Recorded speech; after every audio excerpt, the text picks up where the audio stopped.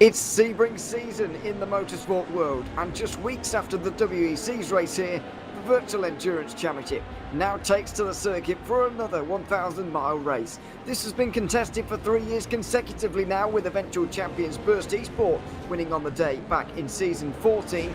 And they certainly have a good chance today as well, as the teams above them all have penalties to serve early on in this race this afternoon.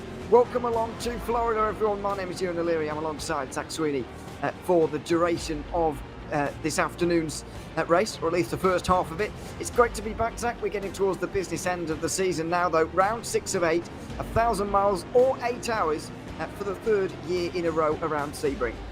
Yeah, I'm really looking forward to it, and it's scary how quick this season's gone. I mean, obviously we started all the way back in August of last year, but, well, obviously once things started getting going again at sort of the Laguna Seca Daytona time, it's been rolling one every 4 weeks or so. So, yeah, right towards the back end of the season, and some really, decisive moments in terms of the championship, but 3, pretty spicy races coming up as well.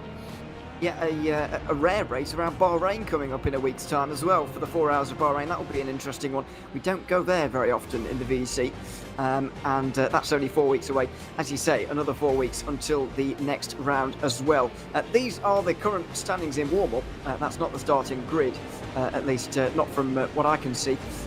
It was Colin Spork who took the pole position overall a couple of moments ago, just ahead of Burst Esport and Damien Scrovron, and so we'll get those up in a few minutes' time. But as I said in the intro, it's important for Burst Esport to do well here. They're defending their title, of course.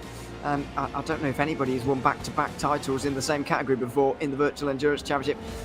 They have, but not for a while. It's been a very long time. It's been 5 years indeed. So they've got a big job on their hands, but a big opportunity today, because most of them around them will have penalties, and a lot of them as well.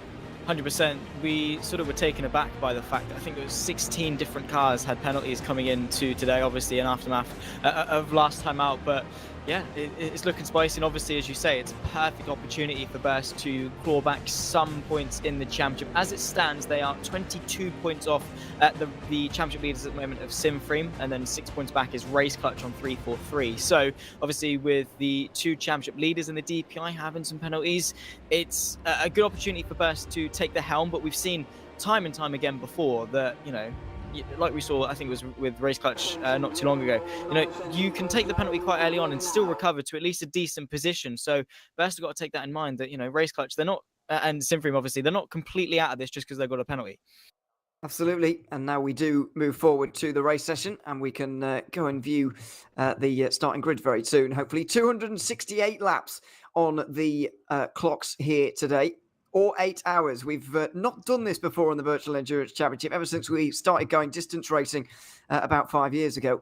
We are limited by 8 hours today. Colin Sport will be on pole, though, ahead of Damien Scrovron, with the championship leaders Sebring Esports just ahead of Seawolf Net Race in that 4th position. That's the top 4 in the championship, slightly jumbled up in order, but in the top 4 here today. The other Sebring car just behind with Satellite Racing 6th, ahead of DX Droids and Valor Esports, who will be going off from 8th with Fabian Barley. They do have penalties, though, to serve early on. Paulie Ahonen and Bradley Sellers will round out the DPI grid, with Moritz Mell rounding off an all-Go Team Racing front row in the LMP2 standings. Roland Zook for Sebring Esports is just behind, with Martin Mergli and Pasquarolo in 14th. Darius Andre will be alongside Andrea Terzi for Sebring. All of those guys very much up there in a very close championship in LMP2. Wesley Burkout for Team Iris, 17th, head of Arm Cyber. Then it's On-Off Racing and the other Arm Cyber car to round out the top 20, I should say. One more LMP2 to get out of the way. Schubert Motorsport and Henning Voller driving that one. On the pole, Yumi Nisela for GTE, ahead of Scuderia Leon's Arjen Veltons and Wojciech Polesny in 3rd for Juices. Then it's Secret Team. They've changed their name from P1 Esport and they're 25th. Ahead of Adam Princess for Arnage. Philip Trace, championship leaders NeedRacing.com, 27th, ahead of Blackhawk Racing. The other Arnage car with Jonas Braxog at the wheel lines up 29th, ahead of Bert Knops for Sim Racing for Holland. It's Speedy Mike Racing with a slightly changed livery just behind them, with Team Sheba next, another name change there. Caspian Motorsport and Go Team Racing on the next row with the other Juices car, 35th. DX Droid 36th, and Ramada Motorsport to round out. That's Carlos Basto rounding off the 37 cars that will be taking to the grid for 268 laps around this circuit. It's what you'd normally expect from an order. Not too much we can read into it either, because over the course of the next 8 hours, that order will change dramatically. Yeah, it will indeed, and well, the starting few laps as well is going to really shake up things with penalties and the like. But yeah, it's important for those that have got their penalties to obviously get a good start, try and extend the gap as much as they can, and then obviously serve their penalty and fight their way through the field. It's very much is an endurance race. It sounds obvious, but around Sebring especially, the bumps and obviously the zero margin for error nature of Sebring means that this is going to be a very, very difficult race, and well, quite possibly a very deciding race at that as well. There are all of the tyre selections by all of the teams and drivers. Softs mostly for those at the front. LMP2 gets a little bit more medium and hard kind of range, and then GTE's back to softs and mediums. We'll get to talk a little bit more about that as we go here this afternoon. 1,000 miles of racing, as we said already. A big hello to everybody watching at home, by the way. Hope you'll enjoy the 8 hours here this afternoon. It's going to be an interesting one, and double the length for the Bahrain race as well. 4 hours of Bahrain. First time we've seen a 4-hour race since, I believe, season 12 was it maybe, the last time we had a 4-hour. Unless I'm misremembering, it's entirely possible. But I think it has been quite some time, and it has indeed. So there you are. But that's all to come. What I have noticed, Zach, over the last month of commentating at this circuit almost every weekend and every weekday as well, is that just because this turn 1 isn't a big braking zone and a tight corner doesn't mean there can't be incidents around here, and I just wonder what this start's going to be like here today. Yeah, we'll find out shortly enough, but for sure, I mean, it is a fast corner, but it's very wide going in, and then obviously pinches itself at the apex, and we've seen time and time again that people, look to the inside, and then obviously the car on the outside taking the race line nips their front right or something like that, or the car on the inside goes in a bit too hot, runs the car on the outside wide. While yes, it's fast, and yes, it's sweeping, it is still a pretty good overtaking opportunity, and obviously with the rolling starts, everyone bunched up into that turn number 1. It's, more often than not, you might see a couple of incidents, but I'm sure we'll find out, and well, hopefully everyone can keep it nice and clean. Absolutely. They'll make their way for the first time today down the Ullman Straight.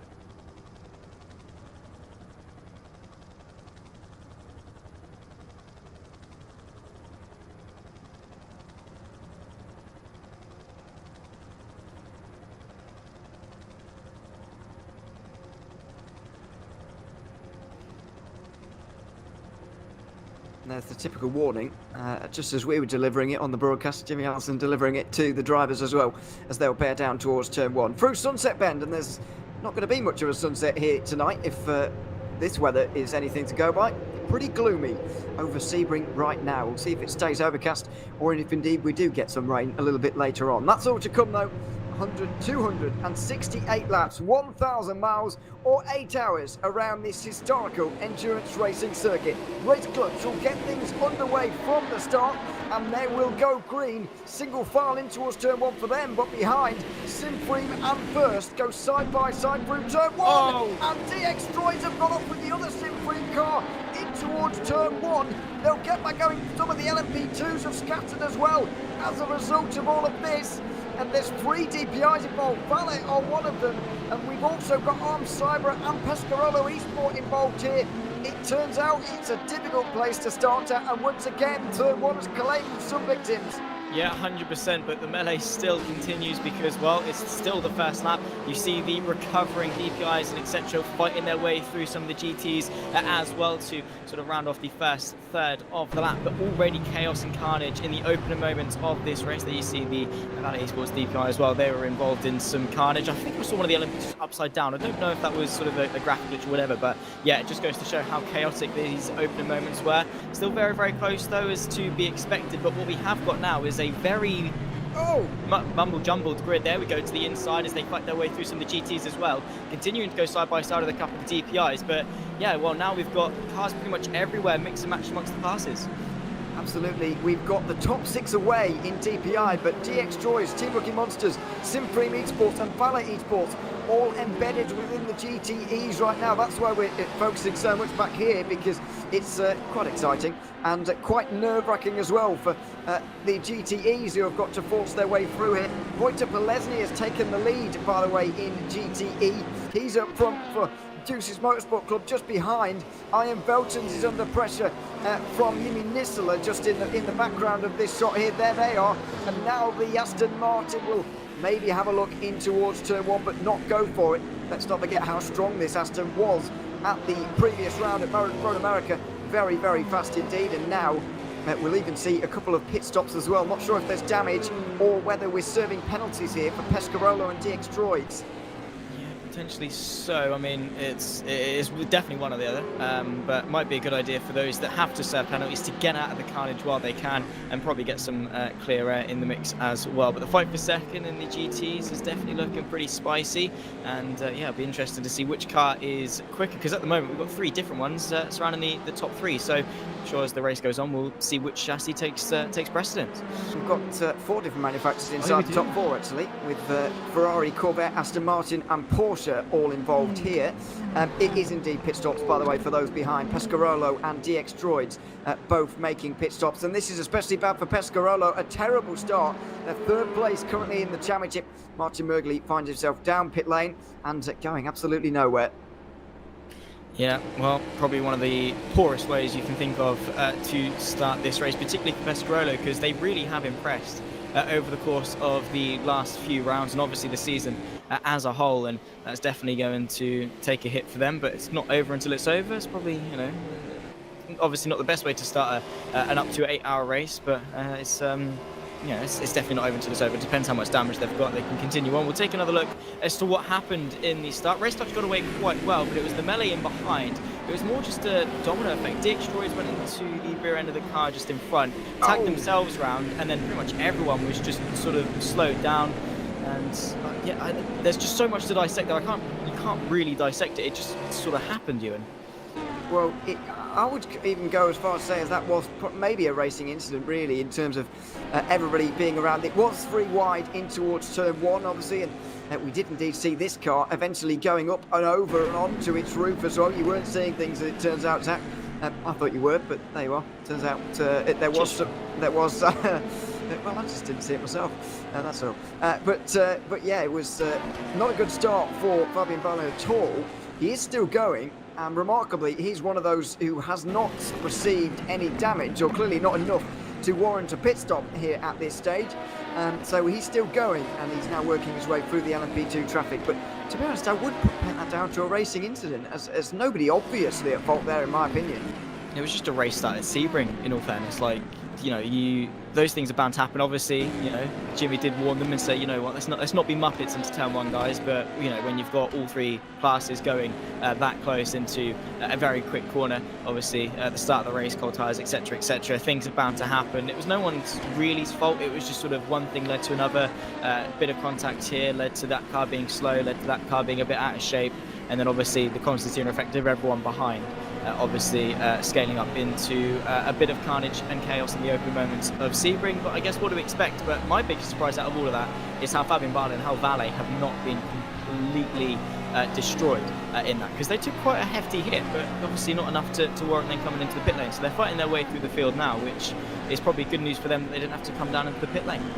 Well, yeah, they do have a drive-through penalty to serve very soon, and they're going to do that absolutely right now. Penalties have been applied now, by the way, and so you can take them, but just not being taken by some. Further up the order, Colin Spork is leading right now, but all of the top 4 have to take penalties, apart from the one we're focusing in on right now. Burst Esport are in a great place here to take the win of this race for the 2nd year in a row. They won by over a lap last year. In season 14, ahead of Seawolf, who are also in this race, of course. Likes of Race Clutch or whatever, nowhere to be seen, of course. Back at this race, and back in season 14 as well. But Burst Esport have got a great chance here, and one that you feel they have to seize as well, because they haven't had the strongest season so far. They're down in 3rd in the standings right now, with 22 points to make up on Simfreem Esports at the end.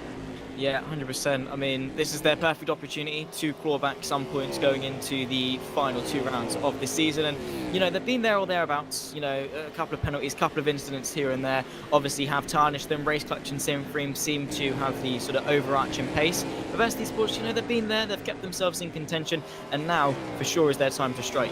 They weren't too aggressive on the open lap because they knew those around them had to serve their penalties. And obviously, as soon as they do, I think it's either Race Clutch or Sebring that have a stop and hold as well, which is definitely going to completely set them on the back foot. So Damon Scovron, he knows what his job is in these opening stints, and obviously just to lay some rubber down and get some lap times in and try to extend the gap as much as possible to give Burst the smoothest ride possible through the rest of the race. But then again, it's Sebring and anything can happen. We've seen it before, and I'm sure we'll see it again. Well, we've already seen 3 of the GTEs take their drive-through penalties as well, which has put them right in the midst of DPI traffic early on here. And that's not going to be too much of a negotiation, fortunately, for them. We're going to ride on board, though, with Damien Scrovron here in the Burst T-Sport car and just take a look at what it takes to survive the bumps at Sebring, which, of course, this circuit is so famous for. That's the first 3 cars negotiated. Maybe some of these penalties will alleviate some of the problems as well for the DPIs, because that has taken quite a few away from the main pack. We've still got 13, though, in a line not far on the road. We do indeed, and well, it's been a very mishmash start in all fairness, as we've seen, cars being spun around, cars then having to fight their way through slower classes, and obviously just people getting caught up, tripping over each other. It has been a very scattered start, and well, obviously not the ideal way to start Sebring, but well, it's happened. They've got to continue on and play with the cars that they've been dealt. It is still very close amongst the LMP2s in all fairness, the 2 Go team cars, and obviously Visceral as well, the top 3.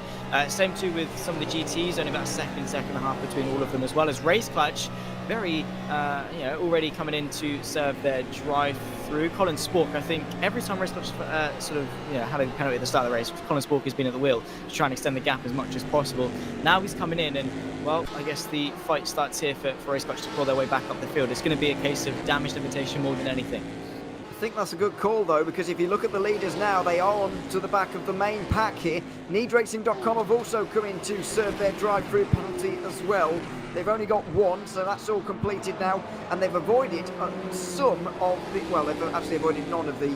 I suppose they have missed some of the DPI traffic now, so that's worked out quite well for them. But the thing why I think that Colin Spork's decision there to go in was smart is because now look at the likes of Sebring and Seawolf as well. They're very much caught up in GTE traffic, and that's fine for Burst T-Sport because they don't have to come in, and they're going to have to do it at some point anyway. But Spork has made sure he doesn't have to come through here twice, whereas Sebring will have to do it twice. Malguero will get halfway through here, maybe even most of the way through here on this lap, but he's going to go in the pit lane after this lap, or the next one. He'll go behind all of them again, and he'll have to lap them for a second time. Yeah, so Colin Spork obviously using his wisdom and, well, pulling his way into the pit lane. Yeah, definitely good timing. And even though, he's got a massive penalty and, those around him also have penalties, it's small things here and there that are definitely going to aid his comeback, because Christian Malguero, of course, as quick as he is, everyone's going to get tripped up when it comes to lapping traffic. Fortunately, now he's got a bit of clear air, but... well, it's not going to change the fact that he has to do an extra run through traffic, and well, by the time he does it, maybe they'll be a bit more scattered and things like that. Potentially it could be a little bit more easy for him, but either way, it's never ideal, and it's just an extra chance for things to go drastically wrong, I suppose, as well. It was not a great run through traffic for Scrovron there. The look wasn't quite on his side, and he has been caught a little bit, but they do have a lot of clean air now. This is Gilsinski just behind, and maybe they will try to use so much speed that they can pit and then get out ahead of the GTEs here, first and third, as Scrovron just locks up a little bit down in towards the hairpin. We haven't spoken very much about LMP2 so far, but Go Team Racing have had pretty much the dream start here. They qualified 1 and 2, and they've kept that through at 6 laps now. They have indeed, and obviously they've got Visceral. They're not too far away, but they're still holding firm and doing a really good job as it stands. Obviously, locking up the front row and in a chaotic start like that, to be able to keep it in the opener moments definitely is a good statement. Now, obviously, they've got the hard work of trying to pull away from the rest of the gap and making sure their stint is as easy as possible, because, well, they've got the car just in behind Darius Andre, breathing down their neck and, well, wanting obviously to move his way forward. We've always seen Visceral quite strong in the opening moments of the LMP2 races. Unfortunately, sometimes maybe dipping back a little bit, but I'm sure they're going to want to try and take their chance as well. There we go. Lovely. Obviously not the quickest way around that particular corner, but, well, definitely one of the coolest looking. Well, these three getting away from the rest now, really. Well, a little bit. They've currently got a top 8 or so in LMP2 who are getting away from the rest as a result of damage and penalties as well. We just saw Cyber and Team Irish follow each other down the pit lane, actually, making a drive through, coming out right in front of the new race leader, which is Damien Scrovron, after a pit stop now for the previous race leader, Sebring, and they're stop and hold 60, of course. So I guess it doesn't really matter when they're going to take their penalty hit, because they're going to lose an awful lot of time as a result. They're going to drop way past the GTEs and the LMP2s as well. They'll have to go through all of them all over again, but this is going to put Sebring most of a lap behind their rivals already before we've even really started. Yeah, for sure, and yeah, it's definitely a way to start on the back foot, but obviously penalties carry over, and your actions do have consequences in the future races, and well, it's very unfortunate for Sebring. It's something they've got to carry and something they've got to live with, and hopefully, knowing their pace, I'm sure they'll be able to claw at least something back. But a lap on what is already a very hotly contested DPI field in terms of Seawolf, race clutch and the like, it is going to be difficult to extend that margin back up unless there's something drastic, like rain or whatever, like we saw in season 14. But as it stands, it's as dry as you'd like around Sebring, so it is going to be very, very difficult for them. But if anyone can do it, I guess Sebring can. I don't remember there being rain at this race last season. Actually. It was because LMP2 were gone by ages, weren't they? I don't really remember, to be honest, but my memory's pretty bad, so I'm not particularly surprised. I mean, if we do see rain today, I know we were speaking about this a little bit before we came on air, we are limited for the first time ever in this race, since we started introducing them in season 11, the 1,000-mile races. We are limited by a time limit as well as the laps here today, so 268 or 8 hours, whichever one comes first, and I think that even, a drop of rain, a half an hour period of rain would even see us over that 8 hours. It's going to be quite tight anyway. It is indeed. So expect, obviously, it take to the 8-hour mark, but obviously if things go perfectly, which let's not count that one happening, it might go to the distance, which is just an extra thing for teams to obviously keep an eye out for, because they don't necessarily actually really know how long the races is necessarily going to be, how things are going to work out in terms of their pit strategy and things. So it is a bit of a headache, but obviously that looming threat potentially of rain or even a code 80 just to halt things is going to definitely disrupt the flow, and it's definitely going to take quite some quick lap times for them to actually make the distance mark. But I guess we'll wait and see. That's not now's problem, that's latest problem, I suppose, in some regards. We'll worry about that in about 6.5, 7 hours time. Yeah, that's all we can do, really. It's a long way away. The DPI gap's getting very, very big here, and they are in LMP2 as well, really, apart from the one for what is fifth place at the moment. Cyber and On-Off Racing battling through some GTE traffic as well. On-Off Racing looking for a way through, really, with Charlie Rigo, Luca Martino just in front. Henning Voller as well from Schubert up the order. A very experienced VEC driver, of course, is Henning Voller, and currently driving for Schubert Motorsport in the number 43. And good to see him make progress from 13th place up to 7th. That's not a bad start at all. Obviously aided by some issues for others, but all the positions count, and is now involved in this battle deep inside the top 10, which is ideal for them. It's an ideal start. 100%. I mean, you can put it down to luck or whatever, but you've got to make the most of opportunities that are handed to you. It would been very easy for Vollert to be involved in said incidents that took place over the course of the first couple of laps of this race, but they weren't. They weren't. They kept their nose clean, and now they're reaping the rewards of it, and could potentially, in not too long distant future, if they keep the pace up, find themselves inside the top 5. First up, though, in that pursuit of the top 5 is Charlie Rigo, just in front as they work their way through the swooping a couple of chicanes before you end your way down the Almond Straight, and yeah, it's all about the exit here. Charlie Rigo able to sort of keep it at an arm's length though for on-off racing, but for sure it's an important start, and it's always good to start on the best foot forward because you carry that confidence with you, and you keep that momentum up for each and every race, and each and every moment of the race. For each lap you continue that pace, and well, now lapping one of the Ferraris and the GTEs could potentially see Henning Voller get just that little bit closer and maybe within striking distance of Charlie Rigo. Obviously not on this particular occasion, but closing the gap a little bit definitely is going to help. It certainly is. It's certainly the closest battle in the prototypes as a whole as well. Here's the clouds just loom over us here early on. It's getting very dark indeed. Demian Scrovon still leads, and I think he went 3 wide in towards turn 1 there ever so briefly. 3-1 Simframe and DX Droids. Not far away though from lapping the GTEs for the second time and lapping the LMP2s for the first time, all in one go here. So that could be very, very interesting to watch when they all come through. Alex Broughtingham has done a decent job early on here, especially in qualifying.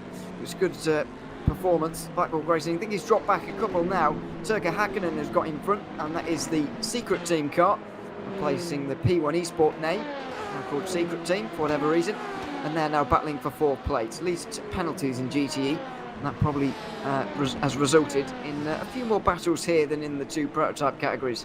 Yeah, for sure. It's nice to see the GTs have been, fairly competitive for the entire season. There've always been some really, really good battles. The championship as well is looking quite good. And, well, that's something that's boasted pretty much in all 3 categories. In all fairness, is a close championship fight. So really looking forward to seeing how this race progresses. But for sure in the GTs, you can see there's not really any gap bigger than 4.5 seconds. That's between 6th and 7th at the moment, which is definitely promising signs, but still a long way to go. And as it stands, Broughtingham is going to want to try and propel his car as far up as he possibly can in the opening moments. And well, Top Secret Team, who are a new entry, kind of, not really, and already impressing in the Porsche, running in the top 4. But again, track position, does it really mean a lot in the early stages of this race? Well, we'll find out. I mean, it's a long one, so I'd guess not. Of course, it's not made up of new drivers, by the way. It was the previous P1 Esport team. Turka Hakkinen is one of the drivers, as you can see, for them, and plenty of other recognisable names throughout the day for them as well, so won't be springing any surprises on them. Blackhawk Racing, by the way, are only 4th place in the championship standings at the moment, only 20 points away from NeebRacing.com, who currently lead, and they're only 1 point off 3rd as well, with more of the Z-Stars just in front of them. But it's probably the closest in quite some time that Blackhawk have been to a championship, certainly this late on into the season. We do have a car down pit lane at the moment, and I didn't realise it was quite in the garage, and making its way back out. That's Joseph Herlock in the Team Sheba number 66, no longer called the John Lacey Academy car. It's now Team Sheba in this Ferrari, and not a good start for them, but a new livery at least for us to get used to on the grid. It's a decent livery, but recognisable names. Joseph Herlock will be joined by all the usuals from John Lacey Esports Academy later on today. Yeah, and obviously has been a team that struggled over the course of this season, coming off the back of season 14 where they narrowly missed out versus Red Bull.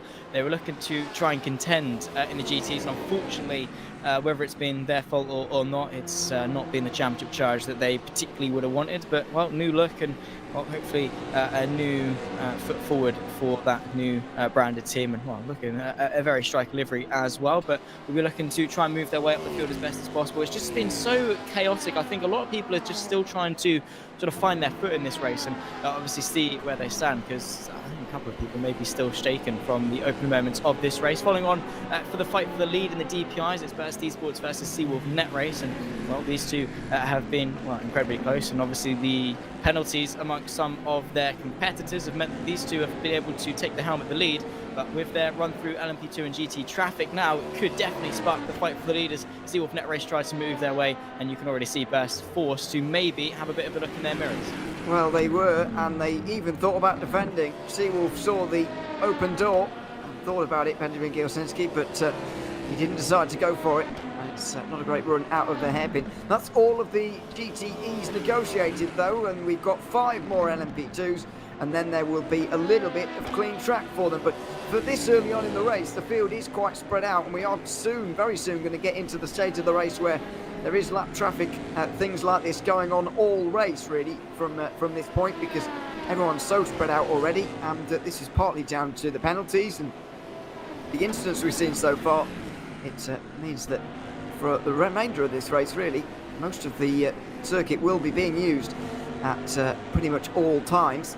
The gap will extend to just a second, as they'll maybe get one of their last laps. Well, maybe not their next lap, but one after that maybe will be one of their last, where they won't have to negotiate any traffic at all during the race.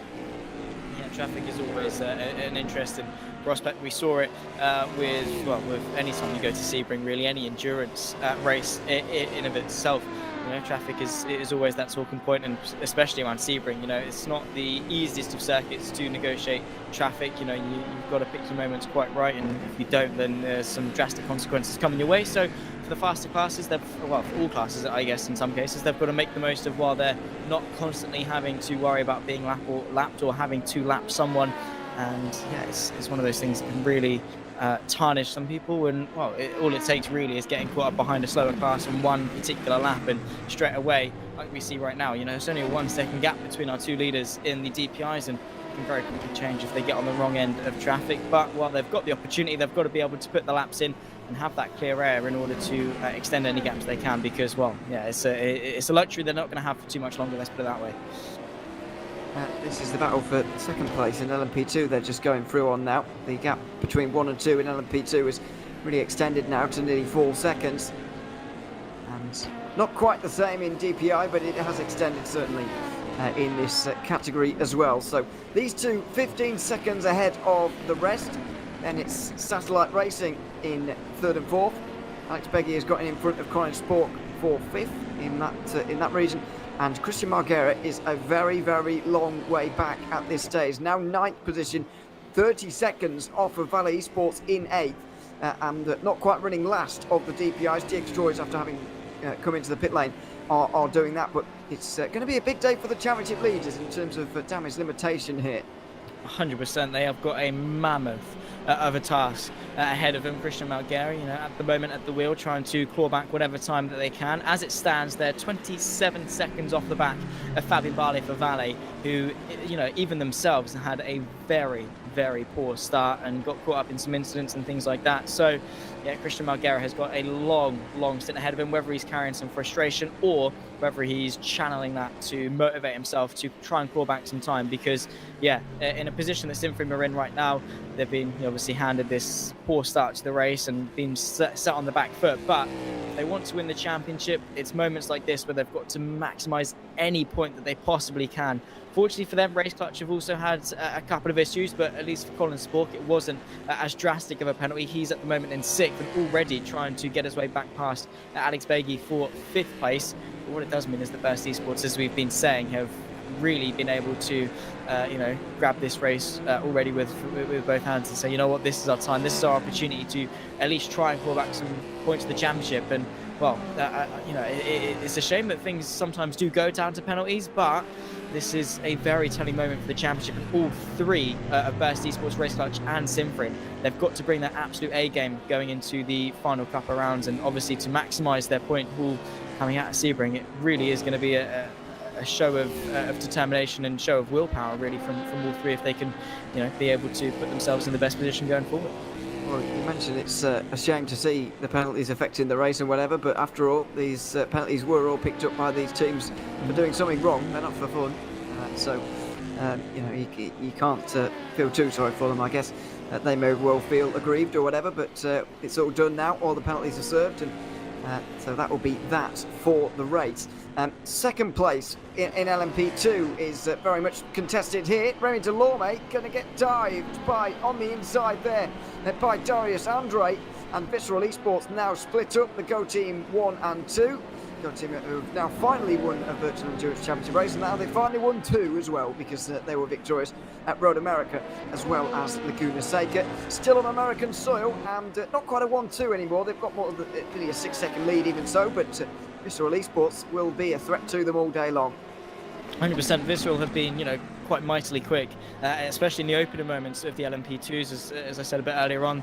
And obviously, Darius Andre is looking to maybe claw back some time, but fortunately for the 47 Go Team car, Moritz Mel, as it stands at the wheel, been able to obviously use the safety buffer of his teammate to pull out a bigger gap as possible. So it does mean that now Darius Andre is through, the other Go Team car has got that margin to play with. And obviously when it comes to lapping traffic and being lapped by the DPIs, he's got a little bit of time in pocket to play with. But yeah, we'll see how that battle develops. I don't see Remy Dulorme really fighting for a counter-attack unless the opportunity really presents itself, because Darius Andre definitely proved to be the quicker of the two cars there.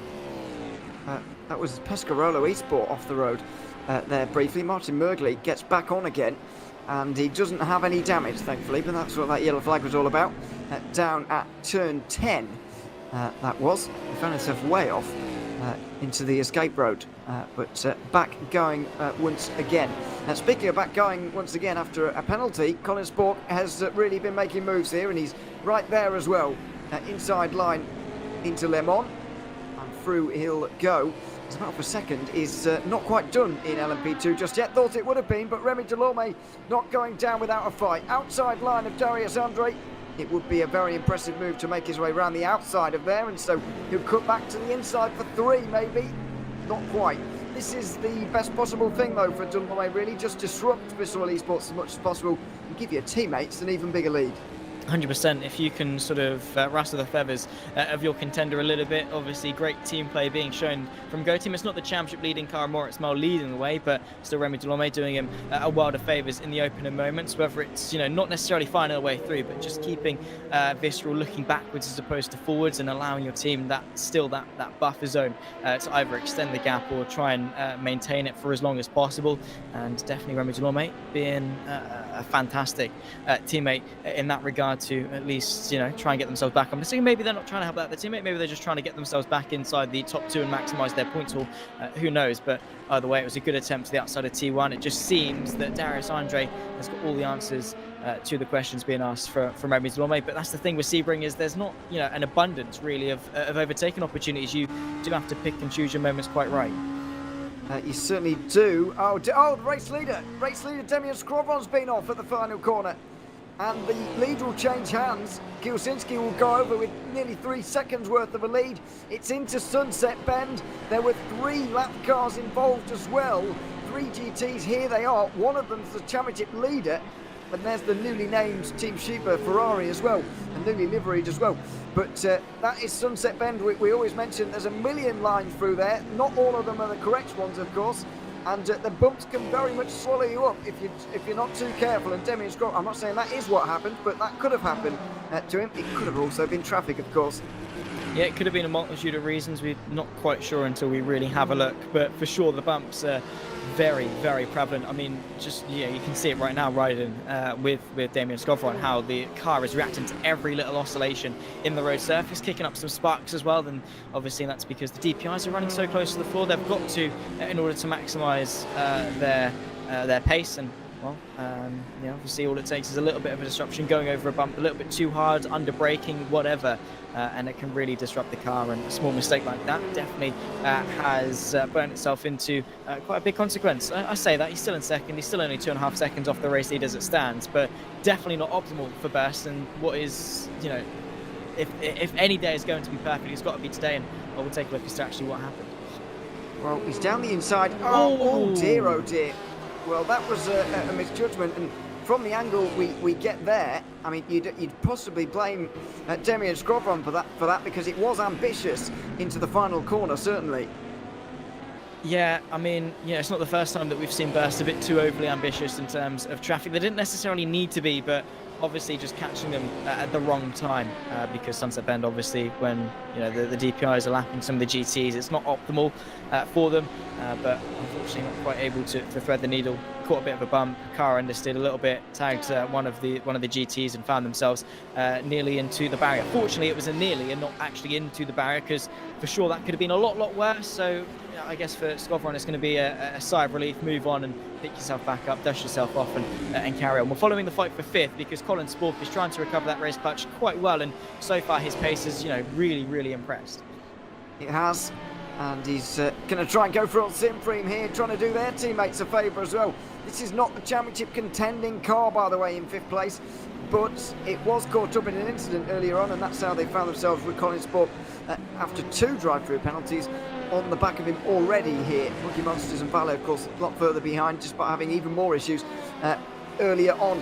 Through Big Ben they'll go, and Spork is so close. He's got very nearly go 3 wide there, through the middle in towards the hairpin. In the end goes 2 wide on the outside, and he will cut to the inside again and very nearly make his way through. Not quite though. They'll have to pass the Visceral car as well. They'll go either side of the race-leading GTE, and now the 2nd placed LMP2 all in one here. Multi-class racing, multi-class endurance racing. Only half an hour in here at Sebring. It's already delivering for us as Colin Spork is trying to deliver his car to the top 5. Yeah, absolutely. It's always a bit tricky when you've got some other classes to negotiate, particularly when you're fighting tooth and nail. Between the pair of them, great respect given, and no incidents yet to report. It's been fantastic stuff, but both of them for sure are wanting that 5th place in this race. And Colin Spork, young, aggressive, very, very quick in that race clutch. One of the best drivers, really, as it stands in rFactor 2, and one of the best drivers to field the race clutch car in terms of the opening moments. He knows how to get the job done. A bit more traffic left to negotiate as they end off the Almond Straight. Fortunately, they've got enough of a margin to be able to get through them and take back the race line. Oh my goodness me, Colin Spork sending the move to the inside. The Sebring car went a little bit wide, a bit argy-bargy as he threads the needle through the gap. Colin Spork up into 5th place, and well, he saw the gap and he seized his moment. He certainly did. He absolutely went for it, and he hasn't looked back since. Down the inside, they'll both go in towards turn 1, but Spork is gone into the distance. He'll be away now with 5th place, and of course there's championship battles going on here as well.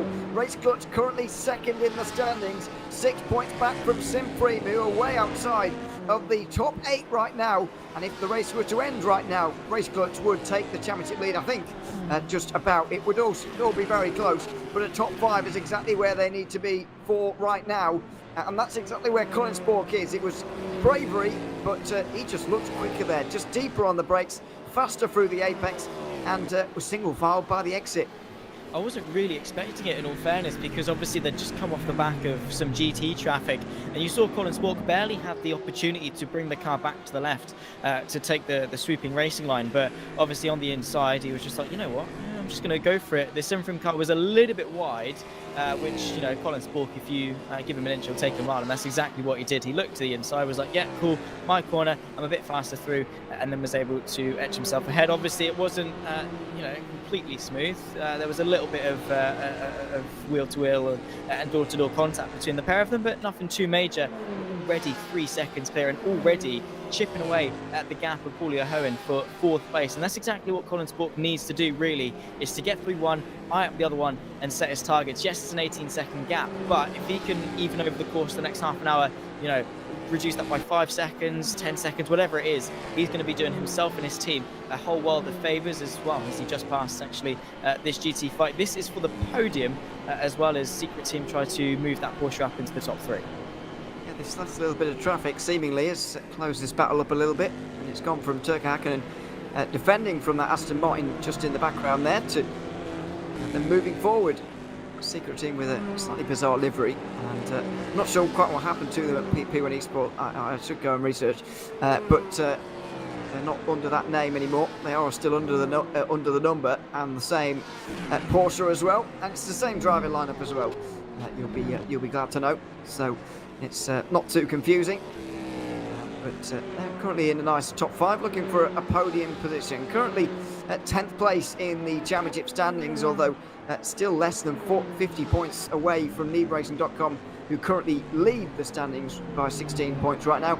It's been a very, very topsy-turvy season. I know last season the DPI championship was almost settled really before the final round. GTE still had battles going on by the morning at Le Mans, whereas LMP2 was settled overnight really. But this championship seems like it's going a lot closer, and going to go right down to the wire at Le Mans, as it always does.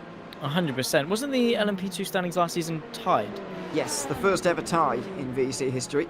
Yeah, well, it's, obviously while Le Mans obviously was settled early and there wasn't any changes, it was still very, very close. It is a shame DPI wasn't obviously as close, but now, honestly, looking at the championship, it is incredible. You've got multiple different teams, looking with a shout. I mean, in DPI, you've got Sebring, Race Clutch, Burst, Seawolf only a point behind Burst as well in that fight for third, or what definitely could be the lead. Valley Esports, a further 15 points back, I should say, a little bit more out of contention. So at least you've got, a strong 3 or 4 in DPI. Then you've got Go Team, Simfring, Pescarolo, pretty much the top 3 in the LMP2s. You've got the other Simfring car as well, but again, it's going to be hard for them to pull the points back. And then obviously in the GTs, you've got NeedRacing.com versus Juices. The gap between them, 16 points. 3 points back is Moradness, 1 point back is Blackhawk, and then obviously 10 points back is the other Juices car, the 73 machine. So for sure, it's promising stuff. And obviously, as we've seen, all it takes is some penalties or some incidents or a bad day in the office for any one of those teams, and the championship is for sure going to be well and truly on. And we've still got the rest of this race, which is barely even gotten started, then Bahrain, then Le Mans as well, left to sink our teeth into. So for sure, we even now this late on in the season, we don't really have an idea as to who's actually going to come out on top, because anything can happen between now and the checker flag at the end of Le Mans. A lot can happen.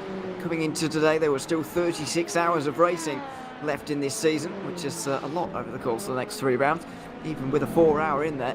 But we're very much looking forward to bringing it to you at the start of June, Le Mans 24 hours here at the Virtual Endurance Championship as we close in on Le Mans season. Very exciting time of year, there's no doubt about that.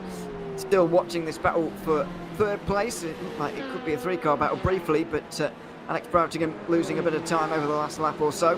He drops to 1.3 seconds back. The battle for the lead also closes in. Demian Skrovron has been pretty quick lately, and Benjamin Gelsinski will be very much looking over his shoulder. They'll make their way down towards turn 10 and down in towards the most traffic congested point of the racetrack as well. Could be a very, very high intensity battle between these two. Absolutely, and obviously Damian Skrovron, after a small mistake, is going to want to take the helm and take the lead back in the DPI category. And well, a good opportunity to do it as they move past their way past the Team Sheba. Oh my word, nearly straight into the rear end of the Seawolf Net Race car in front. They both negotiate past the next Porsche as well. Damian Skrovron not letting Seawolf get away from him at all. Any car that Seawolf finds themselves past, Damian Skrovron is there to pick up the pieces as well and to follow them through. Gelsinski doing a great job of carving his way through traffic, but Skrovron is there in the mix, looking to the inside of Sunset. Obviously not really any gap through on that particular occasion, but fortunately for Skrovron, yes, the gap has flowed a little bit actually into the pit lane for Skrovron. So well, that puts quite an anticlimactic end to that battle. Is it? Well, I guess yeah, actually it is probably already time for some of the DPIs to head their way into the pit lane. Well, 23 laps complete, and it must be a pit stop here for Skrovron. He'll make his way in, and the race lead will now be held by Benjamin Gelsinski by quite some distance. We won't get interrupted in our GT3 battle that we were GTE, that was a slip, GTE battle that we've been enjoying for the last few moments. So we'll go back to that now with a third place fight very much underway. More into Sea Stars just ahead of Secret Team, and a big dive from Valley Esports down in 8th place. That's the kind of dive that GT drivers hate, really, but Fabian Barlett felt the need to make it down at turn 10 as to not lose any time, as Simfrim also come in the number 15 in DPI, by the way. Pit stops will be very much underway for the prototypes very soon. We'll start to get an idea about quite how many they'll have to make here today. From this viewing, it's looking like 11 or 12 or around that kind of region in terms of pit stops being made today. That's if we go to 1,000 miles. That is indeed, and obviously that's under perfect circumstances. No code 80, no drops of rain or anything to interrupt the flow of the race. Which, yeah, we'll wait and see as to how that happens. Particularly with a chaotic start, you'd have to say that maybe a code 80 is probably a high likelihood.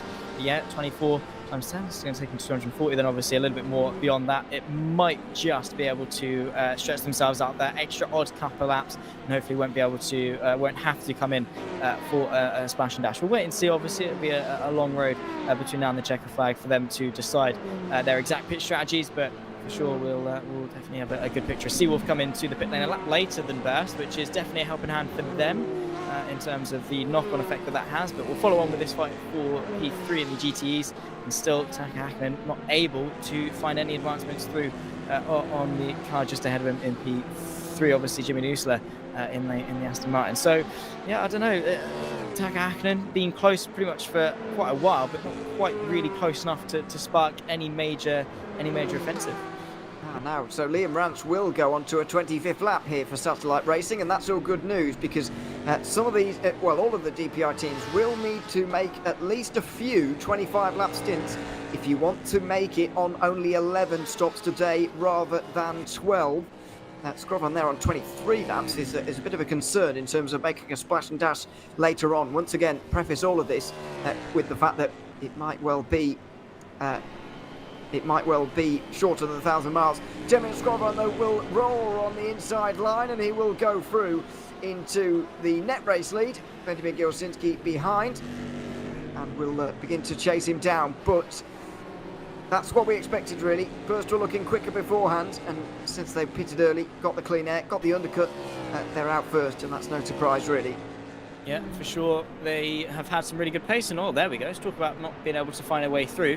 While we cut away for just a moment, Taka Hakkinen was able to find his way past Jimmy Nussler and up into third place in the GTEs. So obviously at some point around the lap, Hakkinen was able to work his way past, and we'll now wait and see what the true pace of that Porsche is like relative to the Miranda E-Stars Aston Martin as well. So over the next coming laps, maybe Hakkinen has got some pace. 3 seconds up to second place of Aaron Veltons for second in the GTs, and Juice is the 74 machine. Wojtek Polesny is leading by quite some margin as well, 7.7 seconds clear of second place. So yeah, we'll see what their pace is like, but obviously working their way through, you'd have to take the assumption that maybe Taka Hakkinen has got some pace over Nussler, and well, it's time now for him to really prove it, and if it was worth him taking all that effort to find his way past. And bit of a shake there from Jimmy Nussler could definitely maybe halt the progress and maybe put an end to a chance for a counter-attack. But who knows? We'll wait and see.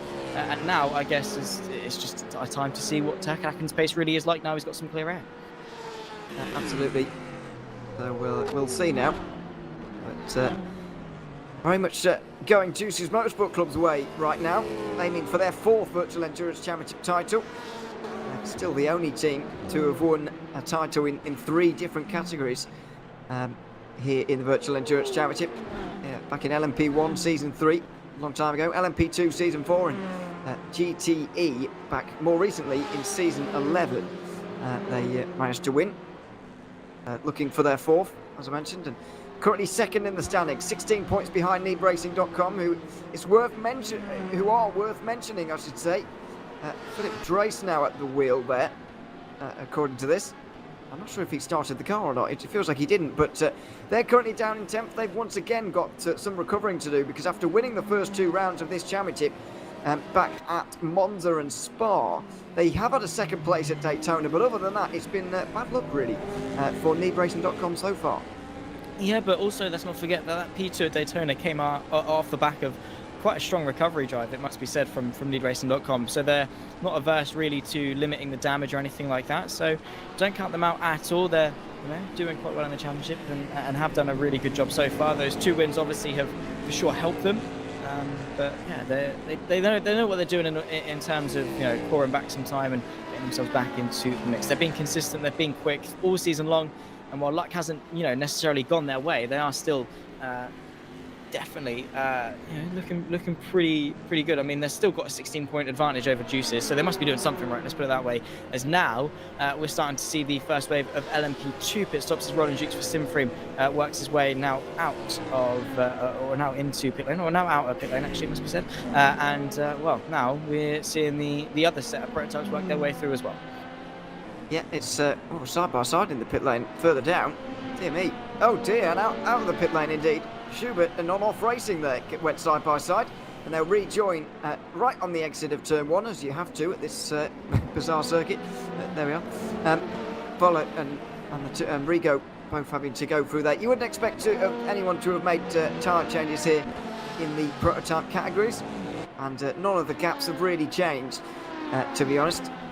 So it's pretty expected. Although I say that, I don't think Team Iris have been in yet, which is why they've found themselves in that position. But Visceral Esports certainly have.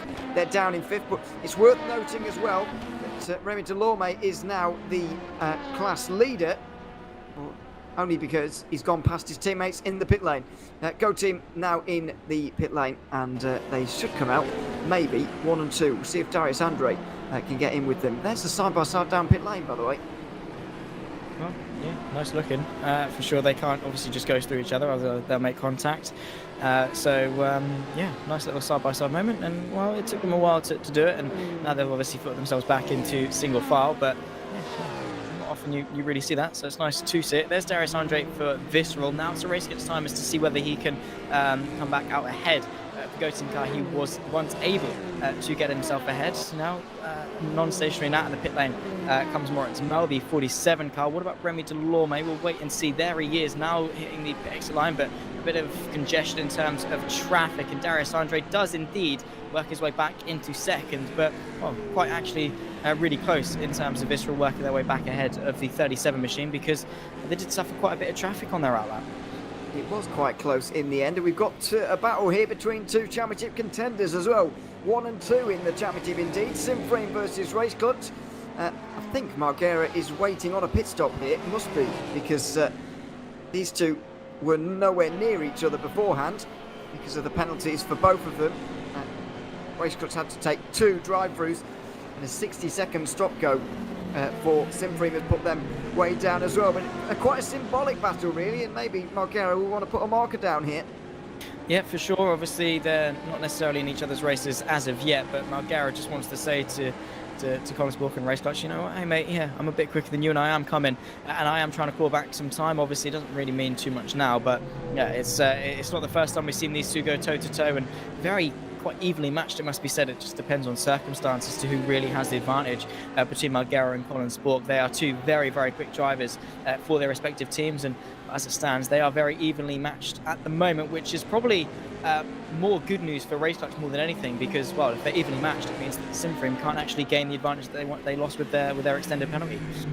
Well, if indeed I am thinking about this correctly, Simframe are probably towards the end of their stint, very low on fuel here. Race Clutch not long out of the pit lane, very heavy on fuel, and they've both been on this set of tyres since the very start of the race. So that could be how this battle is panning out, and how Margera has found himself in this situation. But if that is true, Simframe will want to make their way through here and make use of this low fuel load they have, and the extra speed they might be able to get from it down the Ullman Straight in towards Sunset Bend, and very, very close between the two of them. But we're almost just waiting for the second car in line to make a pit stop. Not quite on this occasion. They'll go through the Arnage Porsche, or one of the Arnage Porsches, and continue on maybe towards the top contenders in GTE here, unless that was the second of the...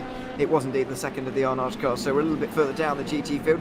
What that does mean, though, is they'll have to negotiate quite a lot of GTEs in the next lap or two.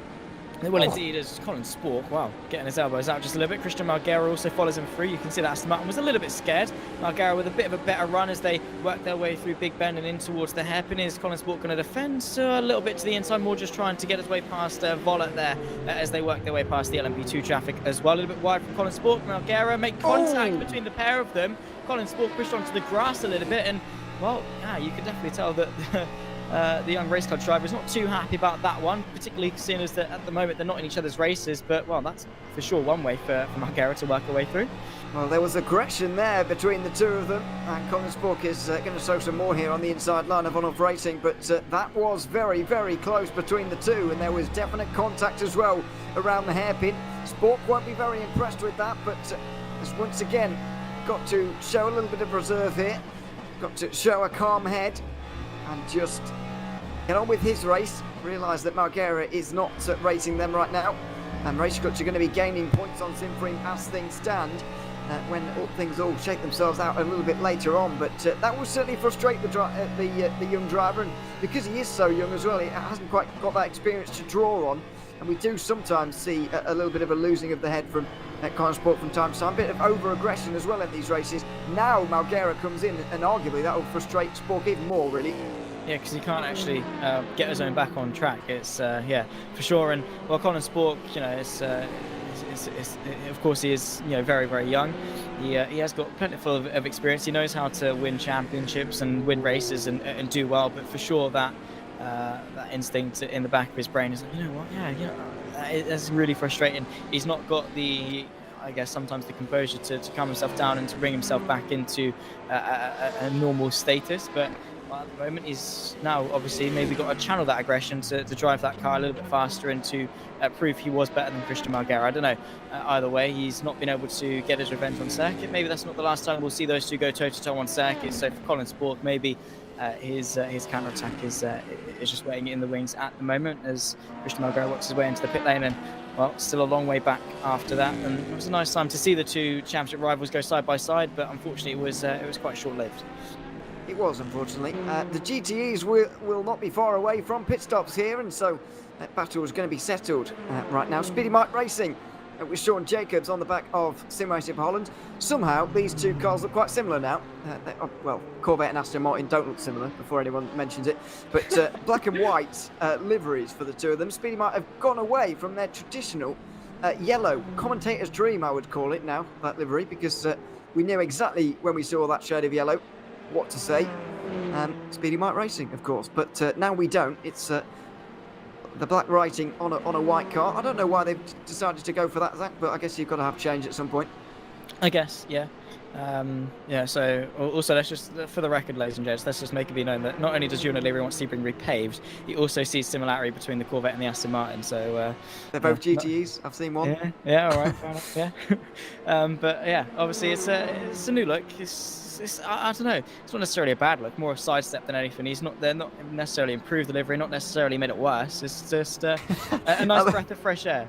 I love how I know for a fact there's Speedy Mike people in the chat, so I'm just waiting for the 30-second delay to go past and then see their reaction because it's going to be funny.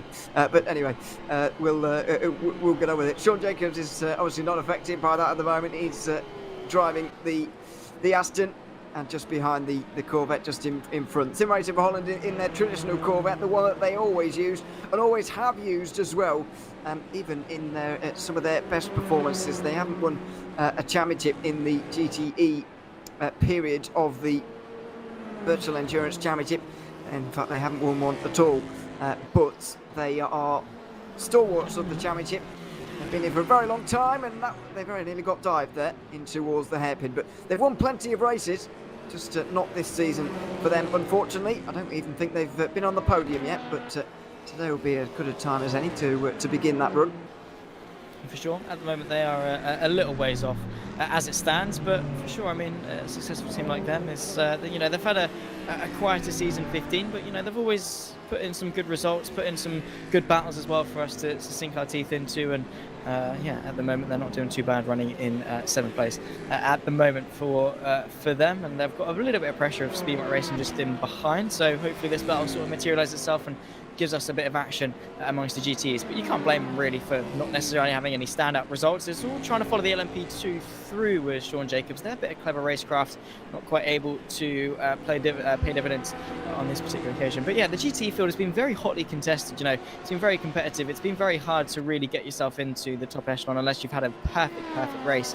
So you can't necessarily blame them for not necessarily having any wins or podiums so far this season. But they've still got Bahrain, they've still got Le Mans, they've still got today potentially as well.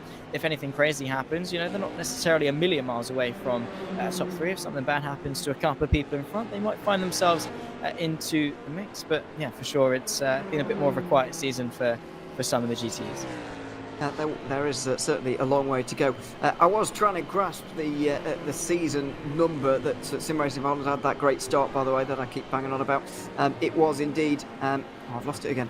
It was season 13. It was where they won the first couple of races and got off to a great start. Unfortunately, this round didn't come quite so quickly for them, and they were quite far down the order. Finished 4 laps off the winner in the end, down in 17th in the GTE field. That sounds worse than it is. Back in season 13, let's not forget, the GTE field was about 25 strong per race. So it was a different world to what we have now, with the 3 classes returning again in the Virtual Endurance Championship here this season for the first time we had it last season, didn't we? But from there, it had been a little bit of time. And it's good to see it back once again. Still, this battle will go on, though, and we're not too far away from GTE pit stops, but I think Turkka Häkkinen thinks that there's maybe chance for one more overtake here, because Scuderia Leone just up in front in that second position, and there may be a chance for an overtake, as we see it. A image here of Team Shiba back down the garage, and they are back out there again. There they are, returning from the garage for the second time today. They're already 6 laps off the class leaders. There are definitely better ways to start a race than being 6 laps down in the first hour. It's definitely not been great. Obviously, the rebrand, hoping for maybe more towards the back end of season 15, but it really has, in some cases, I don't necessarily want to say a write-off, but they've not really had the best of seasons as the crew for Team Shiba, which it's a shame to see, obviously, because they've got a ton of potential. Maybe in future they might be able to claw their way back, but not really off to the best of starts at all. Talking of good starts, however, Secret Team and Turkka Häkkinen have really had a good one here and knocking on the door of Scuderia Leone for second place. And, well, as you say, they are approaching, obviously, the hour mark of this race, about 35 laps at the moment running, probably going to extend maybe to 35, 36 stretch for the GTEs. Yeah, he's maybe eyeing up one more, because Turkka Häkkinen, you can tell, is he's having a world of a time at the wheel of that Porsche. Absolutely. It was part, of course, of the Knight of Velix team when they were doing their thing in the Virtual Endurance Championship, as I'm afraid Jonas Brackstock has gone off the road here at turn 5, the first corner, and the 91 kicks us off for some pit stops. That's neebracing.com and Philip Drace down pit lane, but Jonas Brackstock back on the road again, thankfully, down in 9th place. Drive we usually see in open wheel is very, very consistent, is Jonas. Still never won a Formula Sim Racing World Championship race, which is something you'd expect him to have done by now, because he is talented enough, certainly. But in the Virtual Endurance Championship today, in an Arnold's competition Porsche that has moved up from Division 2 at the start of the season, they've gone from no cars in Division 1 to 2 by the three-quarters part of the season.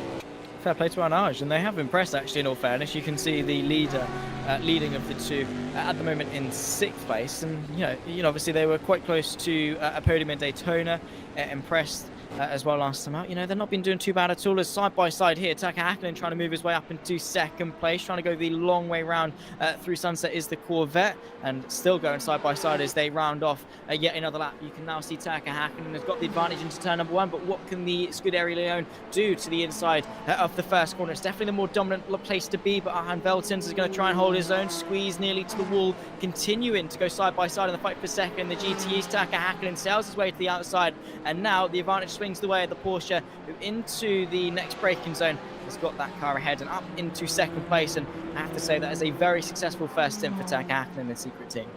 Very successful indeed, and they've now made their way not only onto the podium but also into the top 2 positions right now as well, and now they can turn their focus on chasing down Juice's Motorsport Club. Worth mentioning just what an impressive performance this is from Scuderia Leone as well, who also have only been on the podium so far once this season, back at Laguna Seca, where they were 3rd behind Mura Stars in 2nd, and Juices, who are currently leading this race as well. It's been a consistent season from them, though. They've been very, very strong indeed, and they're having a good run here in the Corvette. Not often, even at that Laguna Seca race where they finished on the podium, it's not often we see them actually running inside the podium places for really long periods of time, especially at the starts of races. And so it's good to see them up there, but just seeing that nobody can hold back Turkka Häkkinen right now.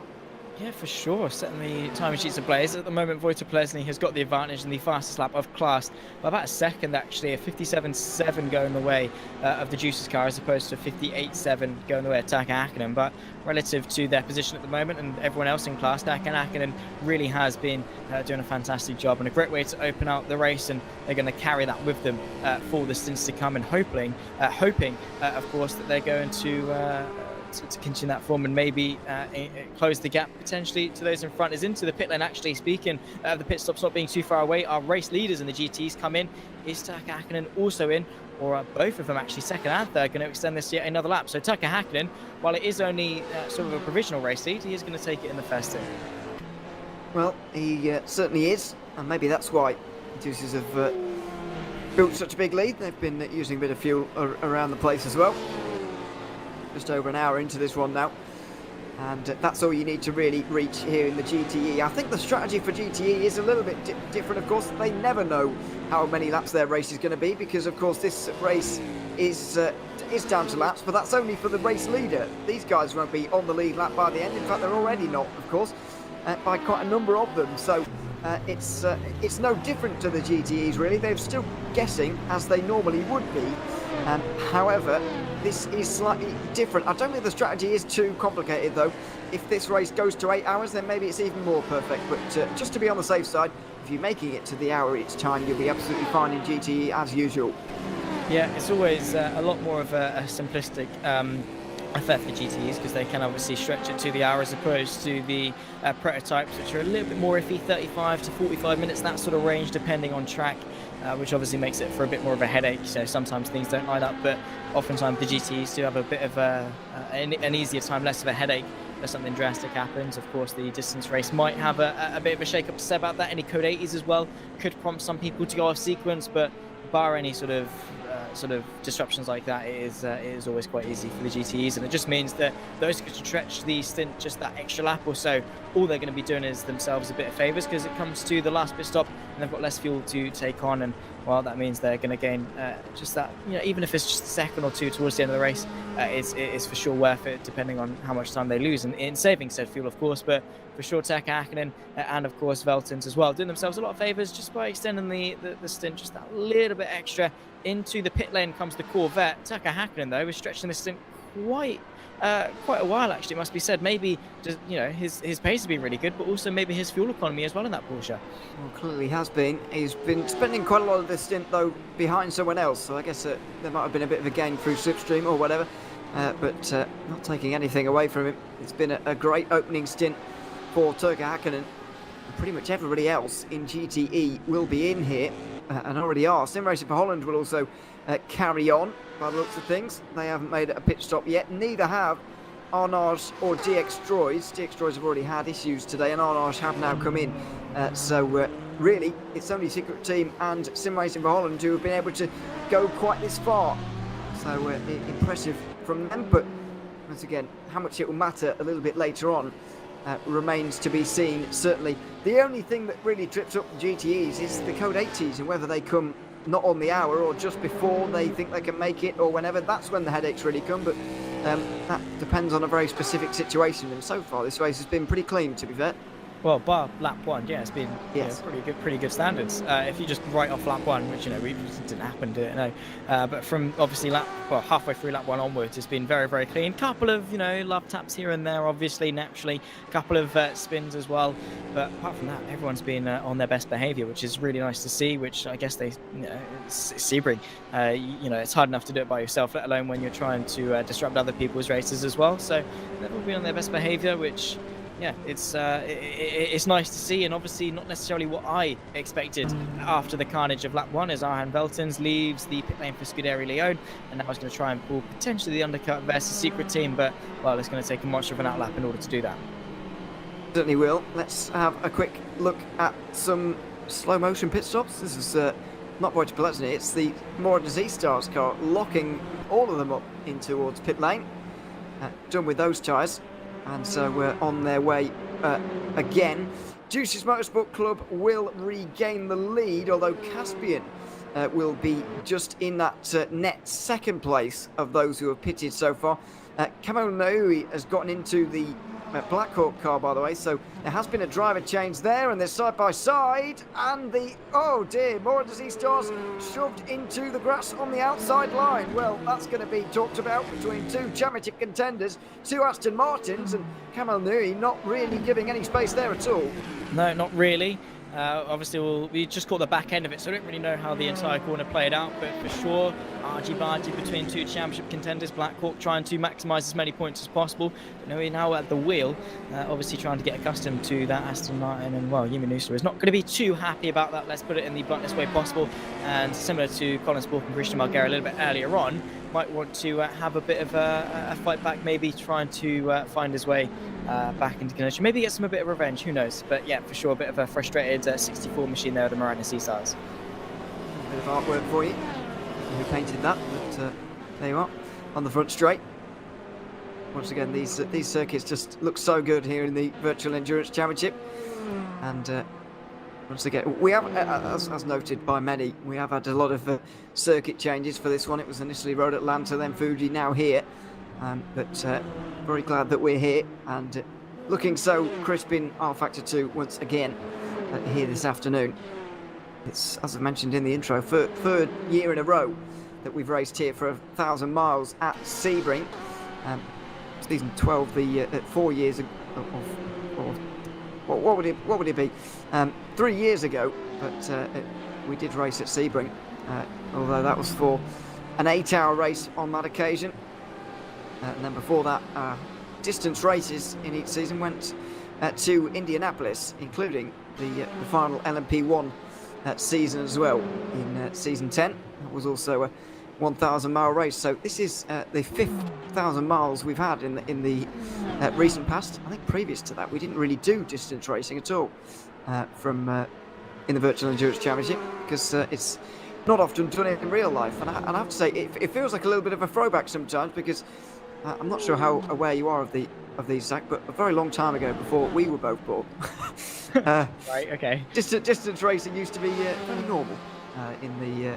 Or I don't say normal because I don't want to speak. Someone will disagree with me, but you know, it used to happen quite a lot, and quite a lot more than it used to. So it feels like a little bit like a throwback to me. But there you are. It's all fun and games.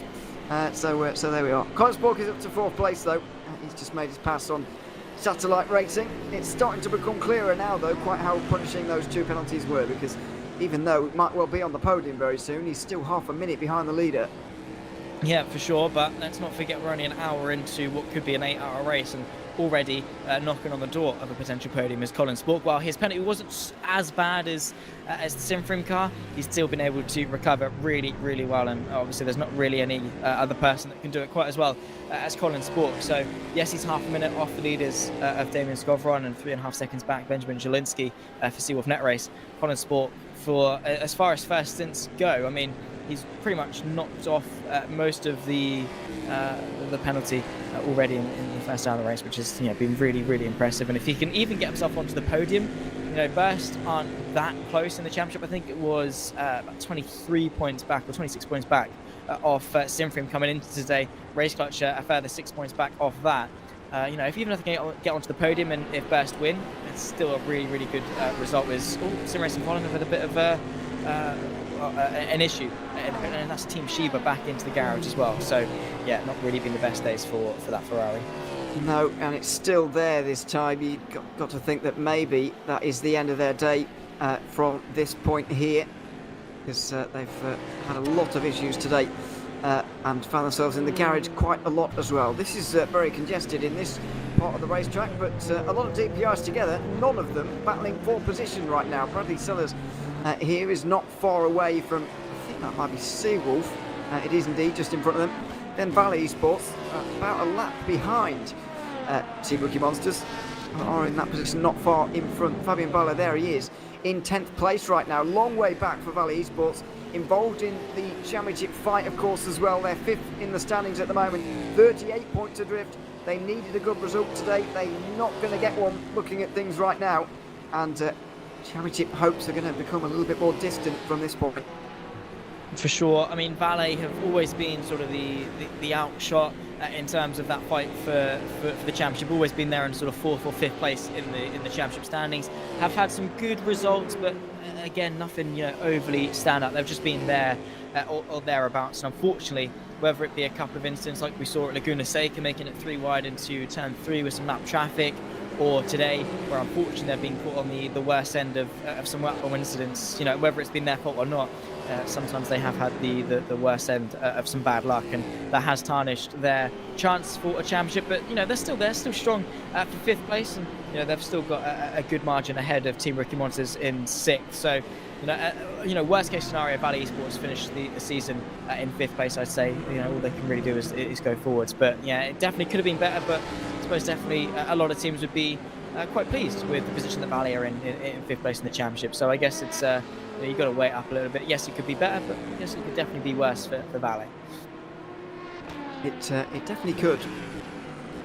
But there we are. Race clutch up into 3rd position, by the way. Collins Borker's made 2 pretty easy passes in the end on the 2 satellite cars, so he's back onto the podium. But a lot of a big chase to try and get to the rest. By the way, one of the things I love most about these VEC broadcasts, oh dear, as Nisela gets dived there by a prototype. That was Darius Andre, and he won't be very pleased with him. But yes, one of the things that I love most about these broadcasts is the fact that we've got so much history to draw on in these during these races, and there's so many things that have happened previously in this championship, and it's great to go and look back at it. I was talking earlier about 1,000-mile races not really being a thing in the Virtual Endurance Championship until about season 10. Turns out I was talking rubbish. No surprise really, but there we are. First 5 seasons indeed contains the 1,000 miles of Road Atlanta, which always used to take place, first of which in season 1, won by 4 laps.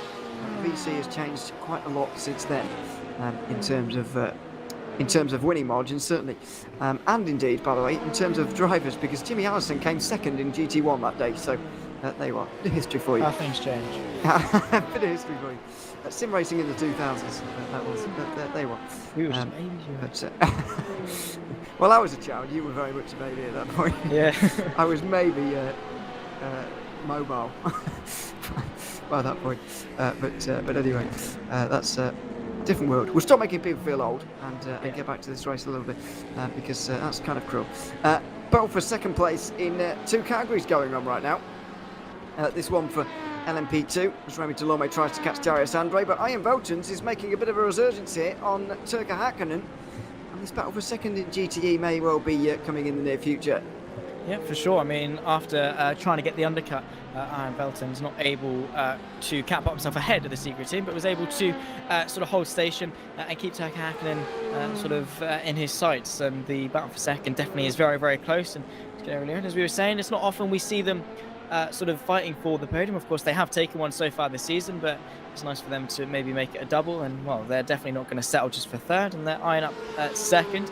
They do have to be careful because they have got Black Hawk only about 3 seconds back. So if they do fight a bit too hard, it could stem itself away from a 1v1 and well find itself into a 3-car fight for 2nd place. But as it stands, Ian Velton and Turka Hakkinen quite evenly matched in terms of pace, and Veltons and Scuderia alone, I guess, as a whole, are going to be quite pleased with their pace in the opening moments of this race here at Sebring, which definitely is good news for them, and it's nice to see them do well. It certainly is. We're about an hour and a quarter into this one now, settling down really here at Sebring, but not too much in terms of pit strategy going on either in GTE. We did see some people jumping up briefly, but it's not really remained the case. Everybody seems to have just taken tyres and gotten on with their day really. So the battles we have right now are going to remain so until, of course, we get the prototypes coming in pit lane again, which will be in the not too distant future really. So that'll be one to watch out for a little bit later, and we'll start to find out, Zach, who's going to make it in terms of fuel here. 25 laps is the magic number. If you can do that, then you'll certainly make it on 11 stops, and so we're looking at lap 50 this time and see who can make it to that point. I think the earliest we had was it Bursty Sports on lap 24? 23. Was it 3? Wow, okay. That's even earlier, because Bursty Sports actually were the team that did the opposite last time at Road America. They were actually going the lap longer, so obviously Sebring has turned the tables just a little bit, but if they can stretch it just a couple laps, it'll definitely have that knock-on effect. Oh! Like we said, who's that off actually? One of the DPIs, that's not Seawolf, no, maybe, I don't know, we'll take a look. Well, it was Paulie Ahonen. It was Paulie Ahonen. It was one of the satellite cars going off, and looked like a simple spin, maybe on their own down there at the hairpin. Easily done. I mean, all it takes really is a lock of the rear end, and around you go, maybe braking on the grass a little bit, but definitely not ideal for satellite. At the moment, still 5th place, so obviously not too bad, but a bit of a a strike to their confidence potentially. Paulie O'Hoen, who now just has to continue on and pretend like nothing happened and hope that we didn't see it, but we did. It's unfortunate. We only just saw the back end of it. His front splitter really poking out on frame, but yeah, now working his way back through this fight that we were now back following again for second place between Taka Hakkinen and Aaron Veltins. Oh, bit of contact. That was so close to disaster. Now Veltins might have a bit of a good run, but yeah, Taka Hakkinen, I think, well, both of them actually, Satellite and Secret Team, definitely going to take a big old sigh of relief in the fact that they did not end themselves in the barrier after that exchange, because, oh my word, both of us had to take a step back there because we expected something a lot worse than what happened. Well, that was kind of the visual representation, really, of the snowball effect that we talk about. Once you make one mistake, and we're not sure where it came from, of course, once you make one mistake, it just rolls on and on and on into more and more and more. And Paulie O'Hoen got things wrong down the inside of that Porsche into Le Mans there, and it very nearly had bad consequences. There's the first satellite car, there's the second, and it just looked like a missing of the braking point, really, from O'Hoen. It's a simple mistake to make. And then from there, it only got worse down at Le Mans, and thankfully we didn't see multiple cars out of the race as a result of that, because it was very close to a lot of contact for Hakkinen, who may well be rattled by that. Velton's very close behind, but seemingly with no interest of passing here. Yeah, for sure. And at the moment, whether he can't or won't is a different question. Best Esports already back into the pit lane, so doing yet another 23-lap stint, coming in on lap 46. It's not having the best knock-on effect, and as it stands, it might be the case that in a few hours' time, we might have to take the smash and dash to the end, but for sure, it's going to be ideal if they can stretch their advantage at least a couple laps longer, because 23 laps is, well, far from ideal, it must be said. That was only 22 laps, so he's coming at the end of lap 45, which is very rare to see. You don't often see a second stint shorter than the first one at the start of an endurance race. That's very, very rare. And so Burst Esport clearly have something up their sleeve. Maybe they've accepted that they are going to make 12 stops today, and they might as well just, have 12 slightly shorter stops throughout the day. I don't know. Yeah, I mean, if they're going for, if they're just accepting their fate, it's better off, making the most of all the stints that lead up to it and just driving faster throughout the race. Potentially, I don't know. Maybe we can have a word with some of the best esports guys. Maybe they'll reveal. Or probably not, because well, if it's a good strategy, they won't say anything. But yeah, Cam Rogers are very, very busy. Usually I go and ask him, I'm like, what are you boys doing? He'll give me a bit of a nudge, but yeah, he probably won't. He's quite busy this weekend, so no idea as to what Burst are doing. But if it works out, it works out, because obviously for them, they know that they've got to capitalise on today, and they're not going to risk it by making a bit of a wishy-washy strategy, to put it bluntly. And well, they must know something better than we do. And well, if it is going to be the case of 12 stops, you might as well have them 12 really fast stints as opposed to 12 iffy stints and then one really quick run at the end. As all that was how things really nearly went very, very badly. It's scary as to how close that was. As side by side here, Christian Margera ticks off another car for Sebring. Absolutely, Margera up to 7th place and closing in on the leaders. That, by the way, Herman Stocky informing us that Turka Hakkinen now has bent steering as a result of that, and so that's a real problem. Although I'm kind of surprised it's only bent steering. Did he not hit the rear? Yeah. I was going to say that. I'm thinking that surely it'd be worse. But there we are. I'm going to believe Herman Stocky because he is part of the team. So I'm going to believe him. But he could be playing tricks with us, to be fair. And they are in the same Discord channel at the moment. There's 5 of them down there. Most of them chatting away, doing whatever it is they do during a race. There's a bit of contact, and there's no contact with the front wheel. So I'm slightly surprised, but maybe suspension. It's not all about the front end. Suspension can get tweaked and all this kind of thing. So. That must be what happened, but rear suspension is really difficult to deal with. Yeah, for sure. It's less predictable, at least with the front. If you've got a little bit of left hand down or whatever, you can sort of drive with it. But with the rear suspension, it's affecting your braking. The car becomes a little bit more unstable, and obviously it might lean a little bit more to the left or lean a bit more to the right, something like that. It is a lot more. It's just a lot less predictable to drive with, and not nice to say the absolute least. It could definitely be worse, but not ideal at all. As we follow the fight for second, continuing on with the Visceral car and obviously the other Go Team car. These guys have really not let each other breathe pretty much for the entire race so far. And well, that's good news for the 47 Go Team car, which Moritz Mel has been able to really extend the advantage out in front. 20.8 seconds now is the gap between first and second. And well, I have to say, Remy Delorme has been doing a really good job trying to keep Visceral at bay, and these two have been having a really good fight because they're sort of just in a class of their own, really. Moritz Mel out in front, 21 seconds clear, and then obviously you've got Roland Jukes behind, 19 seconds back. So it's a very, very close fight, but it's one that's quite far away from pretty much anything else happening in the same class. It certainly is. Go Team Racing have just absolutely gone away with this, but there is going to be a bit of a discussion a little bit later on because, as you mentioned earlier, this leading car in the race right now is not championship leading car, and it was in Division 2 earlier on in the season, so I can't expect that they're going to get involved in the championship. They're already 60 points back, and it's very hard to make that up at this stage. It is possible, but it's going to be difficult for them. So, yeah, maybe we are going to see a bit of an inter-team discussion here as to quite which car should be ahead of the other, but they've got to dispatch of Visceral Esports first. That's very true. I mean, at the moment, there's no chance because, not only would Moritz Mel need to slow down 20 seconds, which, why? Just for the sake of the difference between first and second in terms of points. Yes, it's going to help, but obviously that's a long time to wait. So Remy Delorme, if they want any discussion of a switch between the two Go Team cars, he's got to get out of contention from anyone else and obviously close the gap to the 47 to at least make it viable and make it make sense, because there's no point tarnishing the 47's race by 20 seconds just for the sake of the other car getting in front. But again, that's obviously not, I'm definitely not in charge of Go Team, so obviously it's their decision to make, of course. But for sure, from a logical sense, there's no point risking losing that place to Visceral for definitely this stage in the race. So Remy Delorme, as I said, if he wants any chance, he's got to work his way out in front. Absolutely. So we'll see quite who's going to be where by the end, and what we'll get for this. By the way, there's 4 battles going on right now. Not only this one for second place, which Remy Delorme is getting very close in, but also Andrea Terzi closing in on Henning Voller at the moment right now.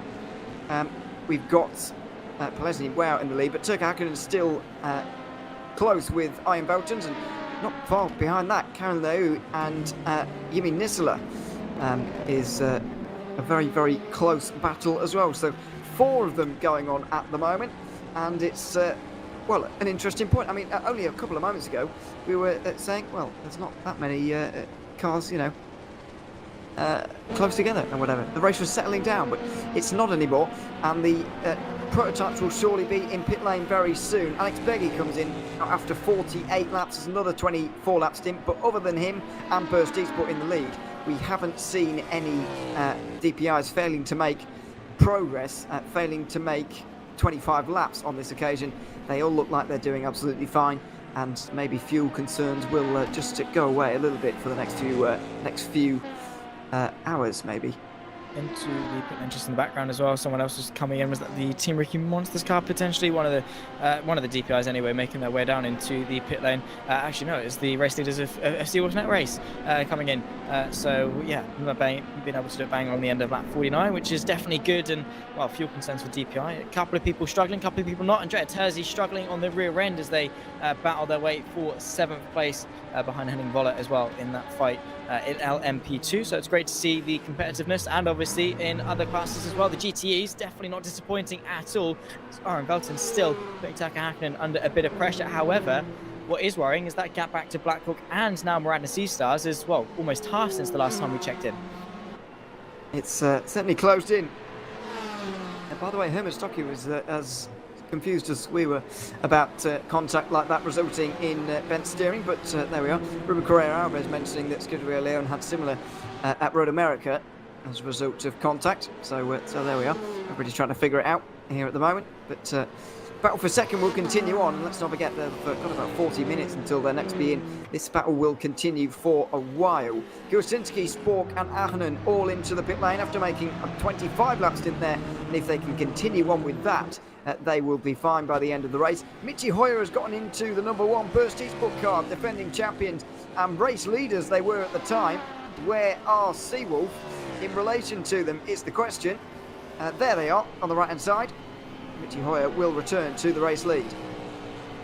He will indeed. So nice for him to settle in and get back into get into the wheel of that Best Esports car. Settle in nicely. Damien Scovron did a really good job for Burst in the opening moments. Was able to retain the lead after a bit of an iffy moment through sunset, get it back and then retain it. So Michi Hoyer, as long as he can settle in and maintain the gap, he's going to look to have a pretty successful stint, which is good for Best Esports, of course. And what is their golden hour in terms of the Virtual Endurance Championship Season 15 and their pivotal moment in order to decide the rest of the season and whether or not they might stand a chance at winning the championship back-to-back for the #1 machine. So that remains to be seen, but for sure a good start for Best Esports. However, the pit strategy issue might come back to haunt them again. It's one of those things that we're not really sure how it's going to play out, whether it's the right strategy to be on right now or not.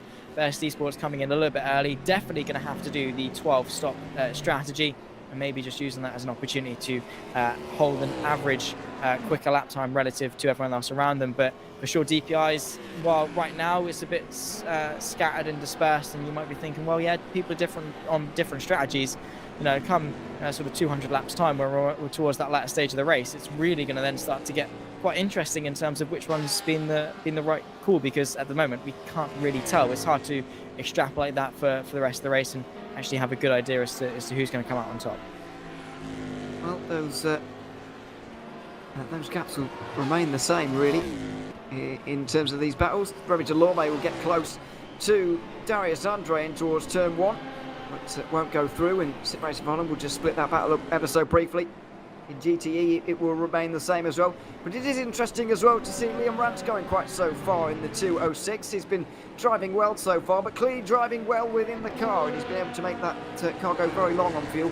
I do fear that they're losing so much time by doing this. It's not actually benefiting them that much, but they're finding themselves in a decent position, and they're making use of the fact they haven't had any penalties today, and they haven't had any issues either. It's been a pretty clean and consistent race so far from Satellite, which a lot of people can't boast, really, in the opening moments. Some people have had really big issues, some people have had penalties, but for sure the 206 machine leading the way, for sure have had a really good initial moment. And yeah, obviously saving fuel, it's a great thing until it's that way up. It's a case of you're lifting and coasting and trying to save all the fuel, not running at as high a rev range for your stint.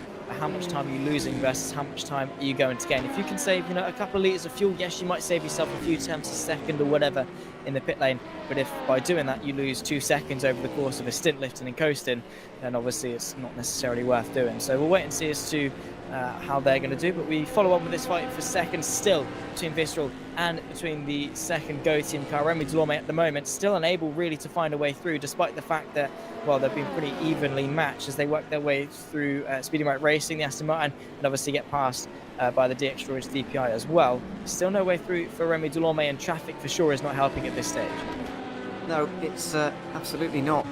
He'll hook in and get some slipstream down the front straight, but not close enough for a move at turn 1, which doesn't really require a braking zone, especially when you're in a prototype, getting as close to that wall as possible on the left-hand side, and then making your way down towards this slower speed section that they have down here. Down into the hairpin, though, Veltons was looking up the inside line there, but wasn't going for the move on Turkey Hakkinen. It's hard to know where to look at this very moment because there are so many battles going on. That was a look in towards the hairpin, but no moves being made here, and this is the fight for second, although it feels like a race-leading fight right now, purely because of the amount of cars behind and the amount of gap there is to Juice's Motorsport Club, now nearly half a minute in front. Yeah, absolutely. The 74 machine has done a really, really good job. But of course, Dakin and Dive and Velton's trying to find a way through, sees the looming threat of Nui and Nisler in behind. Adam Pinches as well, only about 2 seconds back. So who knows, maybe the Iron Arch competition car can get into the mix as well in this fight for second. It is looking very, very interesting. But the Blackhawk Racing and the Miranda Sea Stars have worked very well together to close the gap, and they're flirting on being on the edge of a second. There is the Best Esports car, and now Liam Rance into the pit lane as well. So Mitchie Hoyer will take the lead of the race, but been very, very close. And yeah, the 74 machine, fair play to them, been in pretty much a league of their own out in front, which is great for them, and obviously has made this race at the moment a fight for second, which is not necessarily a bad thing because, well, it's been a very hotly contested fight for second, as you can see. Visceral Esports under a lot of pressure from Remy Delorme, having to go defensive down the Ormond Straight, pulling out late to the left-hand side goes Go Team. It's going to be a long way round a Sunset Bend. He's got to carry that momentum, try and catapult himself back into second place, but Visceral have got the inside line and they're going to hold that to the outside and actually peel off into the pit lane. So there we go, anticlimactic end, and Remy Delorme did all that hard work for seemingly nothing because, well, one way or another, he was going to find his way ahead.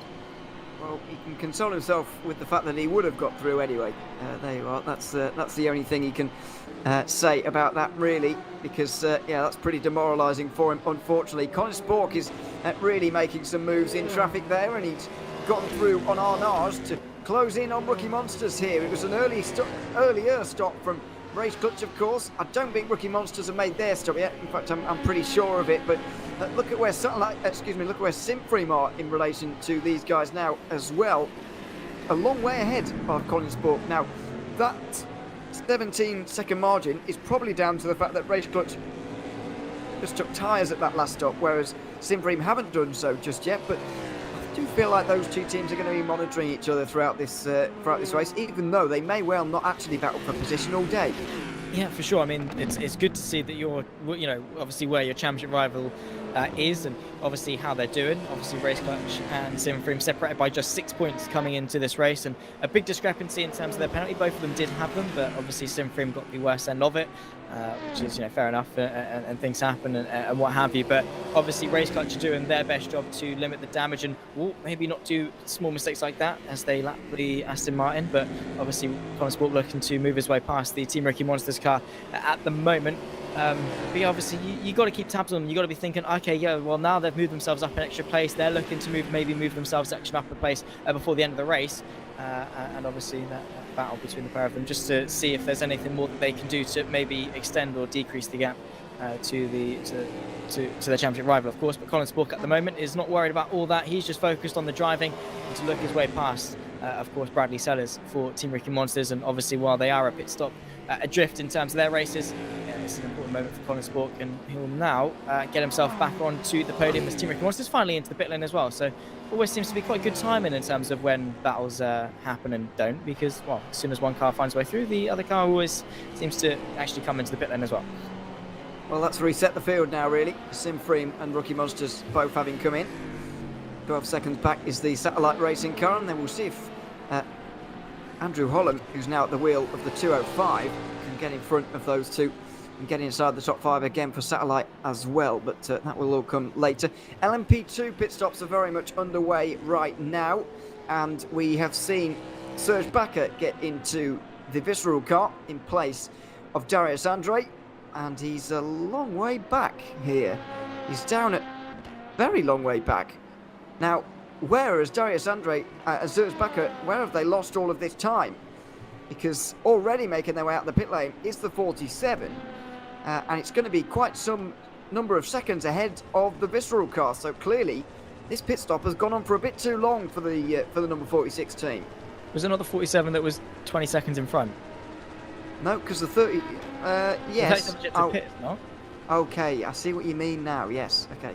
So there's nothing to worry about at all. I was under the impression that the 37 had already been in and out, but that's definitely not true. I'm glad you pointed that out. Let's breathe. Let's take a moment and breathe. Obviously, Visceral, my first guess was that they took tyres, but obviously when you pointed out the gap, it was a little bit larger than that. But yeah, I don't know. Maybe it's just not worrying. Maybe we're just getting ourselves panicked over nothing. That's probably the case. I think that is the case now that I think about it. And I'm just going to try and go back and see. Oh, it's not really possible to see how long their pit stop quite was. It was about minute 41 in the end. I think Go Teams was pretty similar, and we'll obviously see now very shortly quite how long the pit stop was for. Or is, sorry, for the race leaders as well, the new race leaders. It's interesting to see that the 37 was able to go that one lap longer, but I don't think it will matter too much to the LMP2s in the end. We'll see. Obviously, there's no harm really, because their pace relative to Visceral was pretty much bang on the same. So yeah, it's not necessarily going to do themselves any harm. Just going to mean potentially their last stop is a little bit shorter. So yeah, if they can keep that up, they'll be doing themselves no harm in extending it. But for sure, no major difference. It's not like it's going to be a race-changing thing or anything along those lines. But Remy Delorme still in the car as it stands, and while Serge Bakker has had a good old lap to get settled into that Visceral car, and while to get accustomed to it, settle in. But because, well, now he's got a mammoth task, because anyone that gets into either the 37 Go Team car or the 46 Visceral car, well, they've got a titanic battle in that LMP2 to stay focused on, so they've definitely got to get accustomed quick. Well, yeah, it does turn out I was getting panicked over nothing, really. So there we are. That's all sorted now. The 47 is back through to the lead. Its pit stop was about 8 tenths of a second longer than Visceral's, but that's absolutely fine. And we'll see now what the length of the pit stop is for the second place team, or at least they were placed in second. Guillaume Mas has gotten into that car and he makes his way out now, and he makes his way in front as well, despite having a slightly longer time in pit lane. Actually, Go Team Racing have restored they're going to restore their 1 and 2, and it's not even that close either, really. 2 seconds between them. Yeah, that is a big swing. Guillaume Mas, or obviously it was Remy Delorme that had the good pit stop. Guillaume Mas now jumping in, has to get accustomed to the Go Team car quite quickly, but yeah, that is obviously pit lane and pit stops obviously filter things out in different ways. Maybe Go Team or Visceral had to take more fuel or something, didn't have a stop on their marks as well, didn't brake for the pit lane quite as late, anything like that. It is a bit of a big divider, but yeah, definitely good news for Go Team, and it does mean now that if Guillaume Mas can get some good pace into the swing of that LMP2 and catch up to his teammate, of course, the 47 now, Gabor Hevesi, leading the way for Go Team. If he can close that gap, maybe then they can start having that conversation as to the championship leading car and to which car should be leading. But well, yeah, that is a discussion for a later date. And if Guillaume Mas can actually close the gap, Andrea Terzi, though, it's still now on the back of Luca Martino for second place. These guys yet to make a pit stop. They're yet to make a pit stop at the moment in the LMP2s, but still quite a close fight. And well, that's been the theme pretty much for at least for the LMP2s and the GTEs. There's been some pretty close fights pretty much at any point in the race. The reason we keep going back to the 36 here is because they are second place in the championship at the moment. I know that they've not had a good race so far, but they do need to conserve the points that they can here today. In terms of swapping the two cars around, I don't think they worry about that for at least another 200 laps. There's a lot of racing between now and then to think about. Over the line and through turn 1 again, though, and this is quite a long stint now for these two. They're going towards 1 hour and 40 into this race, but it remains to be seen quite what they're doing in terms of strategy. I do notice that the Sebring car has the hard tyres on at the moment. I do just make me wonder a little bit whether they have already made their stop and they're just slowing down in terms of pace. But they're more than 2 seconds off Gabor Hevesi on that last lap, so I would imagine they're maybe just down towards the end of their stint. But we'll wait and see. It would be nice to see a bit of strategy difference in one of the categories, because I don't think we've really seen any so far. Well, apart from Bass being early and DPI, there's not really been much major discrepancy. So it would be a nice thing to see. But yeah, for whatever reason, everyone's been quite universal, quite uniform in terms of their pit stops, which is not necessarily a bad thing. It means that you sort of seek comfort for everyone else. If everyone else is doing it, surely you're not doing anything drastically wrong. But obviously, we've seen time and time again that sometimes actually the wild strategy is not necessarily the worst way to go about things. But it would actually add an extra element of spice. But well, unfortunately, that's not quite been the case. What could do though is the overcast at the moment. Not saying rain will come, but well, it was a little bit more sunny about an hour and a half ago as opposed to where it is now. So who knows? Maybe we could see some rain that spice things up. That brief yellow flag there was for the number 15 of Danilo Smariglio. He's back going again. Just wanted to make sure he had no damage, and it seems that is the case. Teammate Christian Margera is on the back of the two satellite cars, one of them 40 seconds behind the other. And this should be a fairly easy move for Sebring to make their way up the order. So progress has definitely been made here, and I think before long, the top 4 in the championship are going to be top 4 in this race again, as they were in qualifying. Yeah, which is surprising because obviously it didn't take long for it to necessarily happen. But Christian Margera is driving the wheels off that Sebring car, recovering really, really well despite the penalty. Same too for Colin Spork and Race Match as well. Both of them have had some really good races. But yeah, for sure, the DPI has been almost dominated by the top 4. Obviously, Valet in 5th place in the championship as well, but obviously not having the best of races in the opening moments is Fabian Barley and his Valet. But yeah, it's been a very hotly contested DPI field, and I guess you can definitely see why, because it's always the same few teams always dominating the same top positions in the top class. And well, I've not necessarily had really any complaints, because each race that we go to, has had definitely something to talk about in terms of that DPI, something to shake things up. It certainly has, and it's been an interesting season so far, and one that's very much continuing with that, really. Only once, by the way, has Sebring Esports been off the podium, never outside of the top 4 either, whereas Race Clutch have been outside of the top 4 once because they were 5th. So they were. That just shows you the level of consistency. They weren't actually 5th. It's I'll say that. I better go and check. But it's been a remarkable consistency from them. Is the point. And Sebring Esports going to try and continue that here with Christian Margera. We've also got that battle for second in LMP2, by the way, that could stick Go Team Racing a little bit in the next few moments. We'll try and keep an eye on both here. But that could be an interesting one. I'm not sure whether those LMP2s aren't going for something different on strategy here and whether they've already made their stop or not. Because, as I mentioned earlier, it would be the time of the race in LMP2 to try a triple stint, I suppose.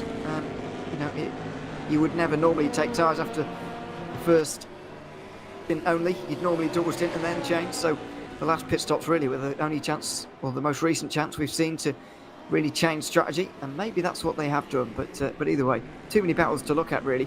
Margera holds a tighter line through Sunset Bend, although Fulham will just continue on out front, continue on in front, and now we'll see it get very close for second place. This could be a problem for Go Team Racing. If they get stuck here for too long, Visceral will catch them. Oh my goodness, Sebring end up off the road. That was Tersey. And now the armed cyber car could be dispatched off very quickly here as well. Yeah, absolutely. Mass is trying to capitalise off this opportunity and get them while they're shaken. But that was a big moment there from Andrea Tersey. Well, he was definitely off the road, and it's not the first time we've seen that at that particular corner. But Mass definitely knocking on the rear wing of Luca Martino, and if he can find a way through, he might have a bit of clear air and not be shaken up too much. Definitely got the better run now. Looking to the left-hand side, a shot, no way through. Not really got the overlap convincingly to make a move into this section of the circuit, which is probably the best way to be, through the right, and then obviously through the sweepers, then the left, and then through your way onto the almond straight. It's all about this setup right here. If you can get your foot to the floor and then have the run, you might see Mass have the run through the almond straight and then towards Sunset Bend. Is he close enough? I don't quite think so. That armed cyber car definitely does look quite good in a straight line. Closing just a little bit is Mass, but obviously not quite enough to find a way through into Sunset on that occasion. It's going to take quite a significant setup for him to find a way through up into second. Oh dear, a little bit sluggish off of Sunset Bend there. We're armed cyber, and now Guillaume Mas might be able to make his way through. Around the outside of turn 1 is not something you see very often, especially not with more than 6 hours remaining, but he might just about do it. A wide swinging line through the first turn, and Guillaume Mas is up into second place. The Go Team Racing 1 and 2 is restored, and it was with a very, very impressive move indeed. Definitely so. Guillaume Mas getting through in style, up now into second place. Now the job is done. He's restored the Go Team 1-2, and now the difficult job is to keep it, close the gap, maintain the gap, whatever it is, up to your teammate of the 47 machine. But yeah, Guillaume Mas definitely having a successful opening moment to his stint here for Sebring, and well, now the job is on maybe to just see what he can do in all senses. And now he's got a bit of GTE traffic to work his way through and negotiate, but shouldn't really mean too much in the grand scheme of things unless Arm Cyber has a significantly better run through. It seems that Guillaume Mas is going to be able to keep the second place. But yeah, definitely got a little bit shaky there and maybe a little bit troublesome for Guillaume Mas, but he was able to keep a cool head and work his way through quite nicely. Well, nice progress made, and he should skip off into the distance now. Andrew Hullum has been able to hold Christian Margera behind for quite some time now. And the two of them will continue to battle. There's a lot of traffic coming up, including that whole battle we were just looking at. So it could get very interesting here, as we've got a car off. It's the 15 off the road. That's the other Sebring car going for a spin at the hairpin, and that's Smariglio's second incident in the first 20 minutes of his stint here, which is not a good start. Not by any stretch of the imagination, and yeah, not great to say the absolute least, which is suboptimal. But well, you just got to pick it up and continue. Unfortunately for Sebring, it's not the recovering 21 machine, which I guess is not any better. Obviously, it's not great for any car to be off, but yeah, not the best start, and it's difficult to get accustomed to Sebring. It's a very difficult circuit to conquer, but yeah, it's definitely all about rhythm and making those mistakes. All he's going to be doing is altering that rhythm, and as you said earlier on, one thing leads to another. You make one mistake, leads to another, leads to another, leads to another. Obviously the tyres aren't going to be doing too well, and more importantly, potentially the driver confidence of Smaglio is not going to be doing too well either. And well, this is how it happened. Over the curb, over a bump, rear end was unsettled, and well, it was a light tap, not too much damage, if any, go in the way of the 15 machine, but well, definitely not great at all. It was on traction really down here at the hairpin, and teammates very nearly using that to go through on Satellite Racing, and now they will, as Andrew Horn goes wide at the corner. O'Gara will take the first opportunity he can get, and that's exactly what he's done. He'll make his way down the inside of everybody as well in lap traffic, and that will be 5th place for the other Supreme cars. So recovering points in the championship sense there, and that's all good news. It took maybe a little bit longer to get through on Satellite there than I was expecting actually, but they have now finally done it, and that's all that really matters. Yeah, job's done, and well, now it's just eyes forward really. Don't really want to focus on anyone else in behind you. Once the job is done, it's done.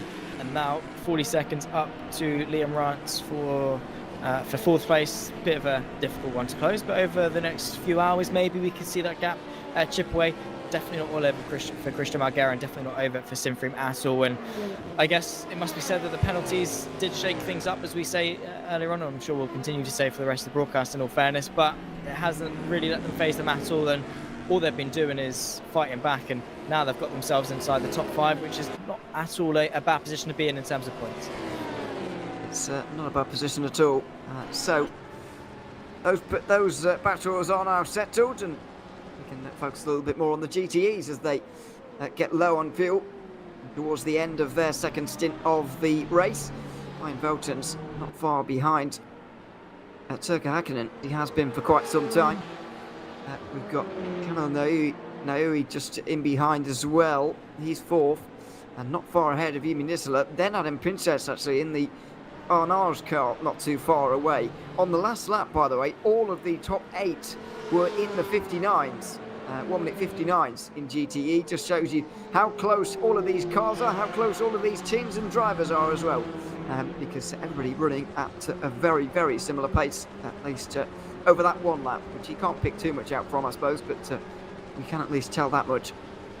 Yeah, sometimes lap times aren't all too representative because there's always something to disrupt it, whether you're getting lapped or you're having to lap or you've made an overtake or something like that. Lap time's not always representative, but if everyone's had clear air, then you definitely do get a good picture as to who's where and who's doing what. But the gap has stagnated between Scuderia Leone and obviously Blackcourt for 3rd and 4th, gained obviously and flowed by a couple of tenths. You can see the Aston Martin just in the background there, not too far away of course, but well, if anything happens between this fight for 2nd, you can bet that Nui is going to work their way back into contention. But for sure, very, very close, very, very competitive. And while that's, all a very good thing, what it does mean is there's no differences, which means there's no gap changes between any of the guys, which, yeah, great that they're all competitive. But if they're not close enough to be competitive with each other, then it's not necessarily the best thing in the world. But it's definitely good signs. And if they can close up, it means that people can stay in contention. And well, it just means that Veltons needs to spark a fight for 2nd, and straight away we could this could turn into a very spicy fight indeed in the coming moments. But again, that's a matter of if Scuderia Leone are too interested in working their way through into 2nd, because with how close it is, what do they really gain by getting the extra place? Because all it's going to mean is Turkka Häkkinen is going to try and counter-attack and lose them more time in the long run. So maybe it's better for Veltons just to stick behind, lift and coast, save some fuel, and be better in the long run. I'm not so sure they will be bothered really, because they've certainly shown that so far that they're not really that interested, because Häkkinen's doing a decent pace and the battling is only going to cost everybody time. So is it really worth it at all? Not entirely sure. We will see as well in the next 10-15 minutes when the secret team come in. We'll find out whether there is much damage on that car, whether it would need any repairing as well, because we are hearing that Häkkinen's steering is bent just ever so slightly, and if that does require a bit of repairing, then there could be a little bit of damage, not minutes long, but seconds. And that, in a field as close as this, even seconds will cost you positions. So we'll find out very soon when they have to make their pit stop just what effect that damage has had, if there is any effect at all. Well, it depends. You say seconds. All it takes is what, like 4, 5-ish seconds, and they could find themselves, behind Arnage for sixth place. So it's not going to take much to see them quite a way back. Hopefully, it's just knocking it back into place or something, and then off you go. But yeah, definitely not ideal. But at the moment, they're not really hindered by it too much. Obviously, it's going to be a bit uncomfortable to drive and not ideal in terms of pace. It could be the sense that maybe they could pull away from these guys if they did have the fixed steering. But either way, yeah, it's their way up. I mean, they're not hindered too much. They're not losing drastic amounts of time. Is it worth repairing it? I guess in the long run, maybe. To take the extra couple of seconds here and be quicker. But that's something that's going to be disputed in about 5-10 minutes time when the GTs start to work their way down into the pit lane, and then we'll see. Obviously, Veltons is not going to complain if they do repair that damage, because that does mean he'll work his way into second and might have some clear air to pull away from the very, very looming threat of any pack in behind, because while they're not close enough to really do anything, it's not going to take much for them to be in that position. Possibly not. That gap just being extended in the last lap or so as a result of a bit of traffic has split things up for the moment, and we'll enter one of those periods where there aren't that many battles out there on the circuit, and these periods do come from time to time. So there we are. But then we got 4 battles in one, pretty much. Visceral Esports, just talking of the fact, Visceral Esports are being caught right now, and they're about to come through on these guys, being caught by one of the sim frames.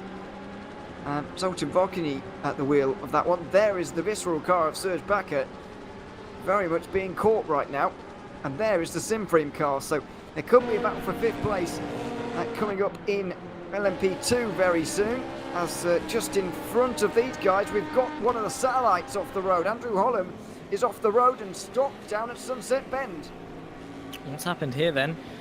Yet to continue going, which tells me, I don't really know what it tells me in all fairness. Maybe a hardware issue, the car wiggling. So he's still there, he's still in the session, the car is still there ready to go.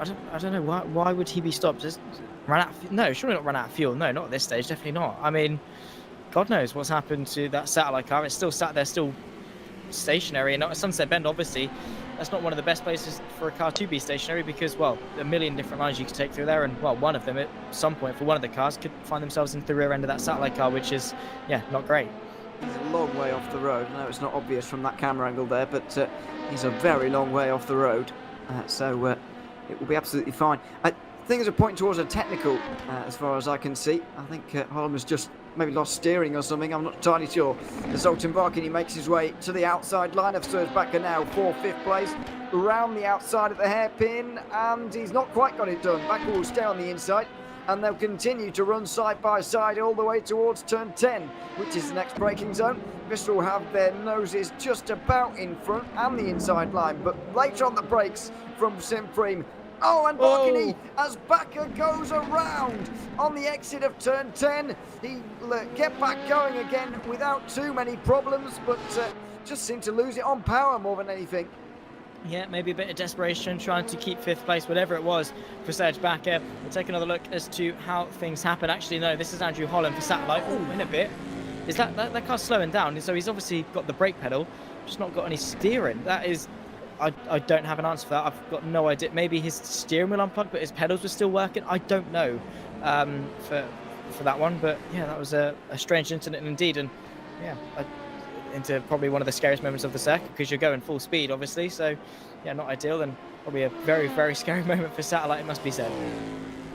That is pretty much the fastest point on the racetrack. And I thought initially he was going to go straight on into the wall there, but thankfully he's kept it out of there. Back with a very narrow line on the exit of Sunset Bend here. We've seen, a driver change here for Visceral. Victoria Sandro was doing a good job and staying up there in 2nd place, but Serge Bakker just has not been able to do that. Maybe he's just because he hasn't really been able to get that comfortable early on in this stint. That's the only thing it points towards, really, as far as I can see. Yeah, I mean, I wouldn't disagree. Here we go, side by side. You can see Bakker being very aggressive already. Yeah, you can see the car was out of shape. Was it the contact? Was it him too eager to get on the throttle? Either way, definitely no fault of Vokini at all. It was Serge Bakker not really able to keep the car under wraps. And while Visceral had a really, really good start with Darius Andre at the wheel and fighting with Go Team, it's all just unravelled since, and not to knock anything for back or anything like that. It's just a case of Sebring's a difficult circuit, and Visceral obviously were in a really good position. That's a lot of pressure and very a difficult environment to come accustomed to. And once one thing goes wrong, it seems that everything starts to unravel all at once, and that's a lot for Serge Bakker to take on. But now he finds himself in a very awkward position where down in 6th place, and it could have been quite a lot better if he'd have just maybe hunkered down and been a bit more consistent at the wheel. Michi Hoyer in after another 22 lap stint here for Burst Esport. So this is very, very short in terms of stints here for them. Just doing some maths here, and even that could push them over 12 stops in this race. If they're not too careful, they'll need to do some 23 lap stints before long. But yeah, not great news. I was just about to ask as well whether their fuel conservation problems were going to come to the fore again, or whether they were going to sort them out. But clearly we have our answer already in that one, as Andrea Terzi heads down the inside of Luca Martino. Oh, side-to-side contact as well for these two, who still haven't made a tyre change yet this race. That's why they're battling for third right now, and Terzi is through, although Martino's pretty unhappy. Yeah, probably not going to be best pleased. Obviously, Andrea Terzi recovering from going off not too long ago when the Go Team car worked their way through, and obviously that sort of whole shenanigan played its way out. But Luca Martino was definitely on the back of Terzi and could maybe find a way through if he's letting off on the brakes into the hairpin, ducking up very late, very harshly as well. Now to the outside as Terzi tries to defend, both of them on the hard tyres, both of them going very, very long in this race on them. So an interesting strategy developing. The only two on the hards in the LMP2 field, of course, but yeah, for sure. A very interesting display here in the fight for what is 3rd place. And obviously they've got Varkonyi not too far back either, ready to potentially pick up the pieces in LMP2. Absolutely. He's watched on from behind. I think that's the other Sebring car just up in front as well. One of the others, one of the GPIs, make its way through. Lots of photo opportunities there for the team. It was formerly Waveframe Esports, and been very successful in the last few years in the Virtual Endurance Championship, reigning LMP2 champions. Before that, they were GTE champions. We have 2 teams with 3 VEC titles. Sebring Esports looking to add their name to that list, and add their name to the list of teams that have won 3 titles in 3 different categories, which has been done by Deuces, but nobody else in this. Team Virus did it in 2 different categories, so they were. But bit of a stat for you. Still battle for third though, 3 in the line, and coming towards the end of another stint here, coming towards the end of another hour. 2 hours nearly complete here at Sebring, and less than 200 laps to go as well. We are making good pace early on in this one, and if this continues, then we will indeed get to the 1,000 miles. Yeah. It's increasingly likely. Obviously, we've had no disruptions or anything like that. We right on board with Zoltan Varkonyi as he tries to move his way ahead of the Armed Cyber car for 4th. You can see Martino going defensive. There's no space on the inside, so Varkonyi is going to opt to go to the outside. Got more track to use. Very shaky, nearly onto the grass. Outside line through the hairpin will then give him potentially the better run. No, not on that occasion, because, well, Martino has got the better line, got the better traction, and stays in 4th place for now. They've also got the Burst DPI car working their way through as well. So a good attempt putting the pressure on Varkonyi. All that's doing really is allowing Andrea Terzi a bit of breathing room in that fight for 3rd. Well, I'd hesitate to say breathing room because they are teammates, and I think that when Varkonyi gets there, I don't think Terzi is going to really put up too much of a fight, but you would say that it has been a successful move here, the no tyre call so far from Arm Cyber, because they certainly weren't running inside the top 5 before all of this, and it seems that Visceral, after putting those tyres on, have really been struggling as well. So it's all changed here really, and all of a sudden Arm Cyber find themselves inside the top 5 on merit, and they might well be changing tyres this next stop, but that's absolutely fine. They'll be the ones with the pace through the next stint. Yeah, very good strategical call. Obviously, it depended on the fact that the other teams that did take tyres didn't catch them and pass them, as Varkonyi looks to do exactly that. Look into the inside, wide goes Martino. Varkonyi capitalises on that, squeezes his way through on the inside through Sunset, and gets that Sebring car up into 4th place. And while he's got the fresher tyres, Martino did definitely put up a valiant defence versus that Sebring car, and was able to hold them off long enough and stay in contention, so much so that the pit stops aren't too far away, and could find themselves, well, as you say, back into contention, being the quicker car of the few. And, well, definitely looking good for Arm Cyber, which is interesting because we said there was no difference in strategy coming up, and well, in the LMP2s they've done exactly that in terms of their tyre strategy, and well, I'm looking forward to seeing what Arm Cyber can do. Yeah, it has been interesting so far. For them, their best placed car in the championship is currently 6th. Now 46 points away from the Go Team Racing team at the front. And that car indeed is Luca Martino's 241.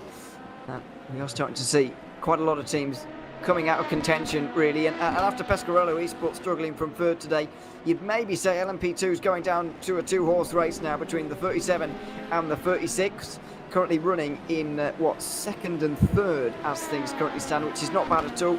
It may well just be between those two towards the end.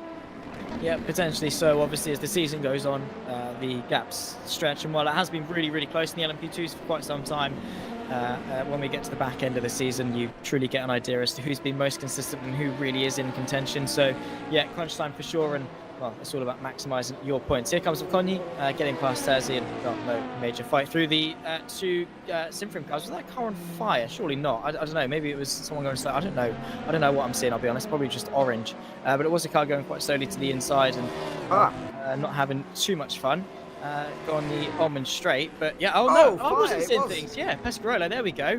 Martin Mergley, of course, great for me in terms of my eyesight, but obviously not great for Pescarolo in their race. Yeah, that was bad to worse for the team that's now was third place in the LMP2 standings. Martin Mergley off the road with what can only be described as a bonfire in the back of his LMP2 at the moment. It's a long end of the year for that kind of thing. But the marshmallows will be out here, I'm afraid. Not least because Pescarolo might well be out of the race with this fire down at Sunset Bend. And that's the second car with technical problems we've seen coming to blows down at that corner, which is bizarre. But I guess it furthers the point that, it could well be a 2-horse race now in the LMP2 category. This is the shot on board. And maybe if we have a listen to this. We can't hear it, but you might. There it is. Maybe you can hear at home quite what's gone on there, but that was. Now, did he accidentally go into neutral? Yeah. Yeah, from 3rd to neutral, and then reverse. Which is arguably worse. Oh dear me! I've not seen that for quite some time. That is a fire, is what that is. Spectacular engine failures, a thing of the past really in modern motorsport, but that was certainly one of them. Interesting stuff. Not sure how tasty those marshmallows are going to be with exhaust gases and things, but yeah, well, you're welcome to try. But yeah, definitely not great for Pescarolo. Whether it's just, obviously some people have buttons that just sends their car back to neutral, maybe he just accidentally clicked it or whatever. No idea as to what happened in that regard. But yeah, engine went pop and that's day done. Really, you have to say there's no recovering from that because they weren't able to get their way back to the pit lane, and whether they could even recover the engine, I don't know.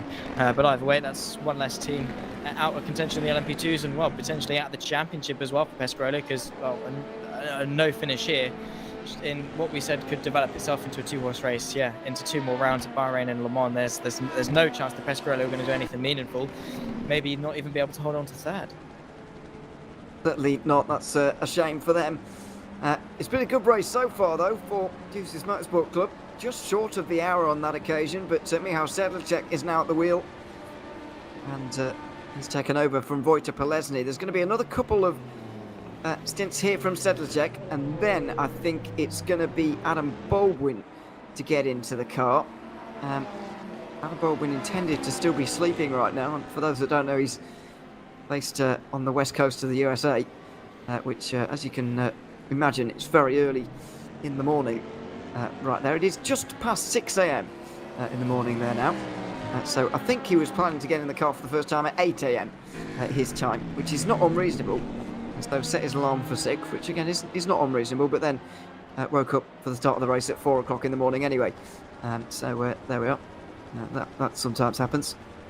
It's one of the things that they'll find very useful at Le Mans, I'd imagine, Zach, because while we're all struggling at 4 a.m. in the morning, he'll be bright and awake at 8 p.m. in the afternoon.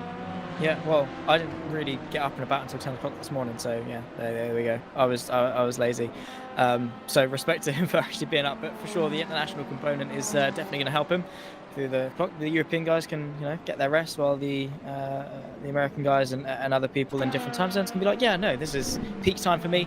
I'm chill, I'm driving, I'm doing a good job, and that's obviously coming into the mammoth task of 24-hour races and having a diverse roster. Definitely going to aid you in that regard. Yes, Brackshock at the moment for Arnage on the back of Sim Racing for Holland for P5 in the GTEs, and Arnage continuing to impress in their Division 1 campaign. Of course, they've got one car up in fourth. They've now got this car knocking on the door for the top 5. Both cars in Division 2 at the start of the season. Both cars now in Division 1 come the 3/4 mark of the season. And, well, Arnage, big name in sim racing across all platforms. And, well, now they're starting to impress in the Virtual Endurance Championship, which is awesome to see.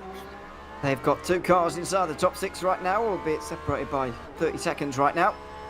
And Arnage, with Jonas Brackshock currently taking it to one of the most experienced teams in the business here in the Virtual Endurance Championship. Down towards turn 10, they will go.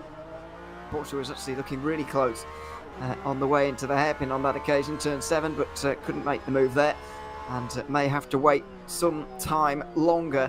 However, how much is it going to matter? We'll wait and see, because the pit stops are very close in GTE. They're close in all of the categories, actually. And so it's going to be one of those phases of the race which is quite confusing to look at. And it's going to see the race all over the road a little bit here, really, for the next few moments. But that's absolutely fine. We'll work out who's taken tyres, who hasn't, and see what's gone on for the next for the next stint at least. And then we'll have a little while to... the next pit stops have to be made, but this is going to be a confusing point in the race, and it's going to be one of those points where everybody is everywhere, and so I do wonder whether Brackshock will indeed try and make a move here against Sim Racing for Holland, or indeed one of them will come in here, and it will be Brackshock to make his way down pit lane. Yeah, so in we go for the Porsche. Pretty much, bang on schedule, really. Are they going to take tyres? We'll follow on, see if they go up onto the jacks or not. The fronts go up, there we go. But yeah, we'll have a good idea as to who really takes tyres, and obviously how that shapes things up. Same too with LMP2 as well, with Luca Martino and Arm Cybera, and obviously the other Simframe car as well, Andrea Terzi, in terms of their quest for maybe redeeming themselves in terms of pacing the next coming stints. Obviously they've done a really good job in those hard tyres, and obviously when they change they might be the quicker cars as well. So tyre strategy definitely one to look out for, but in the GTEs always very busy, and changing tyres can lose you a few seconds, and well, you might be saying, oh well, my team's lost a few seconds, the team you've been looking out for has lost a few seconds in the pit lane. Don't be scared, because, well, they've got some fresh tyres and they might be able to recover and, well, have a barnstorming stint. Also coming into the pit lane is the Seawolf Net Race from the DPI class, Best Esports back at the helm of that particular category. So the DPIs have again got a pit stop coming through, and again very, very late, relative to Burst, that is, for Seawolf, Burst came in. When did Burst come in? They did lap 68, wasn't it, the Burst last come in? Yeah, 67. After 67 laps, lap 60. I've noticed that you tend to note down the lap that they come in. I tend to note how many they've done. I just remember. I'm going off estimates. Yeah, it's I am as well. It's not very long stints. We'll put it that way. For Burst, they're back in the lead now, though, and it's by more than 20 seconds to Seawolf Net Race. So something to note there, certainly. Still, these two pounding around. They've not changed tyres just yet in this race, I don't think, unless they've already made their pit stop in this cycle, which they haven't. No, they haven't. So we're waiting for all of the LMP2 pit stops, in fact, whereas we're not waiting for very many of the DPIs, only second place Satellite Racing. And in GTE, we're waiting for some of them, because Secret Team currently lead. Deuces Motorsport Club will be up to third in a few moments, because Scuderia Leone have just come in right now, so not too many of those stops to come. It does seem that the fuel consumption not too bad around here as a GTE, and everybody is able to make it to the hour. So there are no fuel concerns in GTE, really, where they're or in any of the categories too much. LMP2 is looking quite comfortable. It's only Burst Esport we've really been talking about in that vein so far. Yeah, still no idea as to why and what that could mean. But yeah, big discrepancies in Burst, and obviously the latest pit stops and DPIs in terms of the range. But yeah, Well, I guess it's just one of those things that we'll wait and see. It's a niche answer, and we're sorry they won't really have one for you. But yeah, in terms of burst and their pursuit for what could be, as we've said, their championship day in terms of recovering relative to Race Clutch and Simframe. Yeah, interesting take in terms of strategy, really being the outlier, and really the outlier on across all three categories, as Ewan said. But yeah, very interesting. The fight here for P7 as it stands in the DPIs. Fabian Barley trying to work his way past Alex Bagy for the other Simframe DPI car as well. And well, Fabian Barley has had a pretty rough start to this race, so it's nice that he's seen someone full position in his class just in front of him as well, Alex Bagy. Might be something for Fabian Barley to sink his teeth into and well indulge in and actually have a bit of fun actually for the first time this stint. And Juan Carlos Fernandez is just behind here as well in 9th place, so it's a 3-car battle for 7th, and it's all 4 position as well. They're a long way behind everybody else, but they can still have this battle between themselves. Let's not forget they were caught up in various incidents throughout the day. In all of them, in the lap 1 incident anyway, along with Rookie Monsters. That's why they're the bottom 4 of those still running. Not sure whether Satellite will get back into this race from 10th place, but it will be a long way down if they do. Fernandez looks to the inside line at the hairpin. Oh, he nearly went for it. He was given space by Fabian Barley, but won't be able to go through on that occasion. Yeah, no way through as it stands. Fabian Barley, very aggressive driver, very keen to both keep and attack that place. Stuck between a rock and a hard place really, and being obviously second place in a 3-car train. Hamilton forwards to attack and backwards to defend, but Juan Carlos Fernandez is definitely giving him a hard time and keeping Barley on his toes. Bagy definitely doing a good job leading the way. Not under really a lot of pressure through the middle sector of Sebring. Because there's not really any place for you to make any moves, but Fabian Barley maybe looking to change that as they work their way through these sweeping corners, through the right, then the left, then into Ramon, and then obviously through the Almond Straight. Not really anyone able to get a better exit relative to the car in front. In fact, Alex Bagy was able to get the best of the 3, which sort of halts any chance that Fabian Barley has of working his way through. And in fact, Fabian Barley's attention might be looking more backwards than forwards in this case, or maybe not for very long, because the armed Cyber car, very poorly timed in that case for Juan Carlos Fernandez. Gotten right in the way of Juan Carlos Fernandez, and so the gap will open there. Not doing anything wrong, of course, the LMP2 just running its race. That was the armed Cyber car, still in 5th place in LMP2. There will be more traffic here as well, as Simframe will now help their teammates. There it is. It's Terzi in the 4th place LMP2. And through goes the number 15. That will help them out. It didn't help Fabian Barley though, who will have GX droids all over the back of them again. And now down in towards the hairpin, there could be a move into the slipstream again, looking to the outside, then the inside. No chance on this occasion, although he's forced Barley to throw it into the hairpin and somehow pulled it up in time. Yeah, somehow, which is impressive from Fabian Barley, of course, but yeah, he's been able to hang on to it. Lost a little bit of time to Alex Bagy in front, and so maybe his attention really is just at keeping Juan Carlos Fernandez at bay. Great stuff from Fernandez to be able to obviously deter Barley and play that psychological edge in terms of this fight, which is always what you've got to do. Make your driver, make the driver in front sort of outdrive their car, make those mistakes, and then you can capitalise and really make the most of those small errors here and there. Get inside their head rent free, and then it makes your job a little bit easier. Christian Malguera for the 21 Simframe car into the pit lane as well, just ahead of this fight. But Alex Bagy, he's not going to be complaining at all on that number 15 machine, because, well, after Fabian Barley's small mistake through the hairpin, he's been able to extend that gap to just over a second and take a little bit of pressure off his shoulders. It certainly will. Still close in DPI though.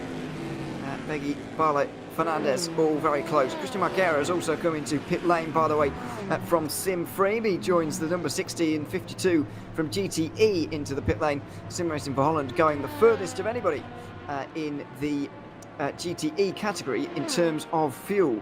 Kamel Naoui has gotten into 2nd place as there's been a bit of clearly damage repair for Herman Stocky in that 2nd placed secret team car. Now, or briefly was, very close to the back of the Black Hawk car.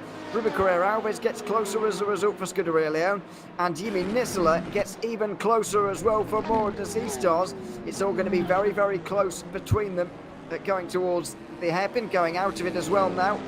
There'll be even briefly nose to tail indeed very close to touching. But it is quite a rude awakening for the likes of Ruben Carrera-Alves and Herman Stocky as well to be thrown into this kind of battle immediately and, well, thrown right in the deep end. They have been hit. Yeah, 100%. It's like what we saw with Serge Bakker in the LMP2s and other people as well up in front, where it's like, yeah, cool, it's time for your stint. You got to jump in, you got to deal with it. You got to get up to speed in the car. You got to get into your rhythm.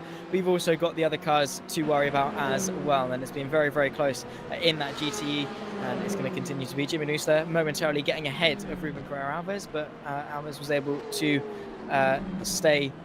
keep Neusler at bay, but the gap's still around a quarter of a second between the pair of them. A bit of a gap up to Herman Stocky for third place, about 1.1 seconds between the pair of them. Kamal Nui as well is also having a pretty strong race, 2.5 seconds clear of them after the pit stops as well. But Jimmy Neusler, his attention is trying to move his way up into fourth place, and well, it's looking very, very likely the gap closes. Now only half a tenth between the pair of them. They are definitely looking to swap places. Jimmy Neusler now ahead. Ruben Carrera-Alves do about that one? Not really much, because, well, 2.5 tenths of a second between the pair of them does mean that Jimmy Neusler is in front, but you have to say, Ewan, that battle is far from over. Certainly is. Carrera-Alves with a bit of a better exit onto the front straight there, but won't be able to reply anything to Neusler, who made that move down the inside, final corner, Sunset Bend, through up into a podium place.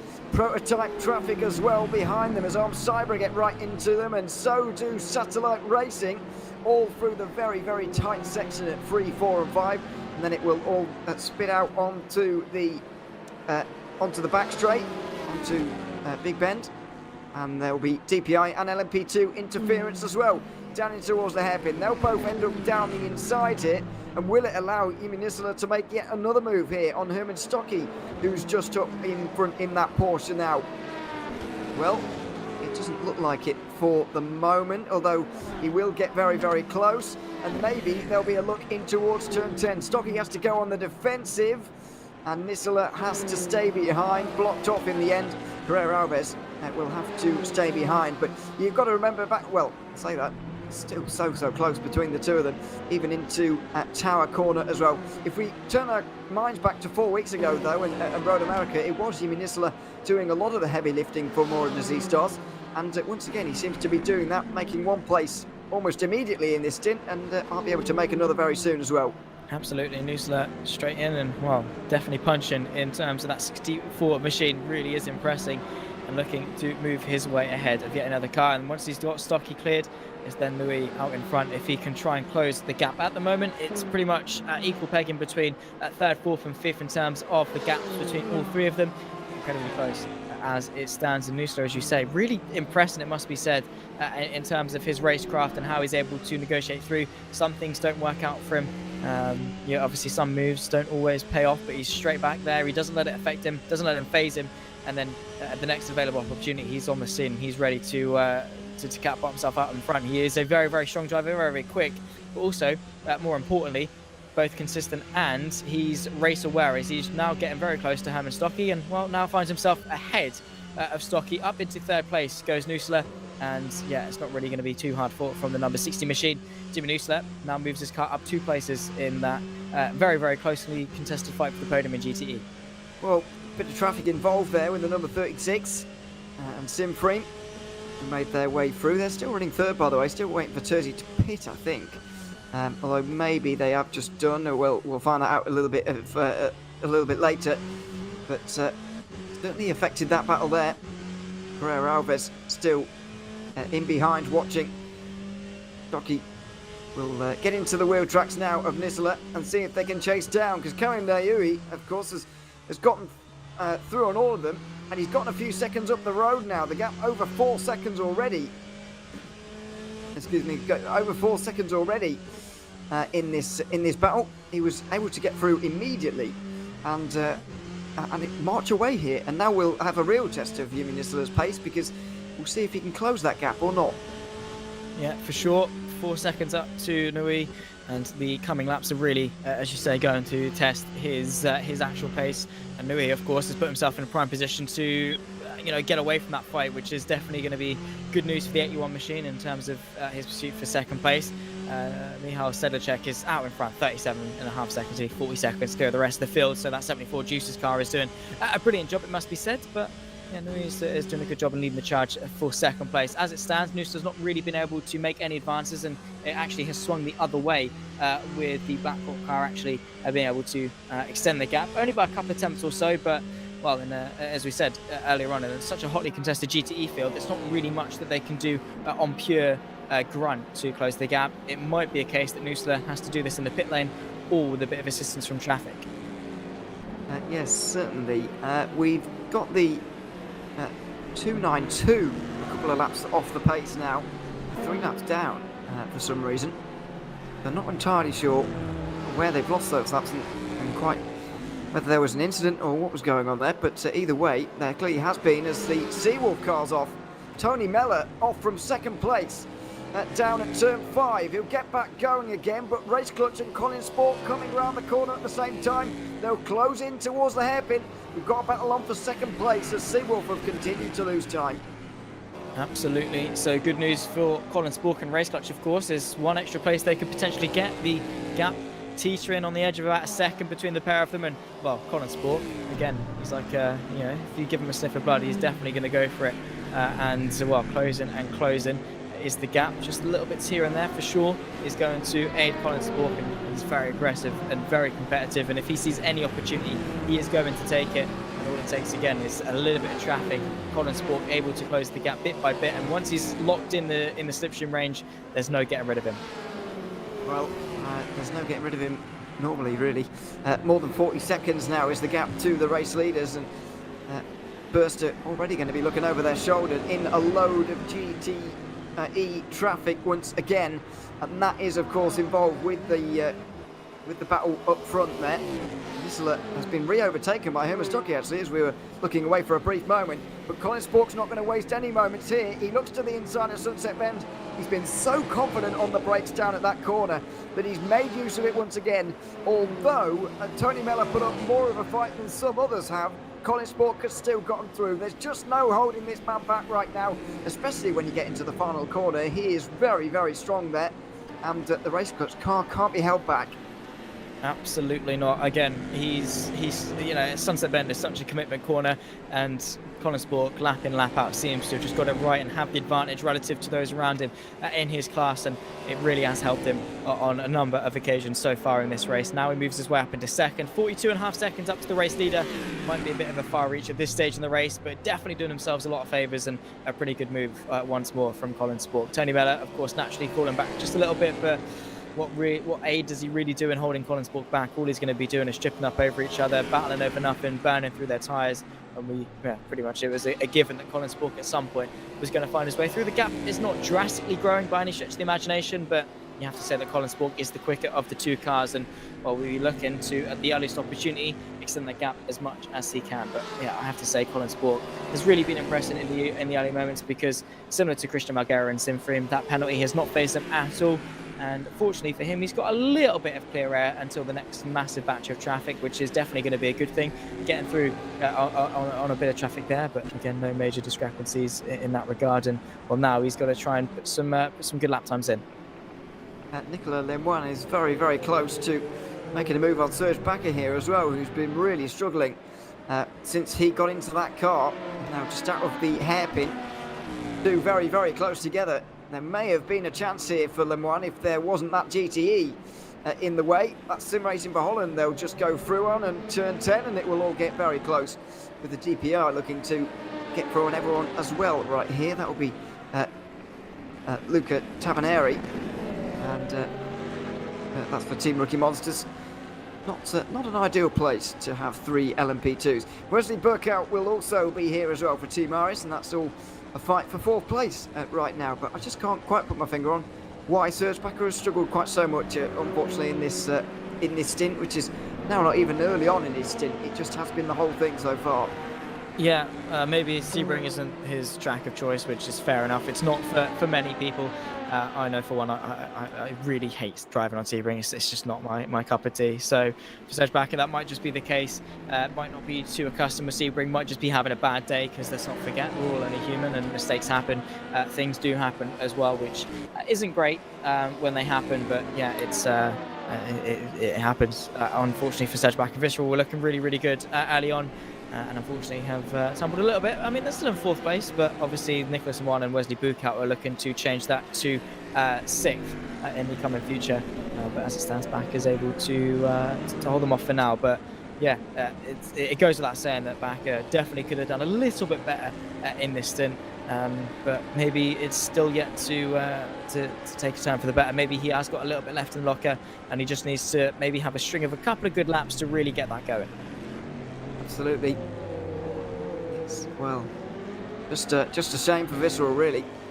Find themselves down in 7th place in this championship at the moment. They haven't been able to really bring together a great race-ending result, despite running well quite often. Nicolas Lemoine gets to the outside then, and looks like he might be able to make his way through. No, he's behind for the moment, and it's still Wesley Burkout not too far behind either. Alex Voitala for Schubert Motorsport is now only 10 seconds away as well, and this battle surely is only going to encourage that gap to close as well. But they found themselves without traffic for maybe even the next lap here of these three, so maybe they can now finally sort them things out between themselves. Yeah, potentially so. They might be able to just have a breath of fresh air, but who knows? Because that never usually happens. And well, if they can chill out for a bit and settle in and maybe send some moves. I don't know. We'll wait and see what happens in terms of what they want to do with some clear traffic.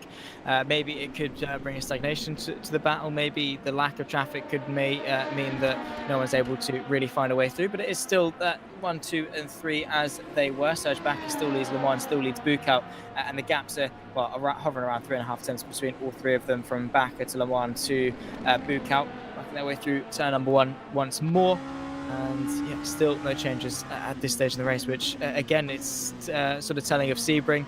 They bunched their way back up into obviously the braking zone of turn 3, but beyond that, there's no real way to actually find a way through unless you get a drastically good run. Le Mans is close, Bukout is close to Le Mans. That's probably the closest fight that we are going to see as they work their way around Big Bend. Bukout closing the gap. If he can get less than a tenth of a second, he might actually be able to spark a fight into the hairpin. Is Bukout going to go for the move? He is indeed. Oh, goodness. Trying to get his way to the inside. Very, very close indeed into the hairpin. And now Bukout is ahead of Le Mans and now leads the charge versus Bakker. Well, that was all very close. Down towards the hairpin there. And somehow they've all got through there, but it was quite a dive. From Wesley Burkout down in towards the hairpin on the inside line. You've got to remember as well, when you're making a dive like that and you're in a train like this, you've got to remember about the car in front of you, not to sail straight into the side of them. So Burkout did a good job there to dive late on the brakes, but not too late, so as to cause an absolute ruckus down at the hairpin.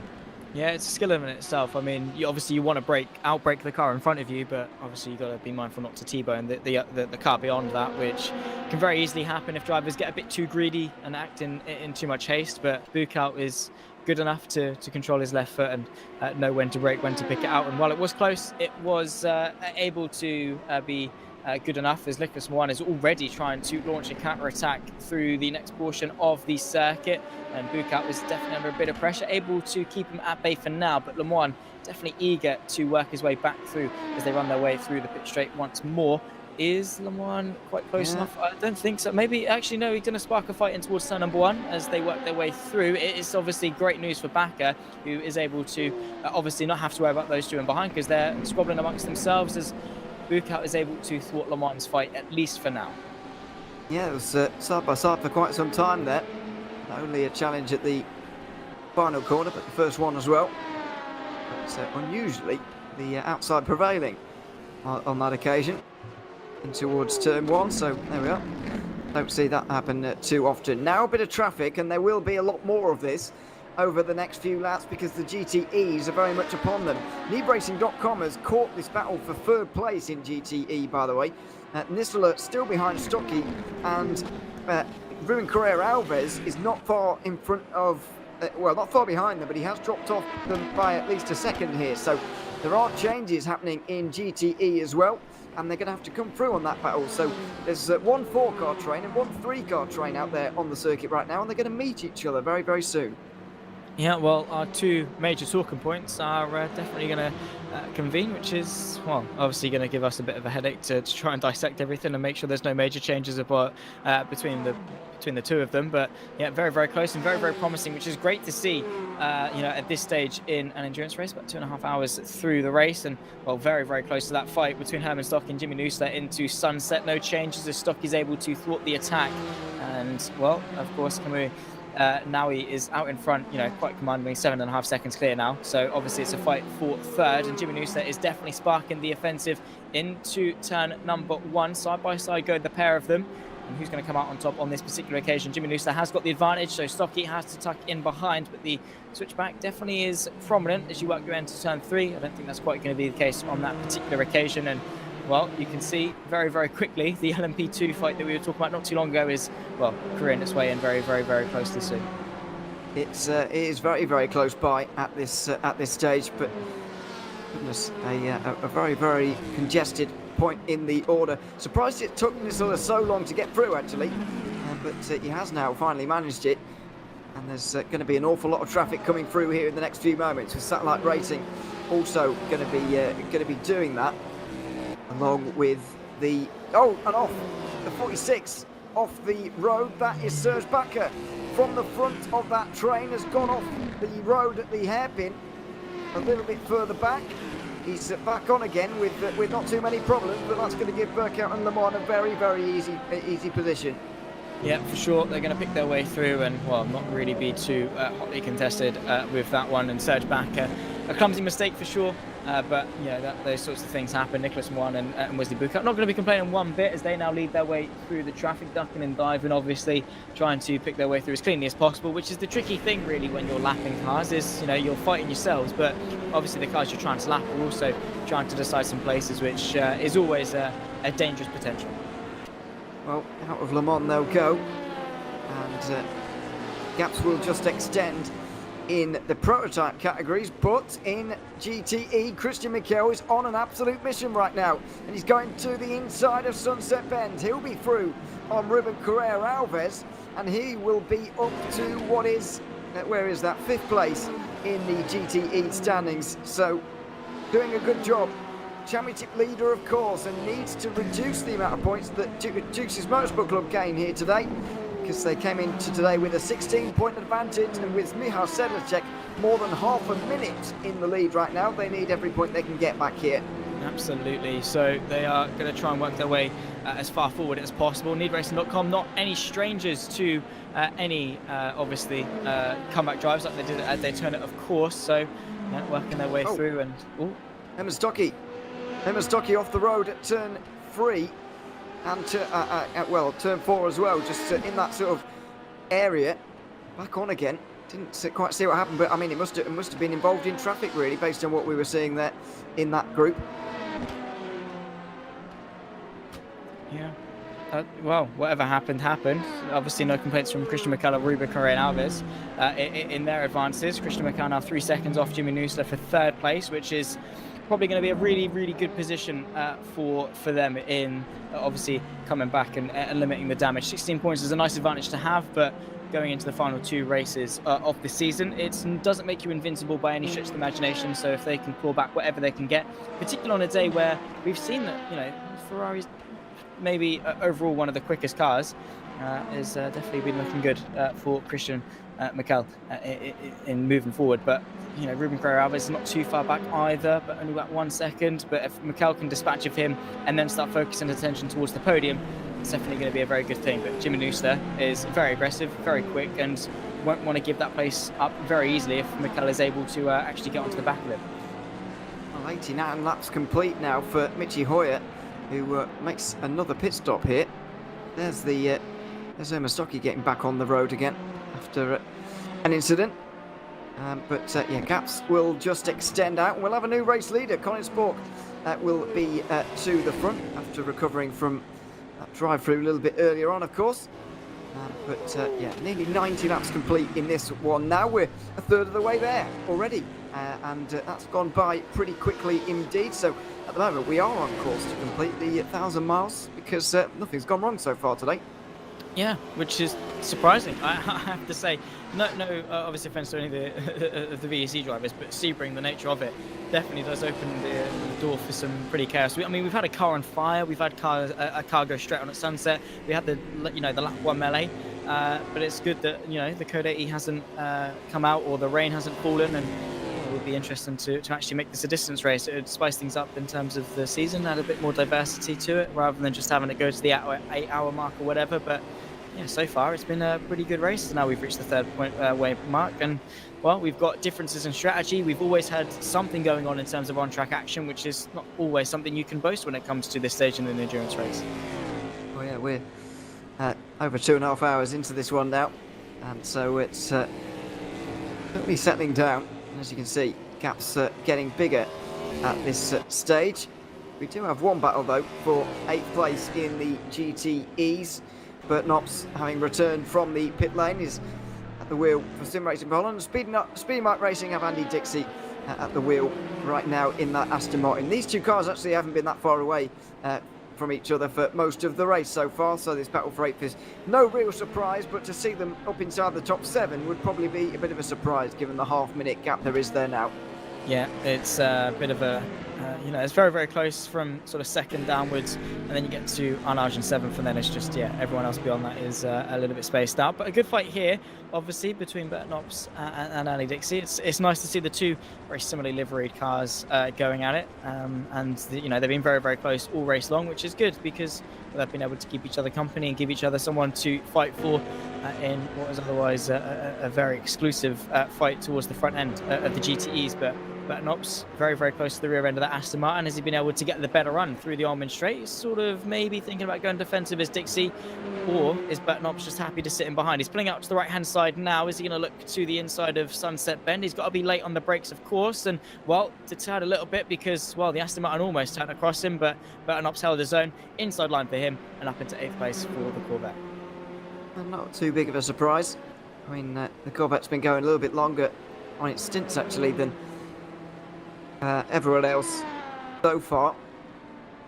Maybe that will play into their hands a little bit later on.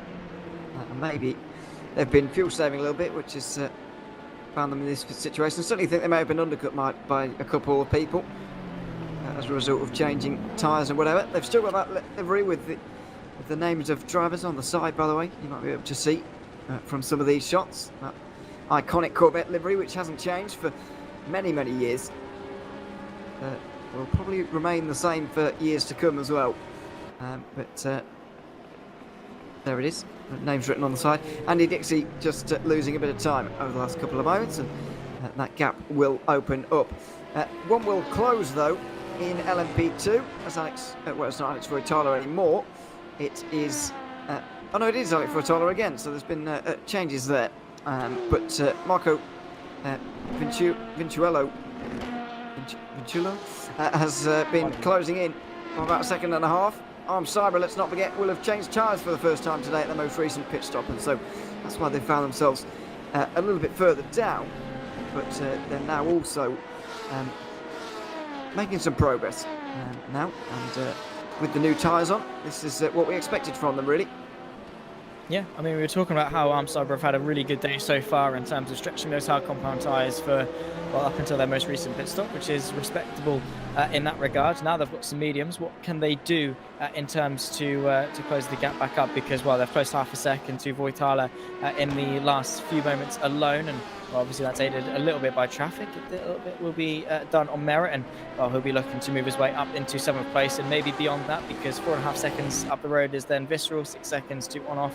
Yeah, it's quite sizable gaps, but fresh tyres versus the other teams that will be degrading slowly but surely. Could see Cyber have the advantage, but they were running quite strong inside the top 5 for a good chunk of the race so far. So, you have to say there's definitely some potential in terms of the pace of that Cyber car, which, well, maybe we could see exploited now they've got some fresh rubber in. Well, maybe. The gap now continues to close. Simframe being closed on by Valet Sports, actually. Although that's not a battle for position. Stavros Mercedes is indeed a lap behind Lorenzo Risi. 2 laps behind Lorenzo Risi, 1 lap behind Alex Beggy. But there we are. That's not a battle. This one certainly is, though, and they'll make their way towards the line now. There's still more than a second between them, but not much more than that at all. It's going to be a battle very, very soon, and we'll see what Schubert Motorsport can do in terms of holding them back. It's actually a very, very close part of the order, really, from 4th place in LMP2 all the way down to 9th place. It's pretty close with no gap bigger than 10 seconds, excuse me, between them. But the top 3 very, very spaced out together indeed. Yeah, obviously the leading Go Team car, the 47, has just been dominating since the start of the race, was able to get the advantage, and since then it's just grown and grown and grown. Guillaume Mas in the second Go Team car obviously was driving really, really well, having the fight with Visceral early on, and in doing so lost a lot of time to their teammates, but now is just sort of chilling in sort of that no man's land, 13 seconds clear of Conyi for 3rd. And then obviously beyond that, you've got Wesley Brook 40 seconds back on that. But then it gets close because Nicholas Moine is only about 2.5 seconds back on that. 7 seconds back to Serge Bakker, 3.5 to this fight here with Alex Voitala. And obviously now, Venturo right on his rear wing because the gap is about half a second between the pair of them. The best DBI works their way through, trying to obviously extend their advantage out in front as best they can. But the gap here, we're watching for 7th place, has shrunk, halved in about the last lap or so, and well, once you're under a second, the gap closes and closes, and now the Arm Cyber car is latched onto the rear wings of the Schubert Motorsport car, and well, with fresh tyres, you have to say it's not going to be the too distant future where we see Vincello find a way through. You wouldn't imagine so, as the sun beats down again. It doesn't look like we're going to get rain here today. Been a little while since we've seen any in the Virtual Endurance Championship. That was a bit of a poor run though from Voitala at the final corner, and now there's going to be an opportunity here for Arm Cyber to get through. They'll pull out early to make sure that they can get in front of the Ferrari just up in front. That was very close. I think Vincello wanted them to be side by side there so he could block Voitala behind that Ferrari there of DX Droids, but wasn't quite able to get alongside enough, and so they'll have to go single file through the Ferrari, and they'll stay single file between themselves as well. But this pass is coming surely. Yeah, you wouldn't be wrong for thinking that Vincello was looking definitely eager. It was a clever idea in theory to try and box him in, but obviously didn't quite get the advantage through turn number 1 to hold off and actually use that racecraft. But well, the pressure is on, and well, Voitala, how hard is he going to want to defend this? Because you have to say it's not really a matter of being able to defend it, because how hard you defend, at some point Vincello is going to find a way through, whether you like it or not. The fresh tyres, the pace, that Arm Cyber car, what really will Voitala gain by trying to keep Marco behind? Well, what does he lose by keeping him behind also? It's you've got to remember as well, because if he actually lets him through properly, he'd actually have to lift off on a straight or around a corner or something, and that would lose him time. So we'll see. It probably is better if he just stays behind, but seems that he doesn't have the pace to keep him behind right now. That's Sebring from 3rd position, is it? Closing in on the two of them. Oh, sorry, it's Rick Van Earl, the one behind, that's closing in. So they're not being lapped just yet. They're being closed in on for an even bigger battle. There's a slight lock-up going down towards sunset. You don't see that very often. And Van Earl now will really be, enthused by this battle going on in front, because he seems quickest out of the 3 of them. Yeah, for sure. Rick Van Earl, very, very fast driver, of course, and in the Sebring car is looking to claw his way back ahead. And well, we could definitely see this. Look at that fantastic run through turn number 1. Is it enough to really, start a fight into the next braking zone? Outside line, not really going to work. Trying to get the up and under. Again, no way through as the track sweeps. Looking to the inside. That's brave, and really hinders his exit more than anything relative to Vincello in front. Now he's got no chance to be Big Ben and then into the hairpin, so Van Earl looking a little bit too eager, but definitely showing his nose and making himself known in this fight more than anything. He definitely is. Very nearly made himself known in a more physical way there, as they're all catching Serge Bakker as well. This could be 4 LMP2s in the line. For any DPI coming up on these guys, it could be a bit of a nightmare. The 8 will be next. That's Team Rookie Monsters in the DPI category. And for any GTE, it's going to be a bit of a conundrum as well to let all of these through. But as I said earlier, from 3rd to 9th, or 4th to 9th, I should say, it's very, very congested indeed. Rick Van Earl has the best view possible, though. He's looking at the 2 in front. It won't be long until these guys have to make pit stops, by the way. The LMP2s will be going quite deep into the stint, really. So we definitely have to wait for all of the DPIs to come in before anything else. But it won't be too long until there's LMP2 pit stops, and maybe that's where we're seeing quite what we are seeing right now. The guys getting very low on fuel. Pace definitely going up at this stage. Definitely so, and it might, shake things up if Rick Van Al, obviously with the pace advantage relative to the two in front of him, if he can do something a little bit different in terms of strategy, might not have to do any hard work whatsoever. But for sure, this is one of the fastest that we'll see some of these LMP2s, particularly the ARM Cyber car on some fresh tyres. Also, the Sebring car, I believe, as well, was in a similar situation with Andrea Terzi, I think, was previously at the wheel. So yeah, they're both looking pretty good, pretty quick, trying to lap the Speedy Mike Aston Martin. Rick Van Al trying to get the up and under, really benefited him too much in terms of any extra pace in terms of exit speed. Vicello is still looking forward to work his way past Tyler. I'm surprised this battle's been elongated as long as it is between the ARM Cyber and the Schubert Racing team. I thought Vicello would have a much easier time of finding a way through, but clearly that's not quite been the case. No, not really. And well, this may be one of the reasons is that Voitala's not actually going that slowly. He's just towing the guys behind him along. Now Serge Bakker is into the fold. It is officially a 4-car train here in LMP2, and now you've got to feel that something has got to give. Before, when it was a 2-car battle, you could agree that they'd reached an agreement that things were not going to get much slower and they were doing fine anyway. But now with 4 of them, there's so many things that can be gained and lost from this that all of the tension and nervous energy, I guess, is surely going to give something. Now Rick Van Earl heads his way to the outside line from Bishop. Inside line, the final chicane. That's very, very deep on the brakes. Bakker makes contact. It's a slide from Van Earl, who will lose his position again. Side by side, they'll go through Le Mans. Oh, and a bit of a shoulder barge there as well. There's going to be a lot of aggression between those two now, as the two in front also go side by side. Serge Bakker still on the inside line here of Alex Voitala into the final corner. Yeah, it was well caught from Rick Van Al, it must be said. I thought he was going to, snap back and go straight into the barrier, but it was well held for sure. Bit of traffic getting into the mix as well.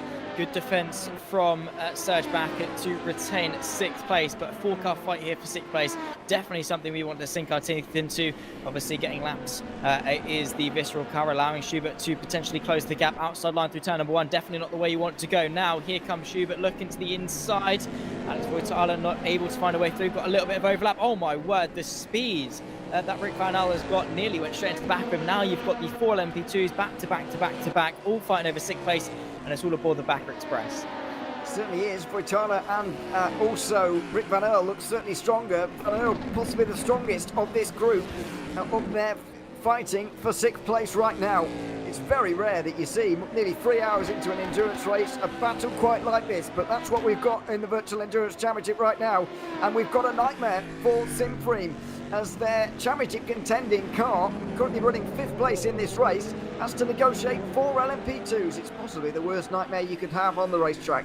Yeah, absolutely, and let's not forget they're all fighting for position. They're all trying to, negotiate things amongst themselves. So yeah, you definitely got to take an air of caution. A little bit wide there from one of the Schubert cars, and well, there we go. Just going to put his foot to the floor and catapult his way past. Probably got quite lucky there now to the inside of the next right-hander as well. So could have been worse for sure. There's sketchy moments through traffic, and now it's allowed these guys to continue fighting as they were. Alex Voitala still on the back of Bakker, a little bit wide. They're not the best exit off Le Mans, and that could invite Rick Van Al to potentially get into the mix. The slipstream advantages, though, Alex Voitala, and gives him the better run going through. However, a small little bit of overlap for Rick Van Al. Could see him go to the inside of Sunset Bend. He does indeed. Too wide between the pair of them. Outside line for Schubert, not quite able to hang his nose all the way around the outside, and well, there we go. Rick Van Al passed and up into 2nd place in this train, 7th place in class, and now knocking on the door for 6th versus Serge Bakker.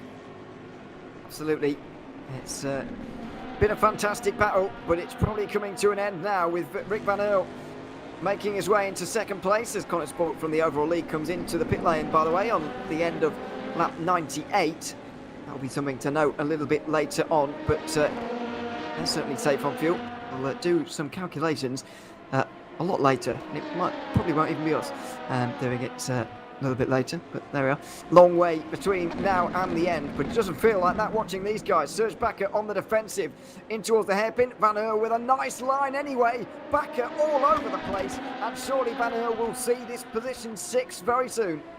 Potentially so, side by side between the pair of them. Serge Bakker now to the right hand side. It should give him the inside going into the next corner, so close to contact. However, Rick Van El gives him a wide berth. A little bit of a love tap on the exit as well as Race Clutch comes in from the DPIs, but all the attention is really on this LMP2 fight right now. Rick Van El now up into 6th place. Is there anything that Serge Bakker can do? I don't think so. Rick Van El definitely got the pace advantage relative to those in behind him, and well, now you can see that gap growing and growing and growing. Now Serge Bakker, I think it's more just a case of looking backwards and not trying to lose any more places. Well, he might find that quite difficult here. Let's not forget he was caught by all of these three in the last few moments. He's gone wide through Le Mans.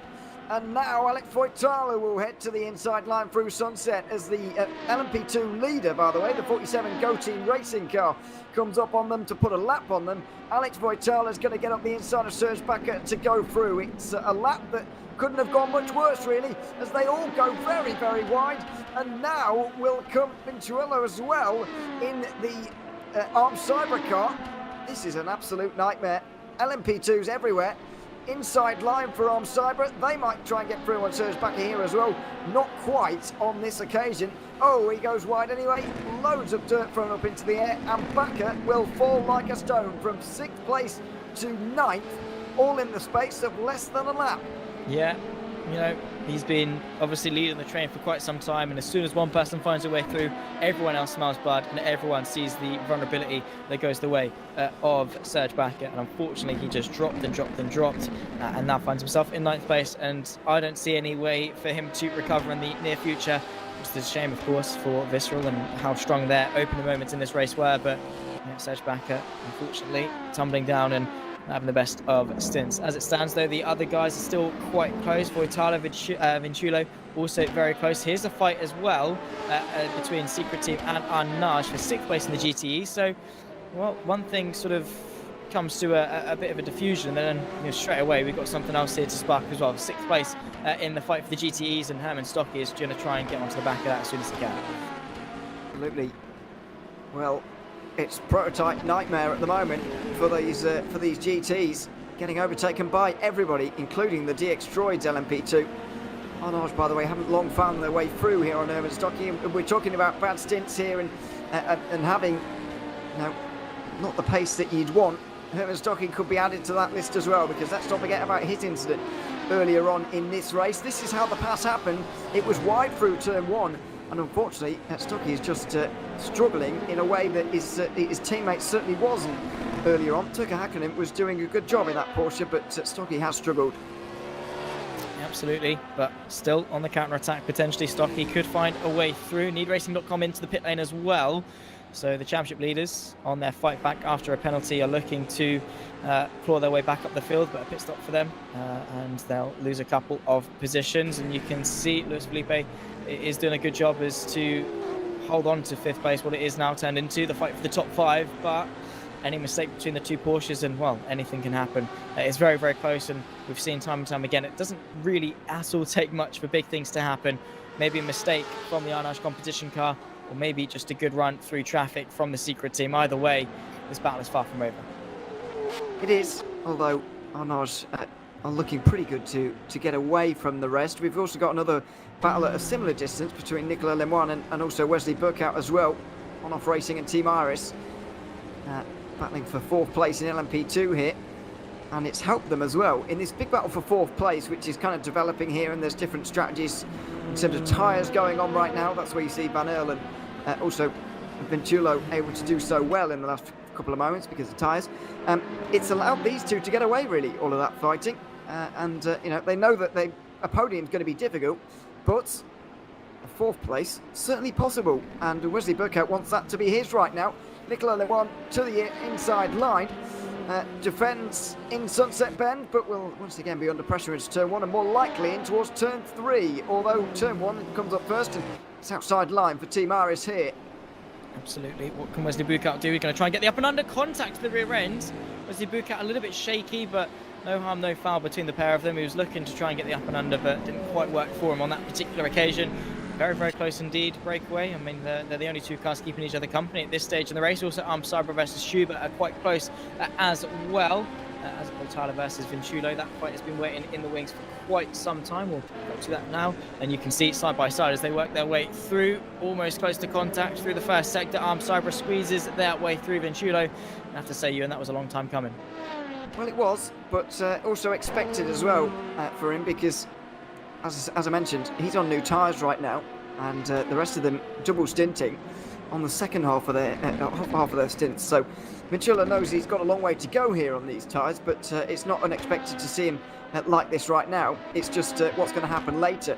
It should be that Sebring and Cybra get out 4th and 5th at the end of this stint, with everybody else behind them. It's then a case over the next 2 stints about whether they are caught or not.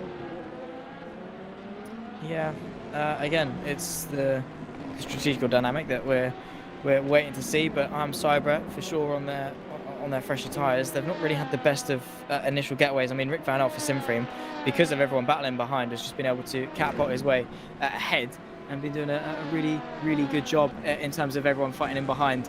And now has started to reap the rewards of it. Used his fresh tyre as well, whereas Vinchulo has not really been able to until now. And in all that battling, has burnt through probably quite a good portion of his tyres in doing so. So, Cybra looked to be a pretty good initial, prospect and potential on that different strategy. Circumstances unfortunately gotten in the way of that. Well, LMP2 has been very interesting so far, and remains to be the case as well, despite the 40-second gap between 1 and 2. In fact, the closest leading margin we have, the closest leading battle, is 35 seconds right now, and that will grow even bigger later. Demian Skrovron has gotten at the wheel of the Burst Esport leading car, by the way, and Petr Berliak now at the wheel for Race Clutch. That's something I wasn't expecting to see. He's 2015 Formula Sim Racing World Champion. Feeling like a very long time ago for him, but I didn't know he was going to be racing here today, so there we are.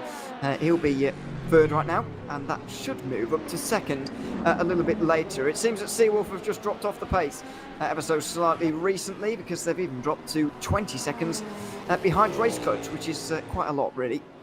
Yeah, quite a while. Obviously, Benjamin Jelinski is, very, very quick, was doing quite well in the opening moments of this race, but circumstance and pit stops and pace and differences like that definitely have made some differences. As it stands, obviously, as we say, Demian Skrovron for Best Esports leads the way in DPI. Gabriel Hevesi, which we've not really been able to see too much of today for Go Team Racing, the 47 machine, not the championship leading one, however, is leading this race by a country mile ahead of his teammate Guillaume Mas in LMP2. Very, very good stuff in that regard. Also, a very close fight here between Nicholas Lemoine and Wesley Bukout for 4th place in LMP2. Leading the way in GT, Michal Sedlacek for Juices, doing a very, very good job in that Ferrari. And again, very dominant stuff. So it seems that the race lead is looking fairly comfortable for both LMP2 and for GTE, but let's not forget that obviously the DPI, while it looks comfortable as it stands for Demian Skrovron, isn't set in stone as of yet. They're on a different strategy, pitting a little bit earlier than those around them, and that could have a knock-on effect later on in this race. So really looking forward to seeing how things turn out in terms of pit strategy, but as it stands, we've got a very, very close fight here between Nicholas Lemoine and Wesley Bukout, and this for sure is the centre of attention because, well, they've been at each other's race for quite some time now. They have. It's still the fight for 4th, and still in the same positions that they were in previously. So while we do have the LMP2 order in a good place, we'll just take a quick rundown of them and a quick moment to check in on Gabriel Hevesi, who's still leading for Go Team Racing. The Go Team Racing 1-2 indeed here, with Guillaume Mas in second. Zoltan Varkini holding on to a nice 3rd place at the moment. And that battle for 4th place still going on as well inside the top 5.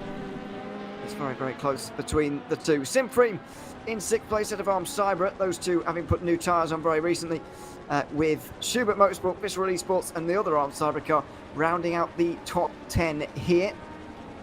The DPI category will just sort itself out as Satellite Racing come into the pit lane. But in GTE, it's still Juices Motorsport Club, Michal Sedlacek with a very, very big lead indeed. Kamal Neri for Black Hawk is in second and Morada Z-Stars in third. The gaps here have got quite a lot bigger in the last few moments. Scuderia Leon are 4th ahead of Arnold's Competition. Secret Team are in 6th ahead of Sim Racing for Holland, and Speedy Mike Go Team Racing and NeveRacing.com back down to 10th place on a slightly different strategy than some of the others. And with Satellite Racing falling down the order just a little bit and making their pit stop, it's Burst Esport who are leading here. Damien Scrovron. Now only 3 drivers on the lead lap. Peter Berliak second for Race Clutch, with Benjamin Gilsinski third for Seawolf Net Race, and then Lorenzo Risi's just got up to fourth, ahead of Satellite Racing, who will drop to 5th. Team Rookie Monsters will be 6th, ahead of Simframe Esports. Valet Esports just pitting from 8th. DX Droids and the other Satellite Racing car 10 laps off the lead, down there in the 10th position. So that is your order as things stand. A chance to really look at the leaders, because with the amount of gaps that we have, the amount of big gaps that we have in this race, it's not often we get to take a look at them, because we're often looking at battles like this instead. Passing the 100 lap mark in this race, we are not too far away from half distance here, and we'll be reaching it indeed in the next hour. In terms of laps anyway, this race can of course run to 8 hours. Be the longest race now before Le Mans, and has been the longest race of 2023 so far. Daytona of course taking place last year, Canada-wise. So it's a big challenge for everybody, and it will has remained so as well. Actually, Daytona happened in February, didn't it? So maybe I'm talking rubbish. But anyway, doesn't matter. It's a long outing anyway. Battle for fourth still continues. The LMP2 pit stops will not be far away, but Wesley Burkhardt still can't find his way through. Yeah, he's been trying, but obviously no advancements through, and now caught behind the Speedy Point Racing Aston Martin, which is definitely not going to help him, and very quickly that gap grew to nearly over a second. 9 tenths is the gap, still obviously on the back of Nicholas N1, but yeah, definitely looking for better. Or, I mean, he's not exactly under any pressure from anyone behind as it stands. I mean, saying that, Rick Van L has closed that gap. I think it was 12 seconds not too long ago, and now it's only about 5.5. So the fresh tyres for Rick Van L is allowing him to close the battle up. And that might be looming in the thought of Wesley Bootcat, whether he finds a way through and tries to extend the gap either way. Yeah, not looking like he's going to be able to find a way through anytime soon. And that's the thing, is we've seen it with Sebring, that oftentimes the battles come from an outside source, from getting a pull around through traffic or making a mistake or something like that. Very not very often is the fact that you actually make the move all by yourself. So Wesley Bootcat is going to have to try tooth and nail to find a way through, and well, he might actually want to with, as I say, that looming threat of Rick Van L, only about 5.5 seconds back, and obviously with the looming LMP2 pit stops as well, Wesley Bootcat might just want to get that advantage and not have anything to worry about. Well, Secret Team now, unfortunately, DNF, so that's drama from inside the top 10 of GTE, and at one stage were very much contenders for the race in that category, but I'm afraid have dropped well down as a result of the DNF, and they'll lose laps as well, you'd imagine, as a result of this as well. A big shame for them. Him as jockey at the wheel at the time, Tucker Hakkinen, did a great job to make such progress early on in the race, but has dropped down now as a result, as Wesley Burkhardt now comes into the pit lane. He will make a scheduled pit stop, but nothing scheduled about this for Herman Stocky. He's back to the garage. And that's a big shame, because Secret Team were looking really good. Obviously, it didn't go perfect for them, and they had a couple of issues, but it would be nice to obviously check in and see what actually happened to them. But yeah, it shows how quickly things can go wrong, as into the pit lane comes Schubert and a couple of others from LMP2 working their way into the pit lane. As we say, the LMP2s are very close, and here's Christian McKell for NeedRacing.com trying to recover as the championship leader, and well, trying to get that Ferrari as high up the order as possible, and did do a really good job of that up until the most recent pit stop. Now finds himself in 9th, but still a long way to go and a lot of places left to recover. But yeah, I want to know what happened to Secret Team, because up until the point where they weren't doing so well, they were actually doing quite well, I have to say, in the most awkward way possible. But they weren't making any major mistakes. Their pace was good. They're quite consistent. So my only thought was that it was a bit of a technical issue. There may have been.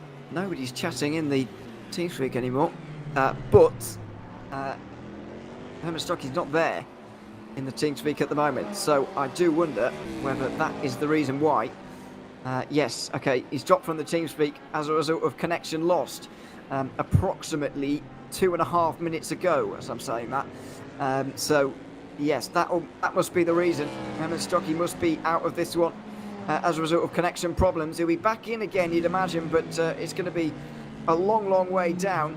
He'll probably lose a place to DX Droids here and probably Arnold's competition as well. Might be able to stay in front of Eric Schmeider in the Juices car, but that is for 15th on the last running car. Can't drop to 16th anymore. It must have been a connection problem. Really not great, and obviously it's one of those things that unfortunately do have to happen in sim racing. Obviously when you're connected to servers and things like that, those things do tend to happen, and as much as it sucks, you know, it's the equivalent of well, I say the equivalent of an engine blowout because that still happened. We saw it earlier on with Martin Magli and Pescarolo, but yeah, it's something that plays sim racing and is a bit of a shame when it does happen. But what can you do? At least it's not necessarily a fault for Secret Team, and they definitely do have a lot of positives to take from today. Whether or not they can get back going again, whether or not they want to get back going again. But the LMP2 pit lane sequence is very much underway. Gabriel Hevesy, the leader for the 47 Go Team car, into the pit lane. Same too with Arconyi, Lemoine and Vinchulo, all in the pit lane on that most recent lap, and working their way out onto the racetrack once more. And we'll see as to if there's been any shake-ups in terms of that LMP2 fight. Following on with this fight, though, as Christian Mikel looks quite eager to get his way past the fellow Ferrari just in front of him. He's looking to recover and maybe might be able to find his way past the 97 machine. Yeah, unfortunately, Joachim Stensnes has confirmed to us now that was a power outage for Herman Stocky, and so they are disconnected as a result. A real shame, and they're not quite sure why. There was possibly due to rain or whatever, but where he is at the moment, but they'll find out very soon. That, by the way, was Christian Mikel making his way down the inside of Go Team Racing. And so they're up to 8th place now. But it does seem that Mikel's on a bit of a different strategy to the rest. You'll notice that we're just across another hour here, and that means that the LMP2s are all in after another 45 minutes or so. Cosmo Prosciutto makes his way back out onto the circuit to restore the 1-2, or keep the 1-2, I should say. But the GT is going up a little bit further than that, and Mikel's going to go a lot further than that because, well, that's what he's doing on strategy. Did he not pit but 15, 20 minutes ago? Well, that's what I mean. It's slightly odd. Who do you mean? Yeah, needracing.com. That's what I'm. Oh yeah. No, that's what I mean. It's slightly odd when they pit, not quite on schedule with the rest. So we'll make a more serious note of when they pit this next time around. But I think it's just running that little bit further than most of the rest of the field, rather than wildly different. But maybe it is quite wildly different here at this stage. Could well be. They're certainly doing something different, and it's one of those where you've got to really wait till the end of the race to figure it out. Trust the process, really, is what needracing.com is going to try and do. Obviously, with their penalty, with their championship lead, they want to minimise the damage as much as possible. It seems that the two teams, obviously Burst Esports at the top of DPI and obviously needracing.com, they're both sort of been in precarious situations where they have to score quite well in order to either retain or to close the gap in the championship, and both of them are doing something quite wildly different in terms of strategy. Burst doing a couple of less laps per stint than those in DPI, and needracing.com, well, God knows what they're doing until we find out a little bit later on. But yeah, it's an interesting dynamic that I'm sure will start to develop. But yeah, we always said that the GTs were fairly simple, do this and, on the hour, come in, do this, do that, go back out again. But needracing.com have really shaken things up there. I'm not entirely sure as to why and to what benefit they're going to get from being off sequence this much, but I guess only time will tell them. We'll find out in, just over half the race time. Yeah, we will do. Camilo Nui comes into the pit lane. It's allowed even Nisela to lead at the moment. Aston Martin leading again. But there's a few dents in the front of that car. They have been making some moves so far. Trying to chase down Nui at the moment. It's very, very close in the GT Championship, by the way. Not only have we got Juices Motorsport Club gaining points on needracing.com today, but also more on the Z Stars and Black Hawk Racing. The 73 Juices car was the only other one one of the others in contention. There were 30 points back coming into today. Eric Schmeider, though, finds himself a few laps down at this stage. Scuderi Leone, 6th there, thereabouts. They needed a good result today, and they've got one Team Sheba, likewise, they haven't got one. And so we may reduce ourselves to around 5 or 6 championship contenders here. But that's very, very good for a GTE battle. 5 or 6 championship contenders is very encouraging. This late on into the championship as well is really, really good. I mean, to have that many people at sort of the third round or whatever is remarkable. But even this late on, it's great. And obviously the GTE field is very up and down and all over the place in some cases in terms of who's quick when and who's going to get good results as well. So yeah, it's going to be a pretty good final half of this race. Obviously then Bahrain and Le Mans to round off the season. And still, we've not really got much idea as Jimmy Nusler comes in for Miranda Seastars. Was leading the way, of course. That is only provisional. Alex Broughton for Black Hawk is probably going to be a race against time to see who comes out on top in that exchange, as Broughton is trying to close the gap to the Go Team Ferrari in front as well and pick their way back up into 6th place. But yeah, for sure, the GTEs, I think, has been one of the most hotly contested championships of the 3. And the bar's been set quite high by the other 2 as well. So GTE have, speaks volumes about them even more. It does, and we'll go on board with one of the Aston Martins as a result. Go Team Racing just up in front of them. Battle for 6th place, but we'll see that Ferrari in front making a pit stop very shortly. There is Jimmy Nusler at the wheel. One of the nicer designed helmets you can see inside that Aston Martin at the moment. Quite a realistic driver head movement there. Don't know what that was all about, but there we are. Looking around, and why not? Broughtingham, though, back into the car. I think he got out after only one stint actually in this race, which is kind of bizarre, but it seems that in this GTE race, I guess with the bumps and all the abrasion you get around here, that tyre changing after every stint is what's required, and that is what Broughtingham has done once again here, I believe. He should get through pretty easily on Go Team Racing, who are still yet to stop.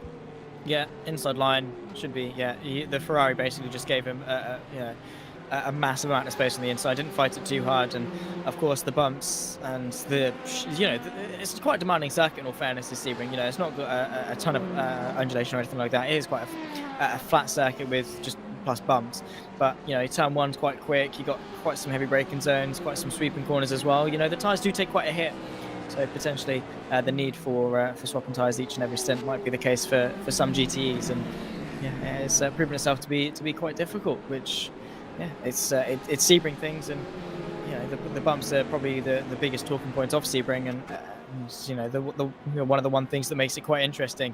In all fairness, we ride on with Ruben Carrera-Alves for Scuderia Alone, has been able to take the lead for now ahead of the 74 Juices car, but now into the pit lane, and they'll take a fairly routine stop.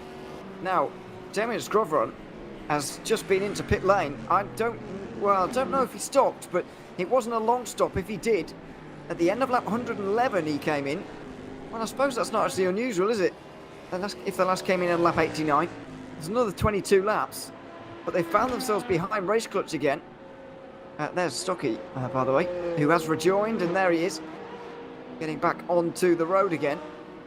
So Herman Stocky back into the race. But Damien Scrovron, pit stop there, shorter pit stop. Does seem that they're making 12 or 13 stops here today. It looks like it's going to be 13 stops for them on this race, which is a lot, really. We were thinking about, probably squeezing in 11 here for some of them, but Scrovron maybe making 2 more than the rest, and showing that even while making an extra stop, he can still come out in second within 10 seconds of the lead. Yeah, for sure, but obviously the extra stop maybe at the end, and have they been able to, by driving faster stints relative to the rest, obviously with shorter stints but quicker stints, have they been able to pull out enough of a gap that the extra stop won't matter towards the end, or at least hinder the damage so much so that if they don't win, they sort of finish second or third? But Race Clutch have been so quick as well in this sense, and Damien Scrovron very wide at Sunset off the circuit, of course, trying to lap one of the Arnage Porsches, and talk about maybe a different strategy, but also mistakes like that definitely not going to help, and that's the second time Scrovron has made a bit of an error at Sunset. Well, it's been a lot of driving for him so far. This is his 4th stint, second stint on these tyres, but he did certainly lose some time there to Petr Berliak, who's slipped into this Race Clutch car very seamlessly, really. Has proved himself very well. We all know his credentials anyway. Not exactly a big surprise to see. So he's going to put another lap on one of the satellite cars and possibly put the satellite car a lap down again. It is indeed Juan Amaya. It's just putting a lap down there, and so we're back to 4 on the lead lap now. Petter Burlek being the first of them, but it is always a difficulty stepping into a new car, a new championship as well, because I don't believe we've seen Burlek all season long, and he's clearly stepped into it very well indeed and without difficulty. Yeah, I don't remember seeing Petter Burlek in that race clutch or in any car all season long. So obviously the DPI, very, very quick car and very demanding car as well, quite tricky to drive. So obviously there's not only that, but also he's stepping into a championship contending car and one that has really had to deliver for today in terms of their pace. And obviously race clutch know what they're doing. They know the pace that Burlek has, and he's proven that right now in terms of leading the race by 11.5 seconds. Whether that's going to be the case after any more pit stops or whatever is going to change, but race clutch really have impressed in terms of their recovery. So too, I guess, Sebring, Lorenzo Arisi, the 21 car, in 4th place as it stands, so they're also not doing too bad either. And obviously had a bigger deficit to take at the start of the race. So both penalty recovering teams in the championship are doing really, really well. But yeah, I mean, it's definitely demanding, but obviously Bialak has put in a number of hours of practice. He's got Colin Spork as a teammate, and obviously the whole race clutch roster as teammates. So I guess if there's anyone to bring you up to speed, it's race clutch, I suppose. So Bialak has got a good environment to learn the ropes of the VEC, and well, now he's delivering quite well. Well, I'm not going to go and say it's his debut in the VEC, but it's. But this season. This season, yeah, I know. I just don't want to say he's. He might have done a lot of driving in the VEC, but just without me noticing.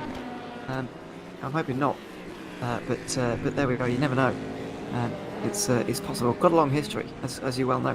And Burlek's been around sim racing for a while as well, as I mentioned, with his 2015 world title in the Formula Sim Racing. So there we are. Certainly not a bad driver to have on standby.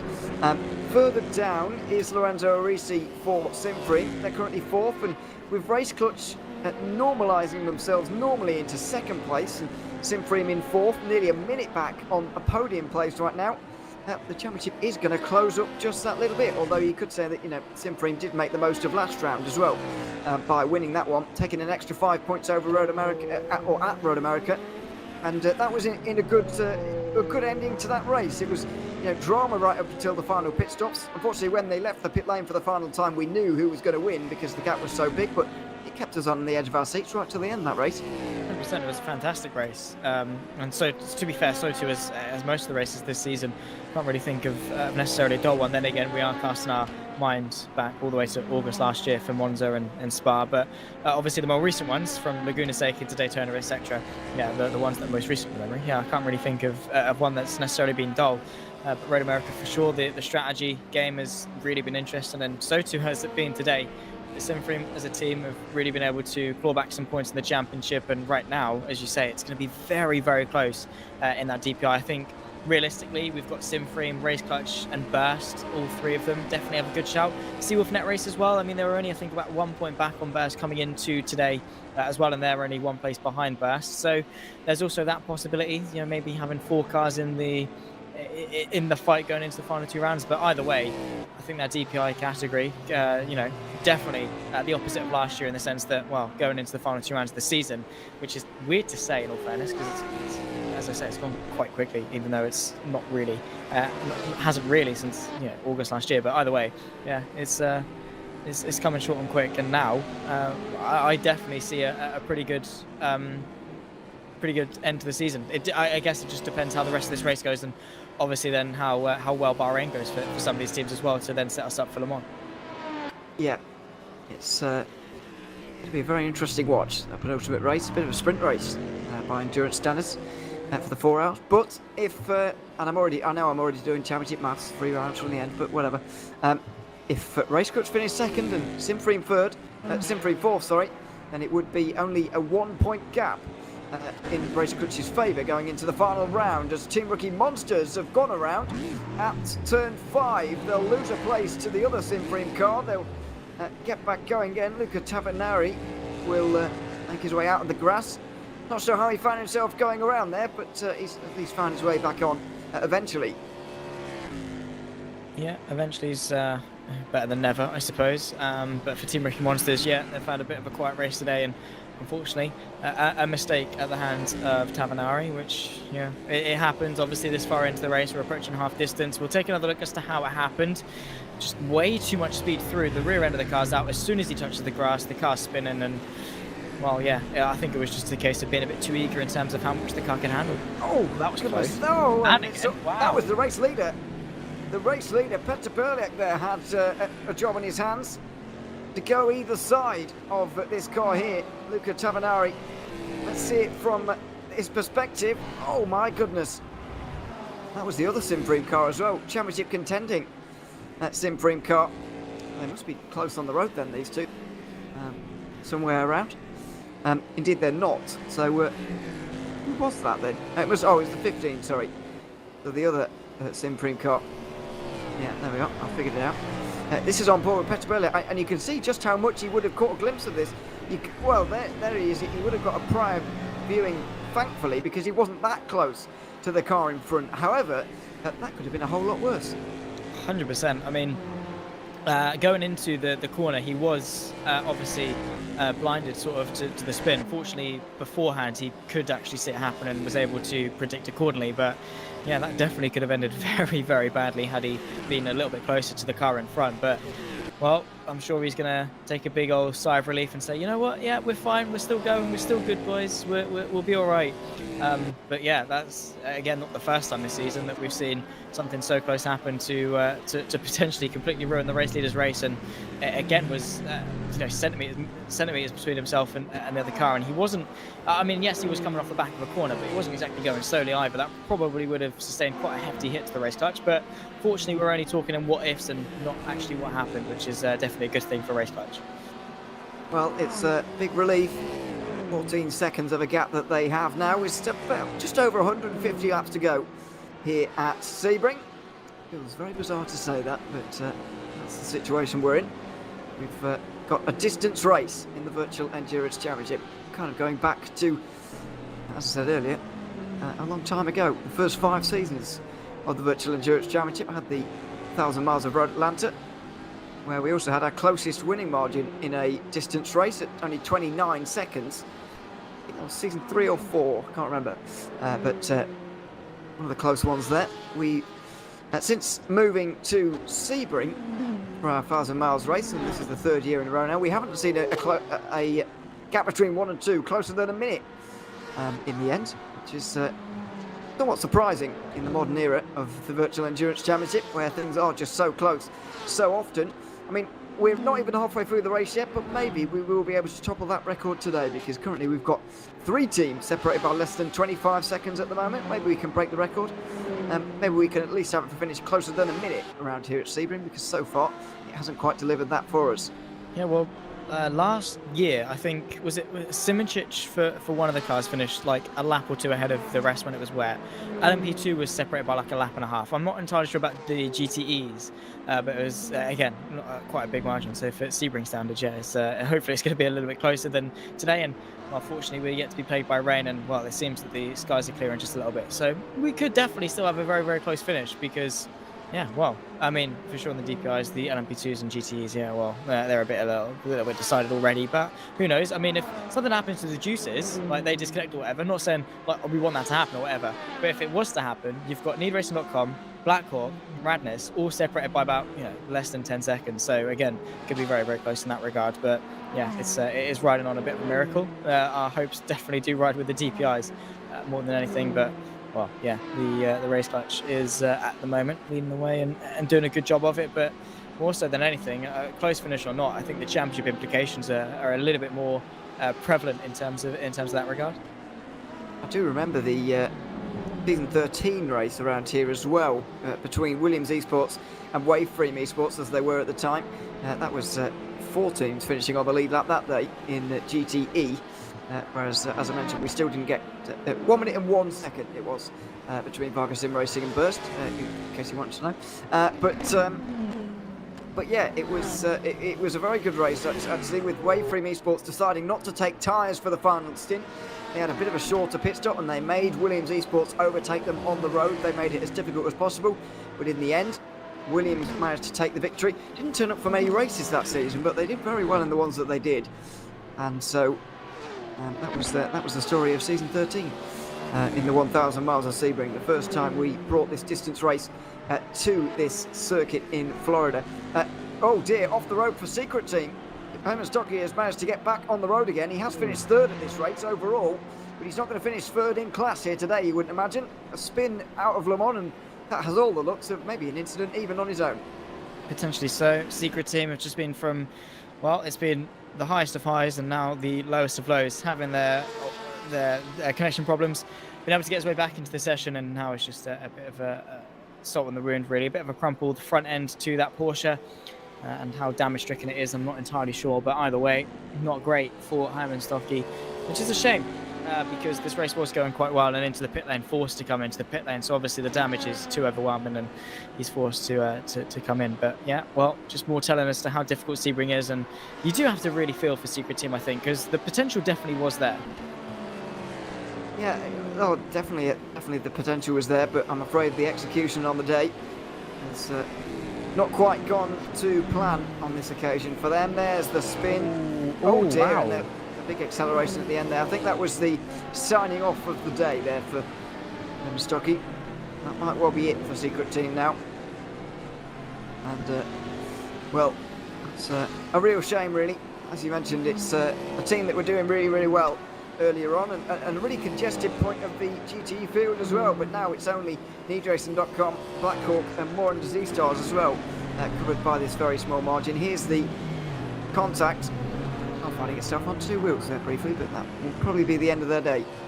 Yeah, if you're going to go out the bang, I suppose, but yeah, it just seemed like he planted the throttle and spun the car more into the barrier as much as he could. But yeah, I don't really see Secret Team being competitive at all for the rest of this race. I mean, they've still got over half it left to go, but yeah, there's no way they're going to be able to claw that time back.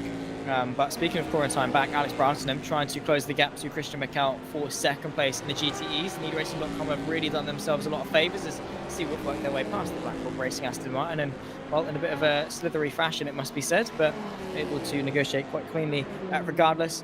But the gap between second and third, only 2 seconds, and it's close.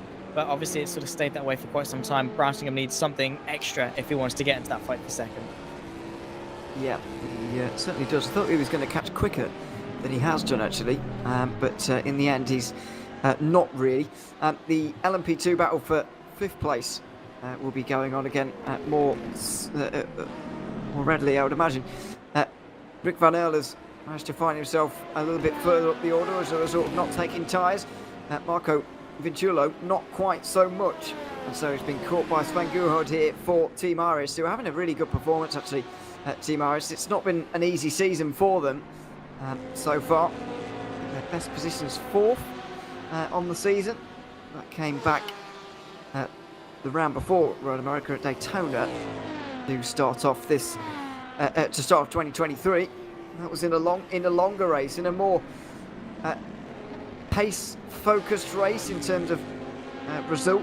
It seems that Team Iris are putting in one of their best performances so far, but it's still not quite a top 5 for them at the moment. The gap between Luca Tavaneri and Mario Marquez has also really closed in here. Just seeing the Team Rookie Monsters driver maybe struggling a little bit here, now being caught by DX Droids.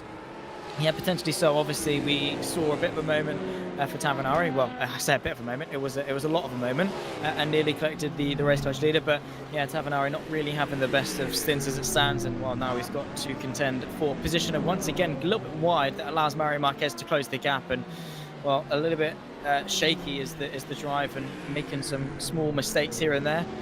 And of course, small mistakes add up. Obviously, you know, even if it's just going to lose you a couple of attempts or whatever, it is still going to affect your overall stint time. But Mario Marquez is definitely very close. They work their way through some traffic, and of course through the final sets of chicanes into Le Mans. this right-hander, and then the Allman straight. Got up a little bit behind the Ferrari, but not enough to see Mario Marquez really much of a challenge, unless the slipstream is, well, incredible. And Marquez is incredibly brave on the brakes. Bit of GT traffic as well left to negotiate. Who's going to get caught up behind it? It goes very wide. Very nice of the Arnage car, actually, to take a nice wide line to let them both through. But yeah, at least for now, Mario Marquez not really got much avenue to go through unless Tavanari makes a mistake. Well, let's take a little bit of time on board, shall we? Because this is quite an experience in one of these GPIs at Sebring. Just looking at how much the camera is jolting around as the bumps of Sebring rattle everyone's bones here. And it feels like mine are as well by watching this. Mario Marquez working on the back of Team Rookie Monsters right now. It's not the exit of Turn 5 that they quite needed on that occasion. Rookie Monsters propelling themselves towards the hairpin and will stay in 7th place on the way in here. A little bit of a defensive line though. Marquez, well, tried to get a better run out the hairpin, but just couldn't quite get that late apex he needed for a run and maybe a pass into Turn 10. Yeah, it's the tricky thing is this middle sector. You know, if it goes perfectly, potentially you've got the opportunity very late on the brakes, must be said. A little bit too late because the rear's locked as soon as he tries to come off the brake pedal. And yeah, well, that is a bit of a twitch, but still very, very close indeed. Still running on board with them. You can just get a feel of the sense of speed that DPIs have around Sebring. Of course, narrow circuit and, well, very fast cars as well. So it's it just gives you a perspective of how quick these cars are, working their way through the Go Team Ferrari. And then once more into this set of chicane. They've got LMP2 traffic to negotiate. Is that going to spice things up a little bit?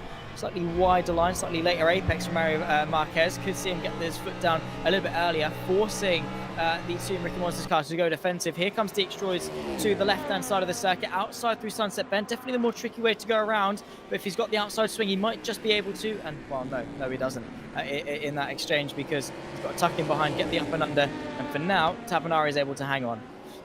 That was the late apex he was searching for, back at the hairpin, the other end of the circuit, but through Sunset Bend, he finally found it. Outside line, he's going to go for the late apex again at Turn 1. Smoother run through, and maybe an inside line at Turn 3 as well. It would have to be a quite a lunge, really, to put it simply. And so he doesn't go for it on that occasion. He'll stay behind in the run through the infield section, under the bridge, and through Big Ben they'll go.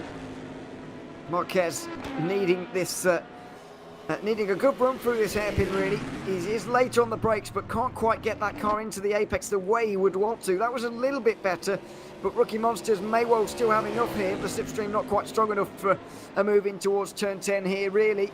It's going to be a look towards the inside, and he will nearly go for it. Not quite, though. By the way, a change for 5th place recently happening with Team Aris getting through on the armed cyber car. That's all done now as the overall race leader comes into the pit lane. Lots changing around, but not changing in this battle, unfortunately. Rookie Monsters stay in 7th place. Yeah, Mario Marquez still trying to find a way through. You can see he's a lot more confident on the brakes, looking to the right-hand side. Oh, my word! Sideways through. You have to say that was almost bound to have a bit of eager look to the inside there. You're not really on the brakes for very long, click than anything. Mario Marquez fortunately able to hold it. Fortunately, not any major contact, but yeah, a big moment there, and now losing some time. You have to say he didn't really need to go for that, in all fairness, and all he's done by doing it has lost himself time. I personally never saw that move really going anywhere for Mario Marquez.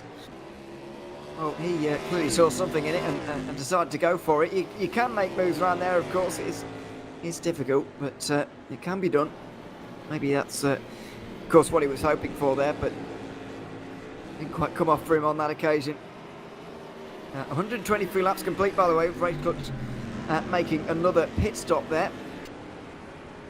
They will be able to get to halfway as well with this stint. Probably over halfway at this point as well. So we'll see how many pit stops they need by the end of today. Mario Marquez looking up the inside again. I mean, it does show that this battle now that he certainly does have more pace. There's no doubt about that. Because just the ease with which he caught back up to the rear of Rookie Monsters again, it didn't take him long at all. No, not whatsoever. Mario Marquez definitely the quicker of the two, but not able to find a way through. And obviously, if he does get through, there's not really anywhere for him to go. Because 30 seconds up for 6th place, it's just going to be a case of getting himself up in the 7th and maybe seeing that ceiling. But either way, he's a racing driver. He sees an opportunity in front of him and he's going to want to take it. But that DXtroids car definitely does have some sensational pace. all around the lap. You can just see by how quickly he closes, how much more committed he is. So close to contact again to the rear end as they work their way through past the race leader in the GTEs. And now Mario Marquez follows him through, has the line, similar to what we saw last time this similar exchange happened, but defensive goes Tabanari. Mario Marquez trying to keep him squeezed for as long as possible, bringing it back to the left-hand side, goes the Team Ricky Monsters car. DXtroy is going to go the long way round, caught on the bumps a little bit. They touch sides, and now continuing to go side by side. DXtroy all the way around the outside. Mario Marquez finally found his opportunity, finally found his footing, and finally found himself up into P7 in the DPIs. He certainly has, and it's a nice move indeed. Through he goes. Rookie Monsters drop back to 8th place, and that they shouldn't really receive a reply here. Mario Marquez will probably get in front, stay in front here over the next few laps. Got more than half a minute up to the next car, unfortunately for him, but that's all fine. At least he's made up another place here in this race. So that's that battle dealt with, and this looming battle in GTE between Christian McCall and Alex Broughtingham still not quite resolved. It's now less than 2 seconds. Christian McCall staying out for quite some time, so we're now half an hour away from kind of the hour here, and I guess McCall has got to hope now that with just over 4 hours to go, that he can get to the point in the race where he knows that 3 stops after this one is possible, but I think by pitting now, it would still be too early. Yeah, I think so. I don't, again, know what the plan is in terms of their strategy, but being off sequence hasn't helped them. But yeah, well, I guess we'll soon find out in that regard. And well, as it stands, his focus has to be on both his fuel and his strategical target, and also looking backwards to Alex Broughtingham, who's again staying within that 1.5 second range. It's not enough really for him to put any physical pressure onto Christian McCall in terms of going for moves and things like that. However, Alex Broughtingham is close enough, so much so that McCall is thinking about him. He's looking at his mirrors and saying, you know what, yeah, he's quite close. And it is in the back of Christian McCall's mind that, you know, Alex Broughtingham is there and could close at any moment.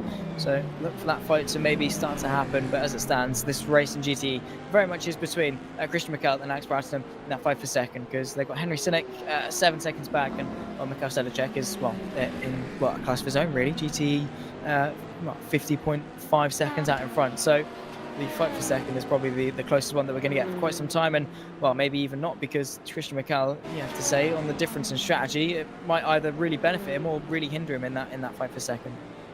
Yeah, absolutely. It's all remains to be seen in the coming laps. Lorenzo Risi back down to 4th there briefly, and so well, I say briefly, he's in the pit lane, so it will be a bit more than brief. You would imagine he'll be back out there again very soon. Not too far behind Satellite Racing, Guadamara. And then there's another lap to Mario Marquez. That won't be too much of a concern. We're definitely getting to that stage in the race now, though, where gaps are getting big. We're not far away from the halfway mark. 7 laps at the line until we reach halfway in this one. And we're more than 20 minutes away from halfway in terms of time here, Zach. We're making very good time, actually, as it turns out. And I reckon we're going to have more than 5 minutes to spare at the halfway stage of this race. 100%. I think, well, halfway is 7 laps away. Yeah, so, 100%. I've got my maths right there. 7 laps away for 2:34. 7 laps around here is not 23 minutes. So yeah, we should have a little bit of change in hand if there's a code AT or a drop rain or whatever. Maybe not if there's a drop rain. That's probably going to slow us down a little bit more than the change that we're going to have. But code AT, we've got that wiggle room to have. So what we sort of doubted to be a distance race could very well truly have that, because the pace that's being set from our leaders has been, you know, really, really good, really, really strong, and well, has been able to put us well above target in terms of time. So yeah, looking to this to be a 268 lap race. We have traditionally ran to distance no matter what in these races. The total time the first time we did this race was only LMP2s back in season 13. And Vargas Sim Racing, as I previously mentioned, won the race. It took them 8 hours 22 minutes and 5 seconds to come across the line that day. That's not really representative though, because as I mentioned, it was only LMP2s back then. The DPIs, because of the rain you mentioned, actually took them longer, 8 hours 30 minutes on that day. So typically we have run to distance, and that has been the norm, but that has very much been scrapped for the very first time, and so it's a little bit different. Of course, we can't really compare back to some previous season because one of them certainly had LMP1s involved. There was no rain involved in season 10, I don't seem to remember, but it did still take Team Virus 8 hours 3/4 to complete that race as well. So it all depends really on a lot of circumstances really, but the dry conditions, the ideal conditions, the DPIs, the fact they're pretty quick around here, and the average speed at Sebring being not so bad means that we do have a realistic chance of completing 1,000 miles within 8 hours. Awesome stuff. Because yeah, as we say, we were a little bit doubtful. Obviously, we've still got half a race left to go to obviously see if that pace continues, if there's any changes or whatever. But at least for now, it's starting to looking pretty good, and it is nice to actually have it as a distance race. So yeah, awesome stuff to see. Alex Broughton, though, still hovering around that 1.5, 2 second mark back to needracing.com for second. And this fight really has sort of stagnated a little bit because, well, they're both really close on pace. Not really much that either of them can do. They've both had equal runs through traffic. They've both been really consistent, and there's not really been much changes. There's also not really any other close battles on circuit. These are the two closest cars, obviously in the same class, in the same battle, and well, it's I guess a bit of a tease for Alex Broughton because he's really, really close, but just can't quite get into that margin that he'd like to fight for second. Not quite. At a frustrating distance.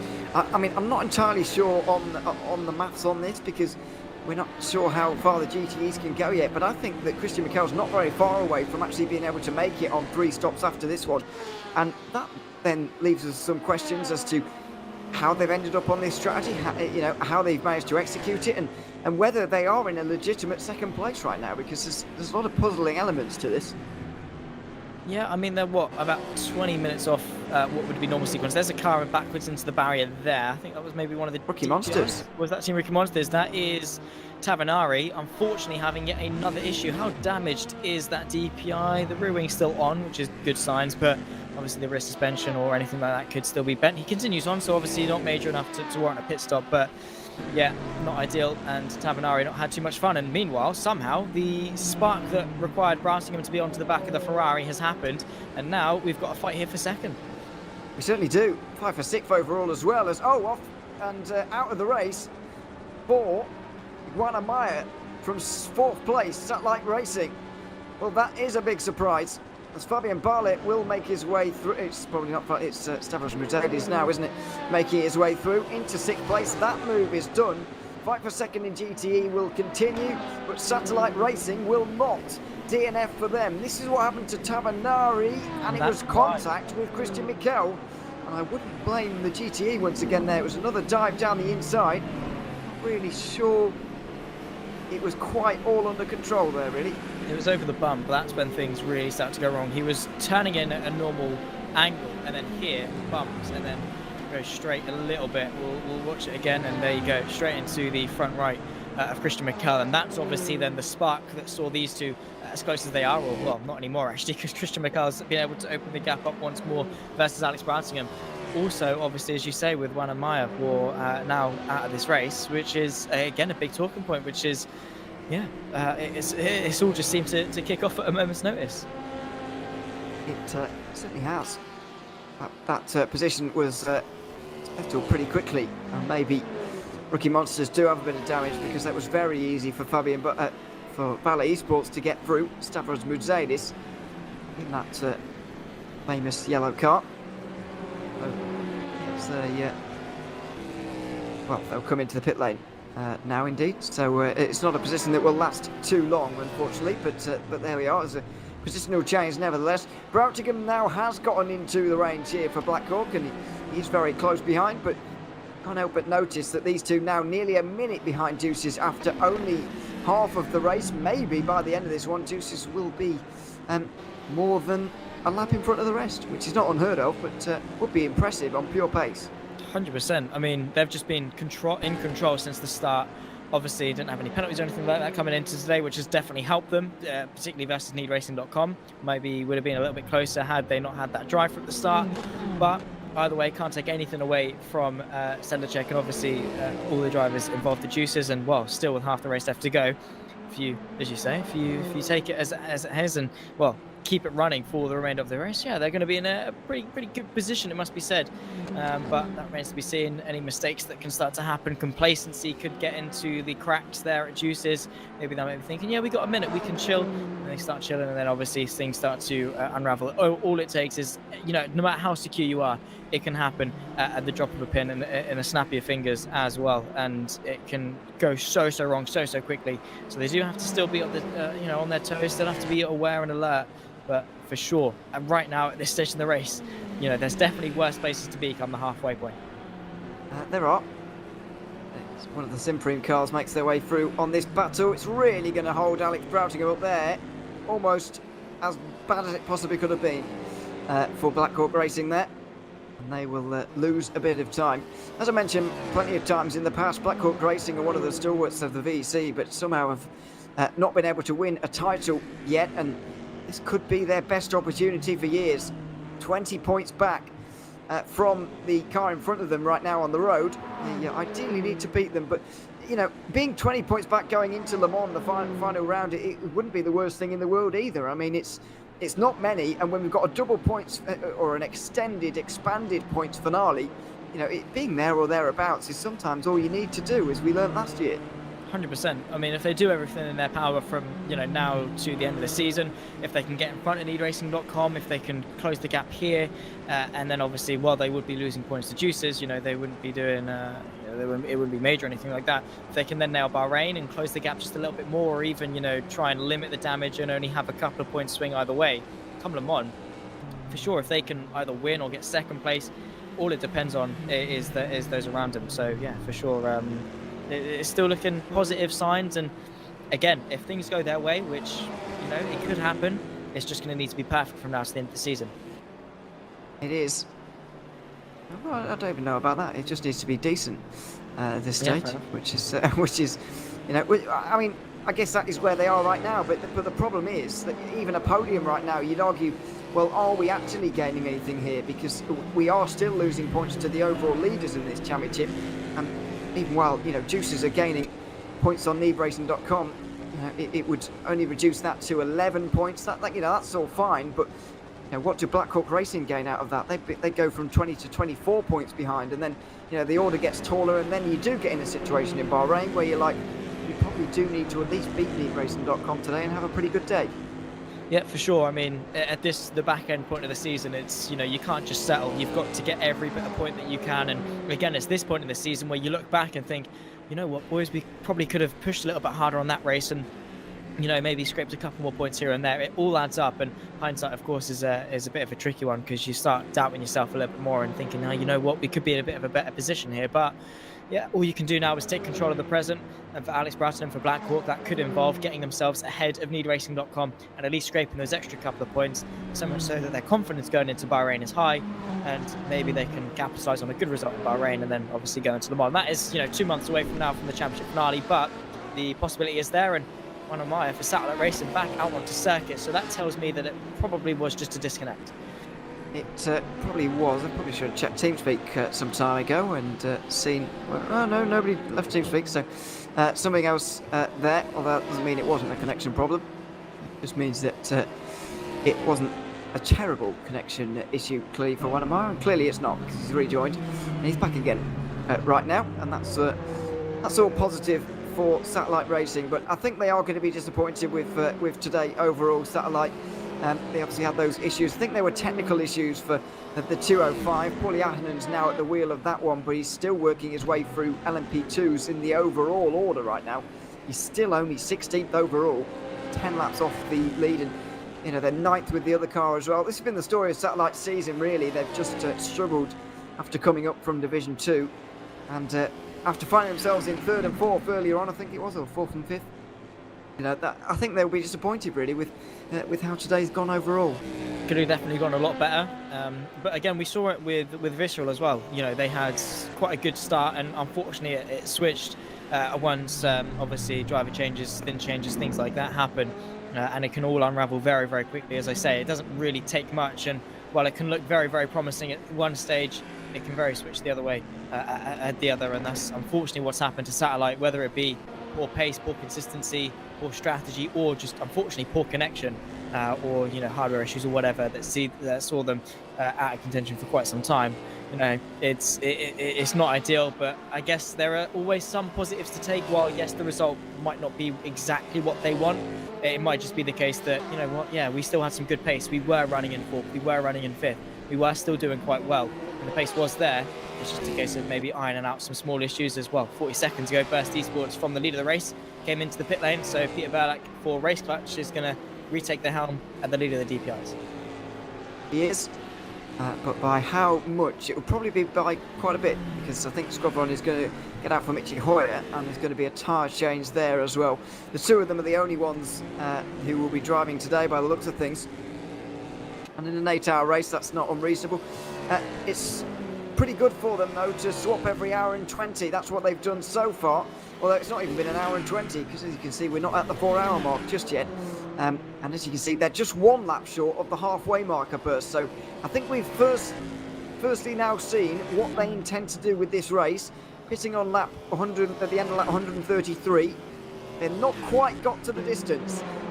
But the fact that they're not quite getting to the time and they're burning quite a lot of fuel today, clearly, is clearly not a concern to them. And it's not a concern to me anymore either, because that has shown me now that they will be able to make it, because they nearly made it to halfway. That's given us a good marker of where they'll be in about 4 hours' time.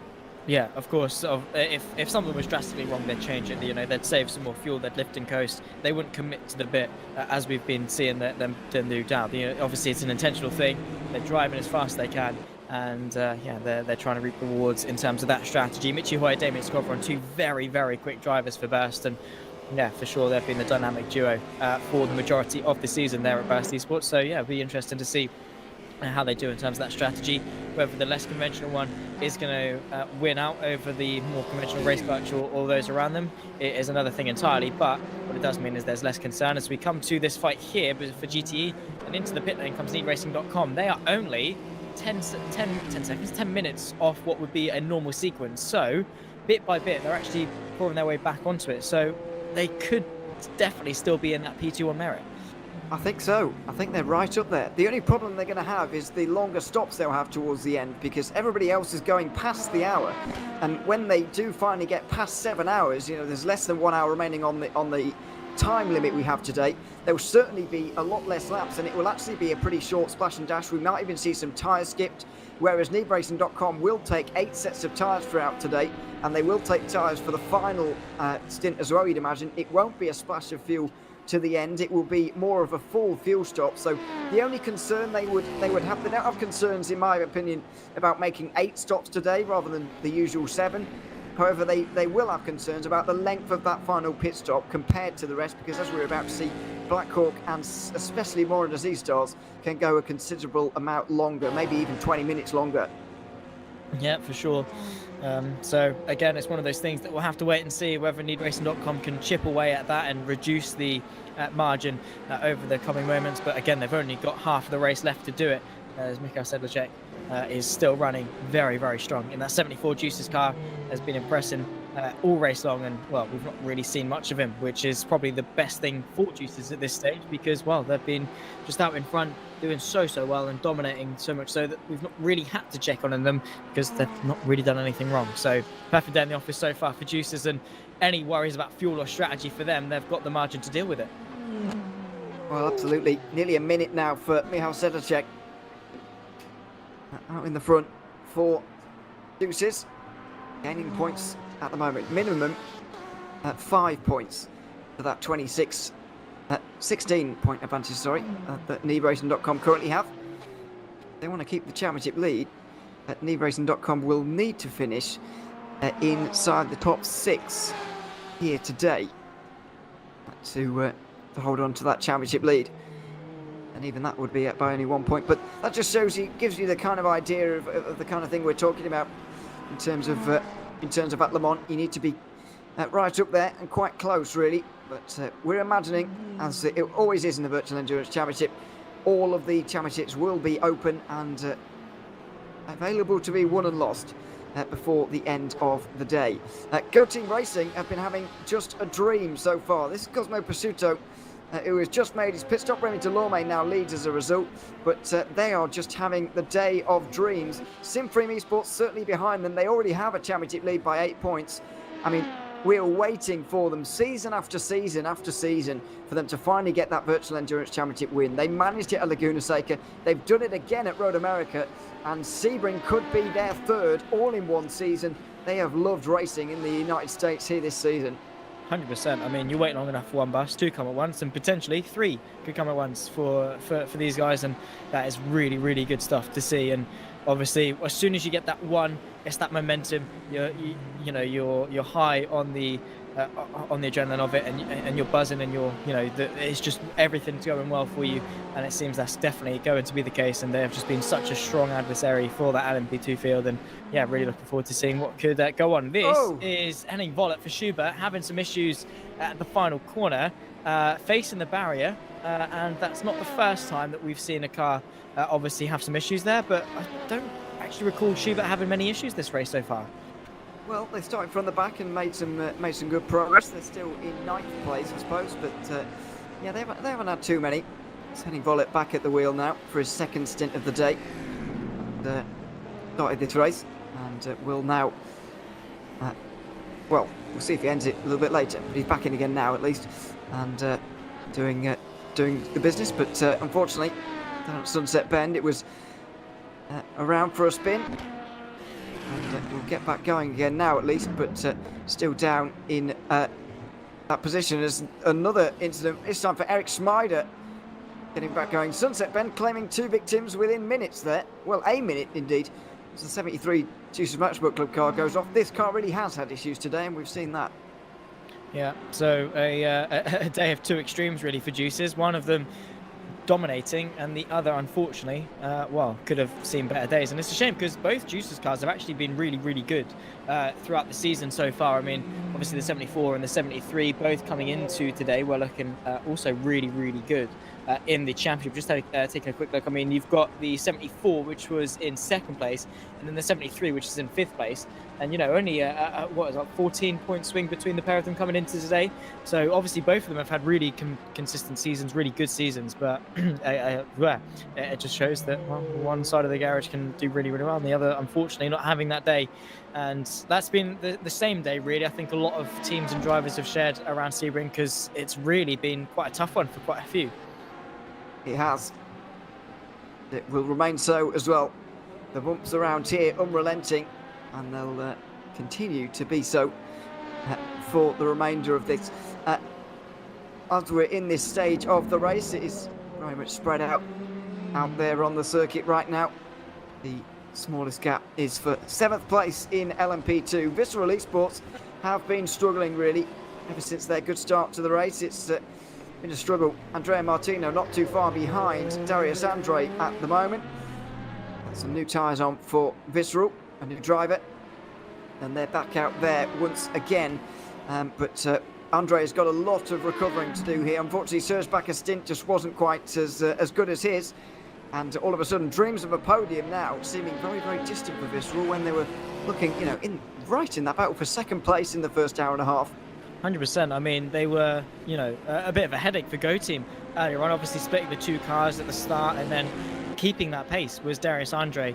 And then, unfortunately, when the pit stops came and things sort of unfortunately filtered themselves out, it just seemed to be the case that Visceral unfortunately took a tumble. And that, as I've said, it's been a bit of a theme throughout the season. I mean, at Road America, they did quite well at the start. Same to Daytona and Laguna Seca.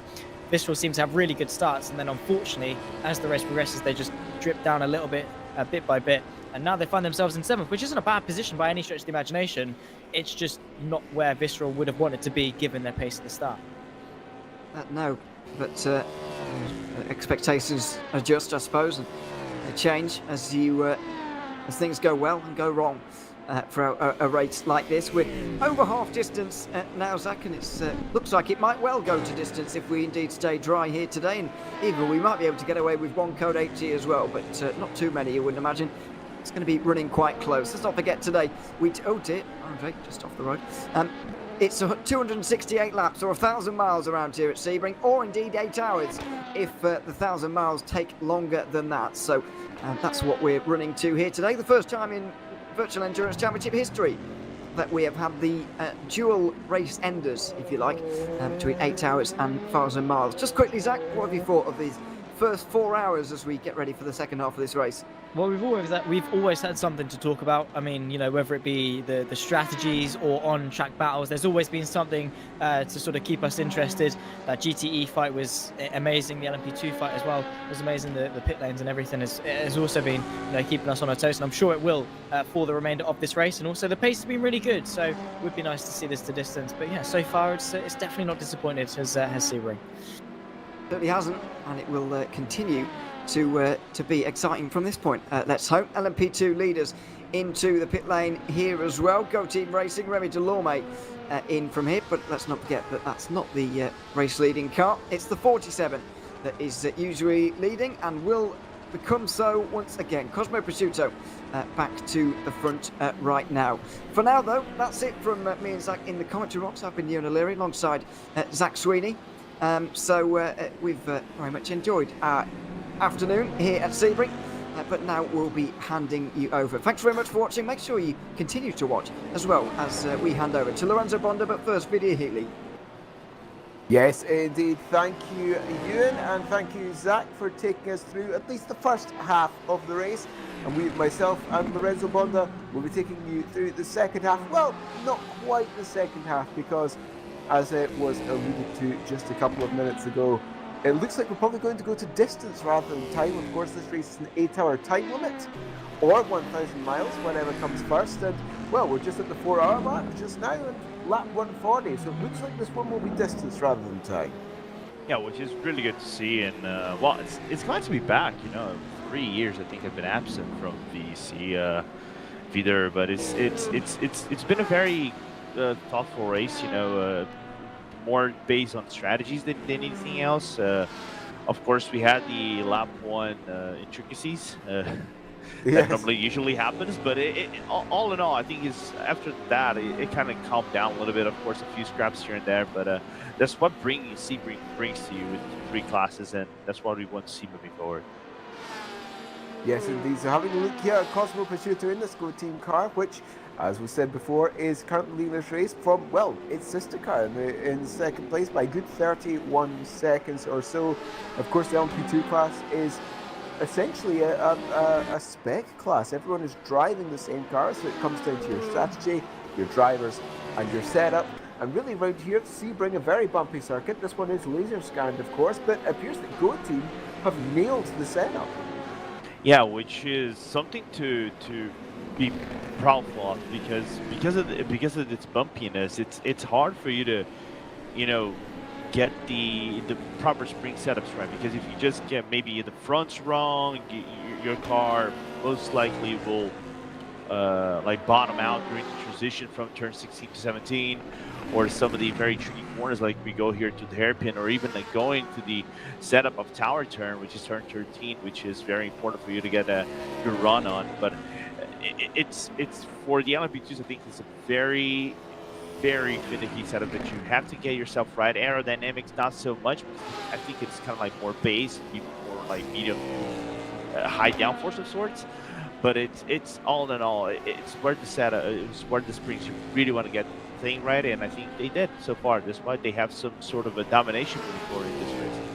You can see there how much this car is bouncing as it's going through the corners. You can see the sparks flying out from underneath the car as it slams against the ground, coming through the Le Mans complex. A little bit of a slide there, it almost looks like, but again, you can just see this car bouncing because of this incredibly rough surface here at Sebring, as the GT car ahead, I think, just had a little bit of a problem, perhaps went off just coming down the Ulman Straight. That would be the number 53 car, which is the DX Joy. He's currently 12th in class. Eduardo Garcia currently at the wheel of that one. But yes, coming through Sunset Bend, and Sunset Bend, definitely the most difficult corner on this circuit. There's no correct line, there's only a least worst line. Yeah, and you don't know what the worst line is, which is always a tricky thing to move forward. You can take like a wide line and then try to clip both apex of sorts. Some people say there's only one apex, some people say there's two apex, which is the exit of the tunnel and the entry of the tunnel. It can go many ways, but it just because it is made out of concrete, like the concrete pavement that you have like on runways and things like that for the airplanes, it makes it very difficult for you to know where the right groove is. And if you get even the wrongest groove, just catch some of those patches within the tarmac or the concrete, patches of tarmac within the concrete that can offset your car. Even a so slight bit is just one thing that it's enough for you to just go haywire. Yes, indeed. So, yes, and we've seen it so many times in real life as well as in sim racing, that almost hitting a bump wrong, like you were saying with Comrade Sunset, this can just spear you into one of the barriers, and that can easily be, well, not quite day over, but it certainly won't be helpful, because you'll probably have a good 10 minutes in the pits or so due to this, well, what would be a monumental accident. There's no such thing as a small accident here at Sebring, as we're now having a look at, I believe, Mario Marquez in that number 2 car. Yeah, well, as we look forward, 2 laps behind the leader, and of course we saw issues. I think that was they were one of the involved, I think, at the beginning of the race that put him back a few positions and got it running. And what matters for them is just try to do their best to finish within the best place possible, and looking from a team that, of course, might not be battling for the championship so far. I think might be looking towards the top 5 in the end of the season. I think for them, every position they can get, especially given the competition ahead of them, which is the Rookie Monsters and Vale, and not doing their best so far in this race. Is the number 8 and number 223 are their direct competitors, and indeed the 223 and the 8 are behind them in that order. So DX Droids will get some points up when compared to the Team Rookie Monsters number 8 and this Valley Sports 223, as you were saying, but there is just a single point to the number 8 car when compared to number 2, but this 223 is a little bit further away. That's under this 18 points the difference between them, so a little bit further away is this 223, but would provisionally jump to number 8 car and get into 6th position in the standings. Another interesting battle currently out there on circuit is this one, having a look at Andrea Martino in this 241 car, and trying to chase down Darius Andre. The 241 car being the ARM Cyber car, and the Visceral Esports car, which we were just talking about. Well, I say we, what you and Zach were talking about just before we came on to the booth. But yes, this Visceral Esports car having almost a playbook of the season, where they start out very strong in the first half of the race, and then the second half almost kind of begin to lose a little bit of speed. Yeah, I think kind of like you could say, maybe I'm not gonna say flatline, but not having the top tier performances they had at the beginning of the season, nearly grabbing top 5 every round they move forward. But doing their best jobs. I was taking a quick look last lap, but nearly a full second faster than the Visceral Esports. I think because of traffic, I would say that might have hampered the performance of Visceral moving forward. But now a slight improvement on them as well. But you know, every small improvement you can get around a track like this, where traffic punishes you quite a lot, especially with the first sector, is a major upside. Yeah, this turn 3, 4, 5 complex before you get through Big Bend, essentially through there, there's single line. You can't pass it. It doesn't matter if you're in one of these DPI cars and you're following a GT car, you just can't make your way through turns 3, 4, and 5. Yeah, there's such a groove within those turns, and I'm not even gonna get myself started on the numbering of the corners, right? Because for me, turn number 2 is not turn number 2, and Yes. I'm gonna stop right here, and I'm actually gonna stop myself right here, but even then, it's so hard, and even if you go turn number 3, depending on the time loss, especially if you have an LMP, an LMDH. Coming behind you, and it is such a deep braking zone. It's kind of like a 90-degree turn of sorts. It isn't. I think it's slightly off bank to be full 90 degrees, but still, it's a hard corner for you to make. You can lose up to 7/10 of a second to a full second, depending on how slow you might actually have to lift off to let the faster car go. And even with traffic up ahead, you might have a DT that might kind of like. Make it or break the same amount of time loss or even gain depending on circumstances. So you have to be very patient, and we've seen it in the 12 hours, the real life 12 hours, that for some drivers that was not the case. Going side by side, nearly making it 3 wide, and unfortunately did the GTP class. And this is what they have to be patient moving forward. By the end of the race, maybe if you're battling for positions, do not over commit to a corner like this. It punishes you heavily if you do that. Yeah, we saw this, as you said, in the real life. Coming up to turn 3, just here. Yes, some prototypes can go for an interesting move down the inside towards the end of the race, and I think it took both of the top 3 out of the GTP class, if memory serves me correctly. Yeah, it was Albuquerque on Nasser, if I remember correctly. Yeah, so again, especially when it gets dark, which it might do here soon, actually, this might be something to watch for towards the end of the race. But this Arm Cybercar doesn't really appear to be able to make any close the gap, I should say, rather. On this visceral car. Yeah, it kind of stabilized a little bit. Just taking quick looks of your laps, kind of like stabilized a little bit. Even though visceral, I think the last lap was a little bit better, but they got a blue flag, I think, moving forward, so it might lose a little bit of time right now. So that's why it might be even. And just a quick correction, I think it was Jamine on Albuquerque. I kind of remember that right now because I remember the discussion right after. But you can see now gap because of the blue flag, but now Martino made a mistake going to the Le Mans corner, and the gap now going up again to the 444. It's those things, roller coasters, but you got to keep your head down and foot on the paddle. As I think we have a battle for P5 in LMP, P4 in LMP2. Indeed, I believe it would be this one, Sven Gilhood, excuse me, in the 237 car, chasing down Rick Vanel in the number 36, as 237 being the team Iverson braking hard. And that gap just closing up, a little bit of a visual closing up, and because it is a slow corner and you'll expect the distance to close, but not necessarily the time. But I say that, it managed to appear to have gained a little bit of time through the back part of the circuit.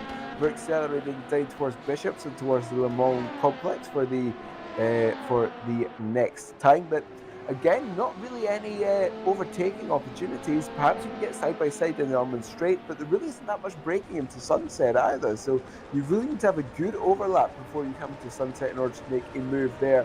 I say that Van Aert just going a little bit wide onto the rumble strips and indeed onto the dirt coming out of Le Mans corner. And here comes Team Iris Gilhood moving to the right hand side, perhaps. No, just showing the nose.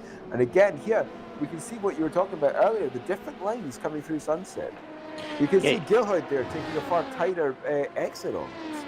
Yeah, you can see that basically him is kind of like staying stuck as fast as possible through the through the inside portion of the bridge, whereas Vanero was just trying to stick it maybe to an outsider line. I would say maybe line 1.5 to line 2 of Sunset Bend.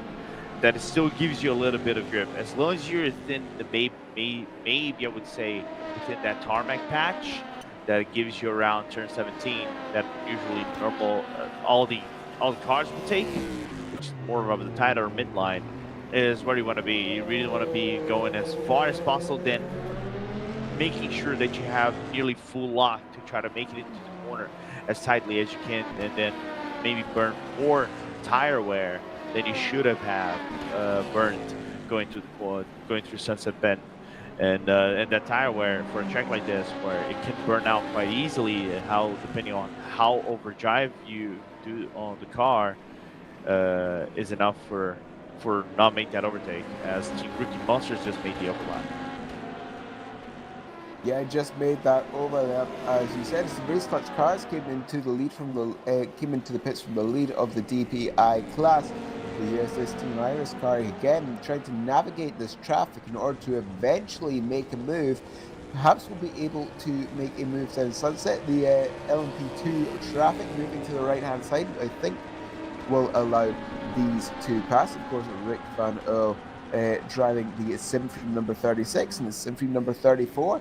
It's currently third position in class. This is the car directly ahead, but look at this again, the very tight line from Team Iris accelerating out and not really using as much of the track on exit when compared to Van Earl, but still perhaps getting a little bit of an overspeed coming down towards turn 1, but again, not much of a braking zone coming into turn 1, so difficult to pass there as well. And I think just a little bit too far back to make a move into turn 3, so the hairpin might be Galehood's best opportunity. Yeah, I was gonna say that maybe here coming to the hairpin out of turn number 5 and going through 6. If you want to try something, I would say maybe you need to be about a 10th or 2 closer for you to be confident to try to make that dive bomb and clip the apex and make that that overtake work.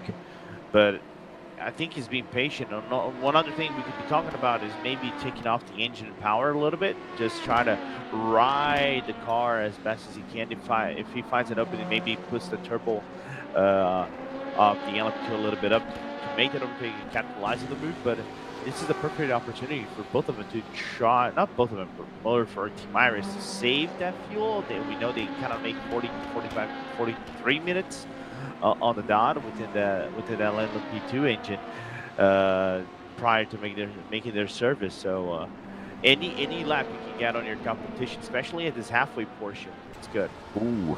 And again, almost contact there between the two of them as they're stuck behind this GT car coming through Le Mans corner. Now coming down the Element Straight. And again, because they were both held up actually by that GT car, I don't think this Team Iris car can actually make any advantage of being stuck behind there. But a very fast entry that time round actually from Team Iris when compared to that Sebring car. But it appears to have worked. They're essentially nose to tail coming out of the exit. Yeah, really good exit from Team Iris. Probably going to put that car side by side here, Vider, but don't think it's going to be enough. No. We'll maybe try the up and under. The under, can't try and get the overlap on exits. There's an overlap coming up to the braking for turn 3. No, there isn't, but there's now a Porsche ahead of both of them. And again, they're going to be kind of stuck behind here. Maybe go up the inside of turn 5. Not able to do that, but of course the LMP2 has superior acceleration and both go around the outside of the Porsche coming through Big Bend. But again, here comes the Team Iris car right under the rear wing of the Sebring, right under the rear wing of Van Earl. Will be forced to go all the way around the outside at the hairpin. Again, just a little bit of contact there, not quite sure. But Van Earl doing a stellar defensive job as it stands, accelerating hard towards the next right-hander. Yeah, good coverage from Van Earl coming into the hairpin. Now there's, I think, the R-Notch competition car ahead of him. They made the overlap on the DX Droids, but both of them are probably going to clear themselves out going to tower turn right here, just into the entry, and both of them cleared off quite quickly. I think Tyrus was more effective going into the turn entry rather than the Sebring car. You can even see there's a little bit of a pile up of cars behind. Yeah, just watch out. Yeah, one of the prototypes behind taking flight over the grass there, Bishops. But once again, coming through the Mans corner, and Iris a little bit further back this time round, which may actually help them in terms of slipstream, because once you get too close to the car in front, you essentially can't use the slipstream anymore. But I say this, it appears the Team Iris car is a little bit behind, but again takes this extra speed onto entry, then almost cuts in through the second apex to try and put on the throttle as early as possible, with a big gaggle of cars exiting Sunset here, and again 3 wide across the start finish line, but Iris not able to do anything about it, and still stuck behind the Sebring number 36 car. Coming through turn 1 with a good overlap coming up through into turn 3, then inside, not this time around. Yeah, I don't think it's going to be enough, even given the fact they had the race clutch going through them. Now they're going to have the DX Droid DPI going around them, so it's going to be a little bit tricky for them to navigate. I think there's one more DPI that is right behind him that it might make that overlap. Yeah, about a 1 or 2, I would say. That's why he has to be patient. He cannot overcommit it around the corner, even though they make contact. Slight contact, just a little bit of an RG-bargy, but it's a healthy RG-bargy between them on the previous lap. Yes, indeed. So very much like the previous lap, just slight contact there at the apex of the hairpin. Coming to Cunningham now, the first of the right-handers is the satellite 205, I believe that one. Yes, it is the 205. Trying to make their way around, not quite doing it at the moment, but coming through Tower now and eventually accelerating. This satellite car should be able to make past at least the Iris, and then perhaps this Sebring round the outside coming through the Bishops. But a little bit of a gap opened up there just because of that traffic, I believe. And I think perhaps that little bit of contact on the apex of the hairpin could have been decisive, at least for this lap. But we'll see this Team Iris once again take this overspeed into sunset.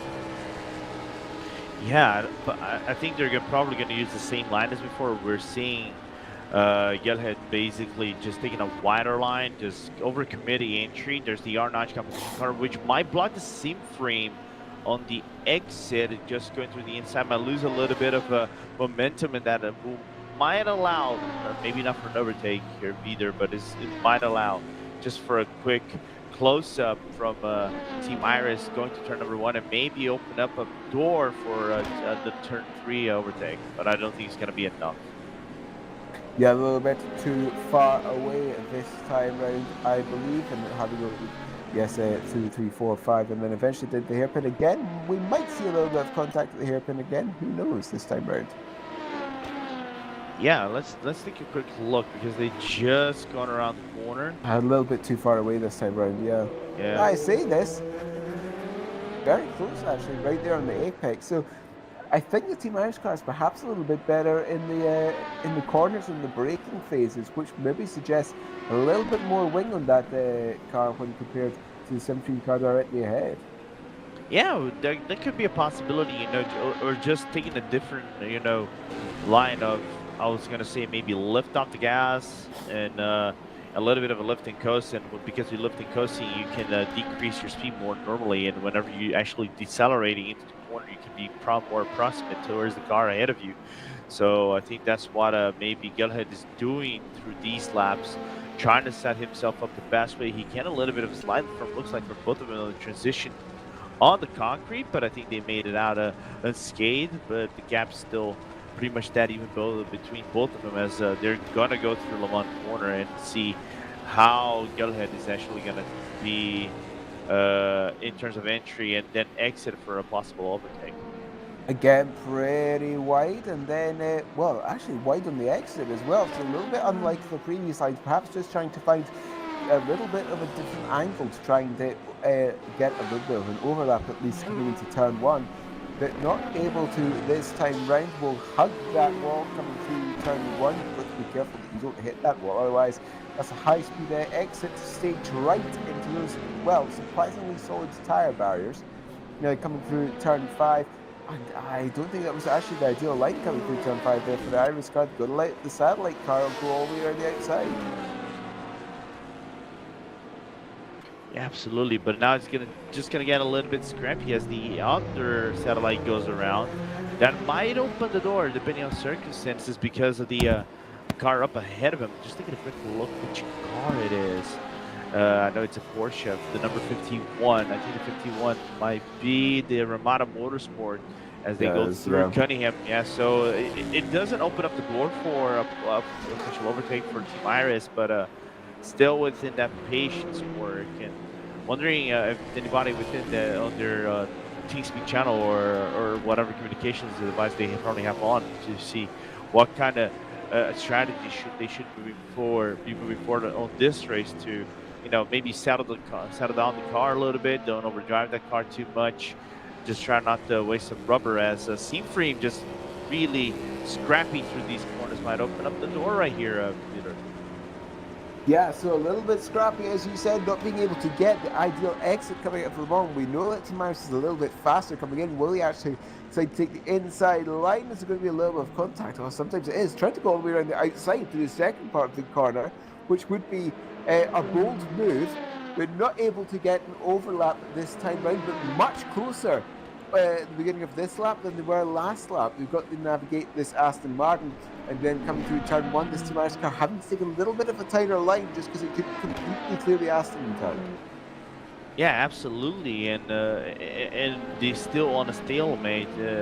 As this is not only battle on the field, I've seen also gaps coming down like a rock. I saw the gap on P2 on the past few laps between NeedRacing.com and Sim Racing for Holland dip down a little bit, because I can see Philip Drees being nearly a second faster than Anders Curley, and also on the same scope, Visceral finally, I think for the first time in quite a while, being under the second of Arm Sirba. So Andrea Martino might find himself within a very contentious spot to defend that car in a little bit from the Visceral team. Yeah, so a little bit of a defensive there, at least trying to cover, as you said, from this Visceral team. As again, unfortunately, we can't have multiple battles happening on track on the same time. Otherwise, we have this battle for 4th, the battle for 7th on P2, as well as this battle for 2nd and GTs all on the screen at the same time, if it's possible. But we can't at the moment, so we'll perhaps have a look at this Team Yaris car, because this is, well, what appears to be the closest and perhaps the most equitable one on track at the moment. There was a little bit of a wiggle there on the acceleration application, wasn't there? Oh, there was 100%, and because the wiggle of the car made the event to be much closer.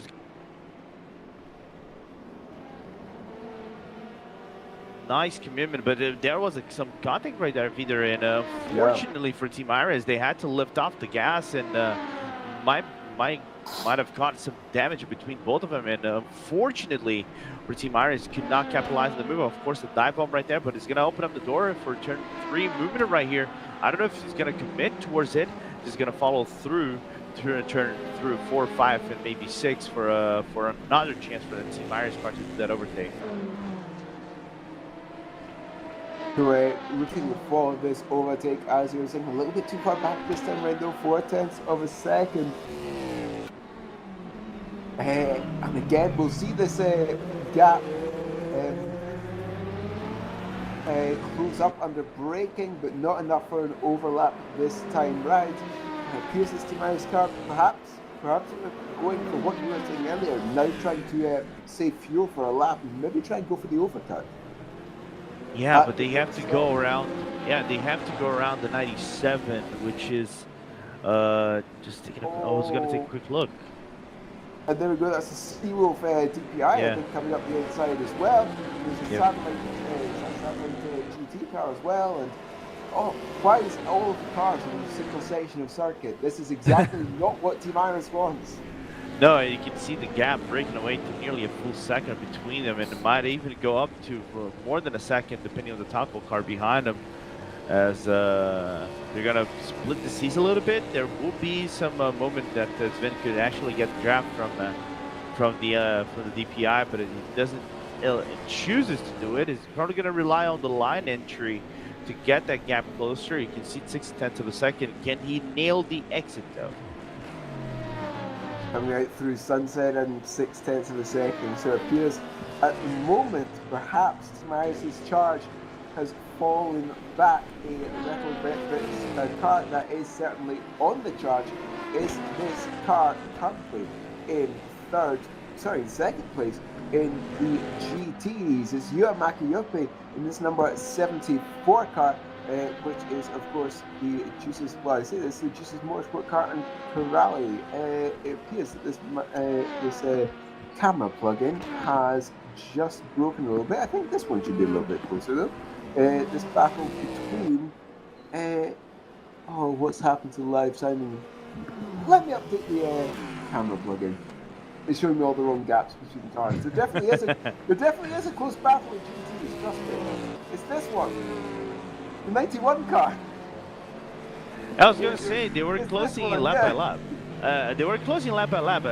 Like Phil Drees was just being much more effective going through around the laps. I think last lap was half of a second faster than the Sim Racing for Holland car. So that number 52 car will find themselves maybe in bad sheet depending on circumstances moving forward, even though they still have like some patches of blue flags to deal with faster cars coming through, but still, that Ferrari looking very racy as we go through our corners, and definitely Philip Drace is going to be aggressive on the entry off turn 17 to try to be as close as possible towards that Corvette GT.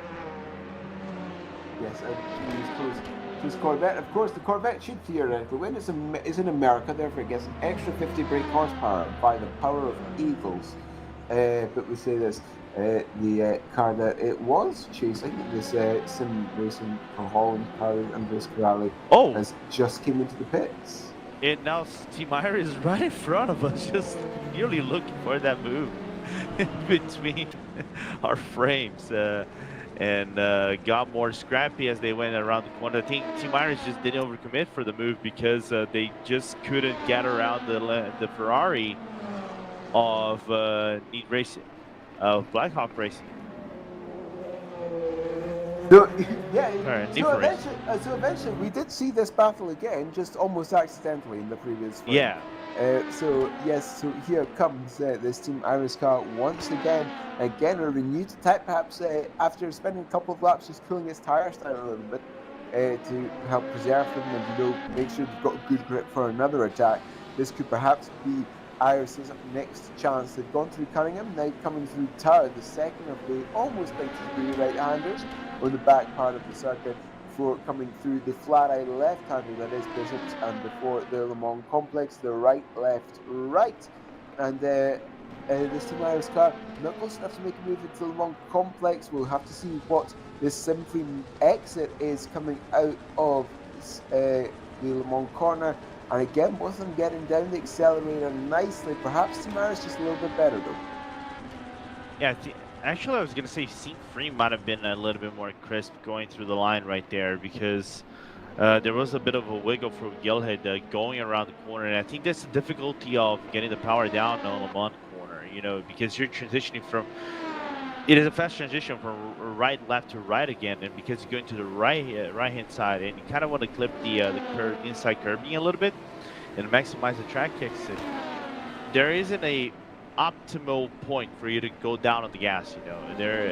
You kind of have to feel where the car is standing. If there's any looseness around the back for you to actually get power back on again. And as we're seeing now on the rear wing camera of the LMP of Rick Manel, the lines he's probably going to do to try to fend out the Team Iris, but a Team Iris car looking beastly around the corners against the Dutch. Yes, indeed, looking very, very planted is the Irish car. You still see the 05 on the LED panels on the side signifying it is 5th place in class.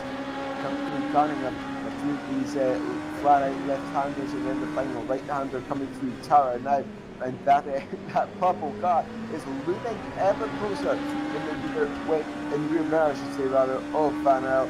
Coming in towards Bishops, it appears to be a little bit closer perhaps this time round. But this gap really been flowing there on the left-hand side. You can see the tyre complex, and you can actually see the Iris car is on mediums, whereas the Symphony is on the hards. And this is one of the things I was kind of wondering, what is the tire strategy between the different teams, because I know some teams, well, back in my days, and this back in my days, it kind of makes me feel old whenever I say that. It's like nearly 70 years ago.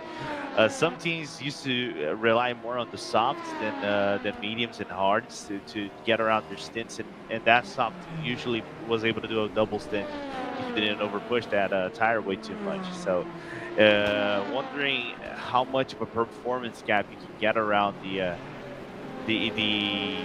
hards in comparison to maybe potential mediums and softs within those LMP cars. How much of a gap difference, tire wear difference on a lap basis does you get on that car? This is something which we may see the answer to soon. Well, as soon as the Team Iris car can maybe run away from the Sebring car, should it overtake? That's not happening this time round because of that Sebring Racing for Holland car. You can always tell that car from the checkerboard livery.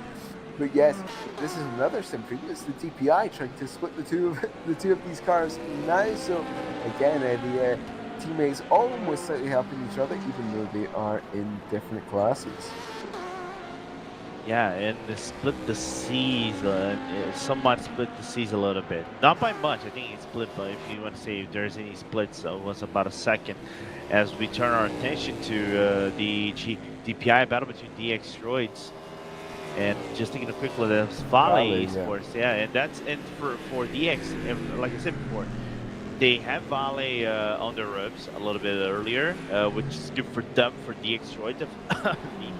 So they need to get back that position some way, somehow, if they are really looking for a long stretch whenever they go to Bahrain and Le Mans, get ahead of points and maybe close the gap to get within that top 5 minute scoring streaks. Yes, and of course, every position counts. Having a look at where they are at the moment, they are currently 6th place in class on track, and this would give them 15 points. If they go up in that 5th position, that gives them 16. Essentially gives them a 2-point gap over the number 18 Rookie Monsters behind, which would definitely put them up into 6th place in the championship. So yes, looking at gaining another position in the championship, and that's always what you want when you're coming into essentially this final run towards the end of the season, because there is only 3 races to go, including this one. Yeah, and I was thinking before coming into the broadcast, for me it's kind of crazy given the fact that I would say all the standings are really close relatively, right? You got 16-point gap between P1 and P2 GTEs. LMP2s, you got 8-point gap between P1 and P2, and even closer than that in DPIs, which is only 6 points, which is insane to think about. You know, with only 3 rounds to go, how balanced this is between teams. Even if they get the participation points for being in Div 1, regardless of that, if you take that away, it still would be tightly contested between them, which is insane to think about, in my opinion. Yes, an incredible season so far here at the VEC, and as we said, well, there's now less than 2.5 races to go until the end of the season. Well, I say 2.5 races, the final race is 24 hours, so that is about 3 races in itself. But yes, this DX Droids car right there under the rear wing of the Valo car might have an opportunity to make this move coming to sunset this time round. Yeah, just putting that nose on the inside for Mario Marquez, but couldn't capitalize on the move. A little bit scrappy towards the entry. Needs to lift off the gas a little bit, but it's still good exit from the DX Droids car, and you can see covered down the inside for Team Vale right here. Peter side by side going to turn number 1, and the DX Droids has to lift off to make that corner, turn number 1, and you can see the gap winding up now to about 0.5 seconds, but there's traffic up ahead. Indeed, in this traffic, indeed, it is the Sim Racing for Holland car, I believe. Yes, it is. And this is really helping Marquez now, because look how much the Valor car was balked by that GT car coming through turn 5 in particular. So this might be the opportunity this number 2 car needs. We'll move to the inside, move back to the outside, but the Valley Esports car is just parking it in the middle of the road. Yeah, I think he really want to get into proper contact between both of them. And you can see the DX, they just went through the sister car of DX Droids in the GTE, and Mario just being patient right now. I think he really wasn't, didn't want to overcommit towards the hairpin, cause a potential contact and a potential penalty for both of them. I honestly thought that mistake from Sim Racing Holland, not a mistake, but the line taken by Sim Racing Holland was actually going to help the other teams like Need for Racing on the long run, because that mistake might lose you up to a full second. So still something that we should be looking for whenever Need for Racing comes to the pit lane, and the other teams as well, when compared to Sim Racing for Holland, that Corvette is going to come out ahead. Yeah, so it is this pit stop cycle, as you said, and yes, it's interesting. The LP2, oh, there's almost contact there between number 2 and this Porsche on the outside. Was there contact, actually? I'm not exactly sure. It's always seemed like it. If there was a little bit of a scratch. Just, you know, just take it that, we normally say take the mirrors out. He was just making sure that mirrors was in place. You need those mirrors, man. They're important. Yeah, I do believe that that wasn't the Arnash Competition, which No, that was the secret it was team. the other one. Yeah, the secret team car, the number 60, which in fact they are fighting for 14th position in class as well. Those two GT cars, and you saw both of them just in shot as all of these cars were going through Sunset Bend.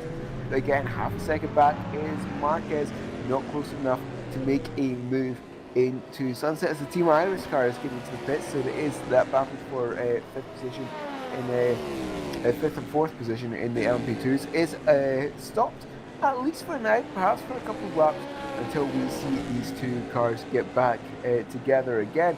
But there is a little bit of traffic ahead for the Valid car. It is the ARMS Cyber car, and I say this, the DX Droid's car has got very wide and is blocked by that Cyber car. Yeah, Valley kind of like pushed it moving forward, even with the blinking of the lights. ARMS just decided to take the line. You know, it's like your line is not going to be the line moving forward for the Valley car, and Valley just decided, you know, I'm going to get a little bit scrappy into it as we see a yellow flag, and I think that was this car, Super Motorsports coming back. Yeah.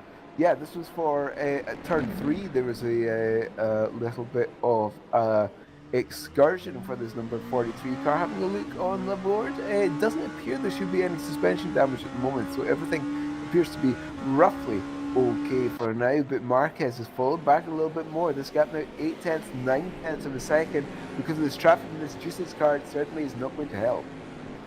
No, not one bit, and that is I think that is a leader car moving forward. So unfortunately, they just cannot commit on the overtake.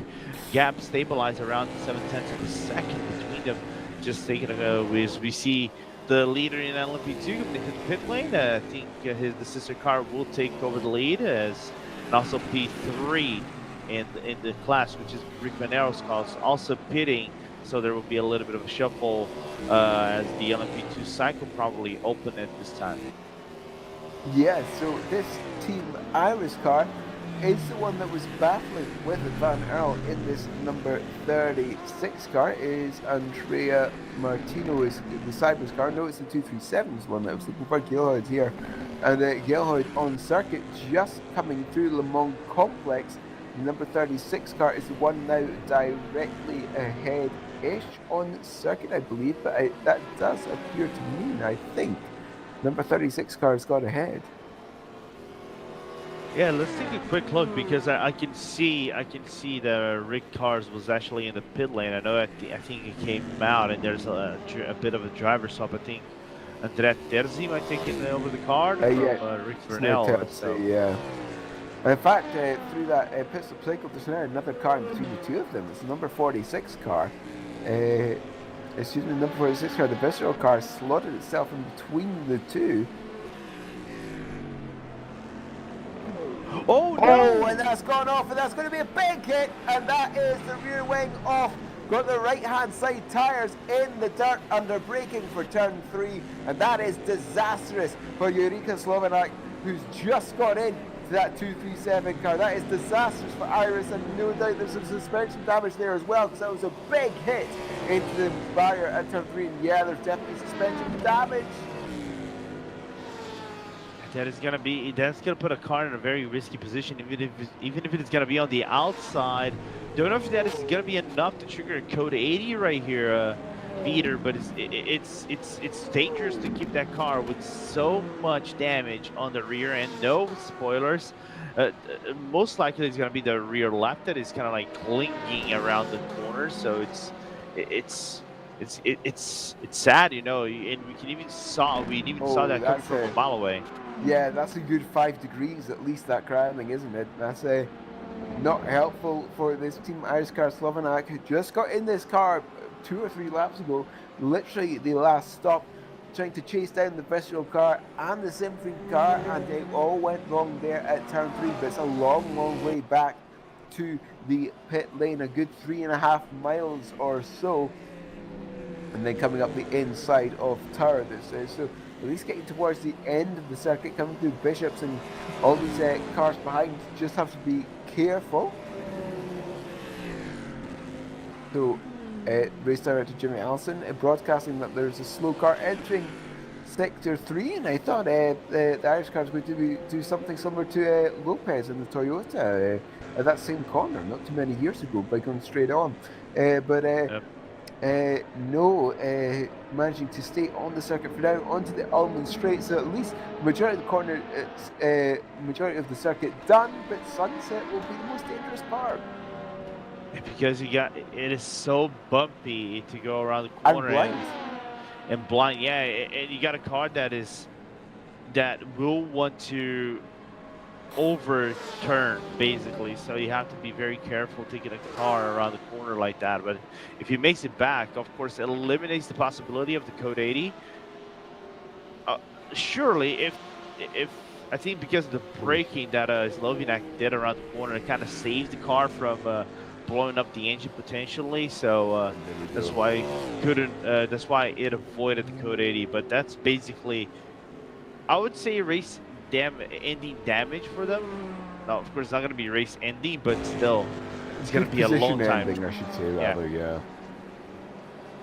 So this battle for second position in the GTs, we will have a look at it now, and we're having Alex Brightingham, this number 81 Blackhawk car, trying to chase down Philip Drace in the 91 NeedRacing.com car. 2.7 seconds separating the two of them for that middle position on the podium. Yeah, and we were seeing that this Blackhawk car just staying steady throughout its different stints, you know, within this top 5, just kind of comfortable right there. We saw maybe battling for positions up to, I think, at the first hour or two of the race, but other than that, whenever the pit stops happened and everything else, the car just decided to settle down, just be more calm around it, and then number 81 just cruising around the track. And for them, it's important for that 81 car that is fighting basically for top 3. And just to get a quick look, where is more radness around the car? That number 64 car, I don't see him. All right, they're actually right behind him. So, and the gap is kind of close, and it's just 1 point. Yeah. It's just 1 point for them.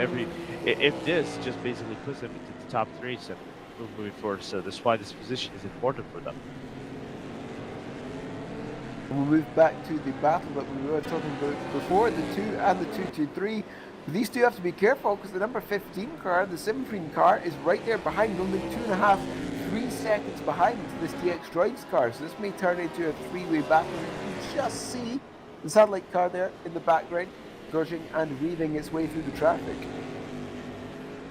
Yeah, and that is the risk. One, I should say, rather, yeah. Yeah.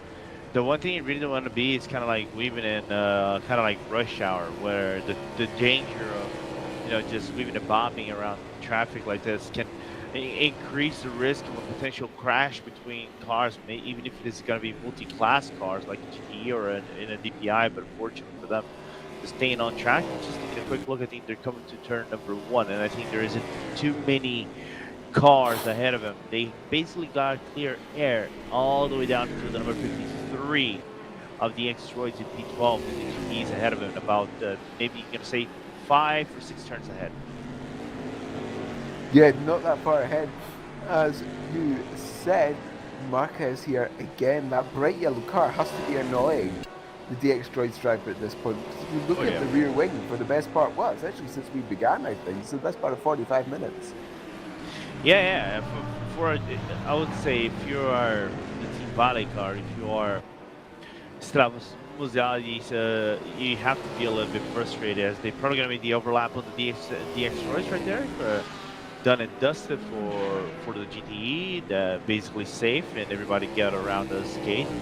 So if you are that Team Valley car, you must be frustrated that you have to, you know, be fast and be honest every single lap before. You cannot rest or do something like that. Even if you think you're feeling chilled about it, it's just enough for you to maybe, oh, I need to be on my 100% focus the entire time. So that's why for drivers can get a little bit annoying. Oy. A big wiggle there through the left-hander halfway through the complex for Mark.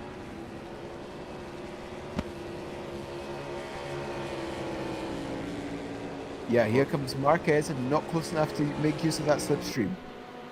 Yeah, just getting around the corner, and looks like Marquez doesn't look like there's an arrow push around a corner like this, even if it is like mid-fast corner, especially on the exit, it's not enough to wash out the P6 car in DPIs. Maybe Yeah. turn number one and washes out a little bit, depending if you're really on the back. But you can see now Mark is just trying to get closer, there's an points the overlap there. nose. Almost. Yeah, there's almost an overlap there at the inside of turn 3, and that would have been interesting to go side by side through that little complex. But it definitely appears this number 2 car is on the attack now. A quarter of a second separate the two of them. Moving to the inside towards the hairpin. No, moving towards the outside. No. So once again, the Valley car is taking that middle line into the braking zone for the hairpin. Yeah, and what if I tell you this is actually going to become a three-way battle? Yes, that 17 car is just sat there in the background, isn't it? That number 15. Yeah, I was going to bring that up. The number, the C3, just nearly a full second faster than Vale, half a second faster than the X-Troys, just because maybe they're battling and getting around the traffic a little bit less effectively than the other cars. They go around the secret team through the complex before Le Mans, and they're going to get within themselves into the concrete portion of the track. But yeah, this is the danger, you know, of battling way too much. You lose a little bit of gap. You might overdrive the car a little bit much. You might not get the tire wear or even cool down the tires as effectively as you want to. So let's see if they can actually battle without having the third element into the party come closer, as gap widen up a little bit, just to the fact that the sim frame just couldn't get the best luck of the draw with traffic. Yeah, Sebring might be able to get a little bit more luck, perhaps. I would say that was a very wide line coming through out turn 1 for this number 2 car, and I think actually for the Valley car as well. Both of them almost got all 4 wheels on the dirt on the exit of turn 1, but both of them staying in control of their respective vehicles before accelerating out of 5 through Big Ben and down towards the hairpin. As, at least for the leader, the race clutch car, there's now 100 laps to go. Yeah, I think you got to be appreciative of the fact that it is just about 100 laps to go with so much things happening around the track like this, and so many stories yet to develop. And it's good to know that he got around under the second because of the car ahead of him. I think that was Deuce's car, from what it looked like, that was ahead of him and made him lose time a little bit. No, this is actually the Deuce's car that made lose a little bit of time. But the gap still settled down or between a full second around them and up to 2.5 to 2 seconds between the X-Droids and Simframe right behind him. Yeah, and Sebring car particularly needs to, well, I don't know if they will be particularly pushing at this point, or just waiting for perhaps something to go wrong between these two. But this DX Droids car is taking a slightly wider line on entry. We'll try and take a tighter line through exit up towards the inside. A little bit of overlap perhaps there on exit. Not quite.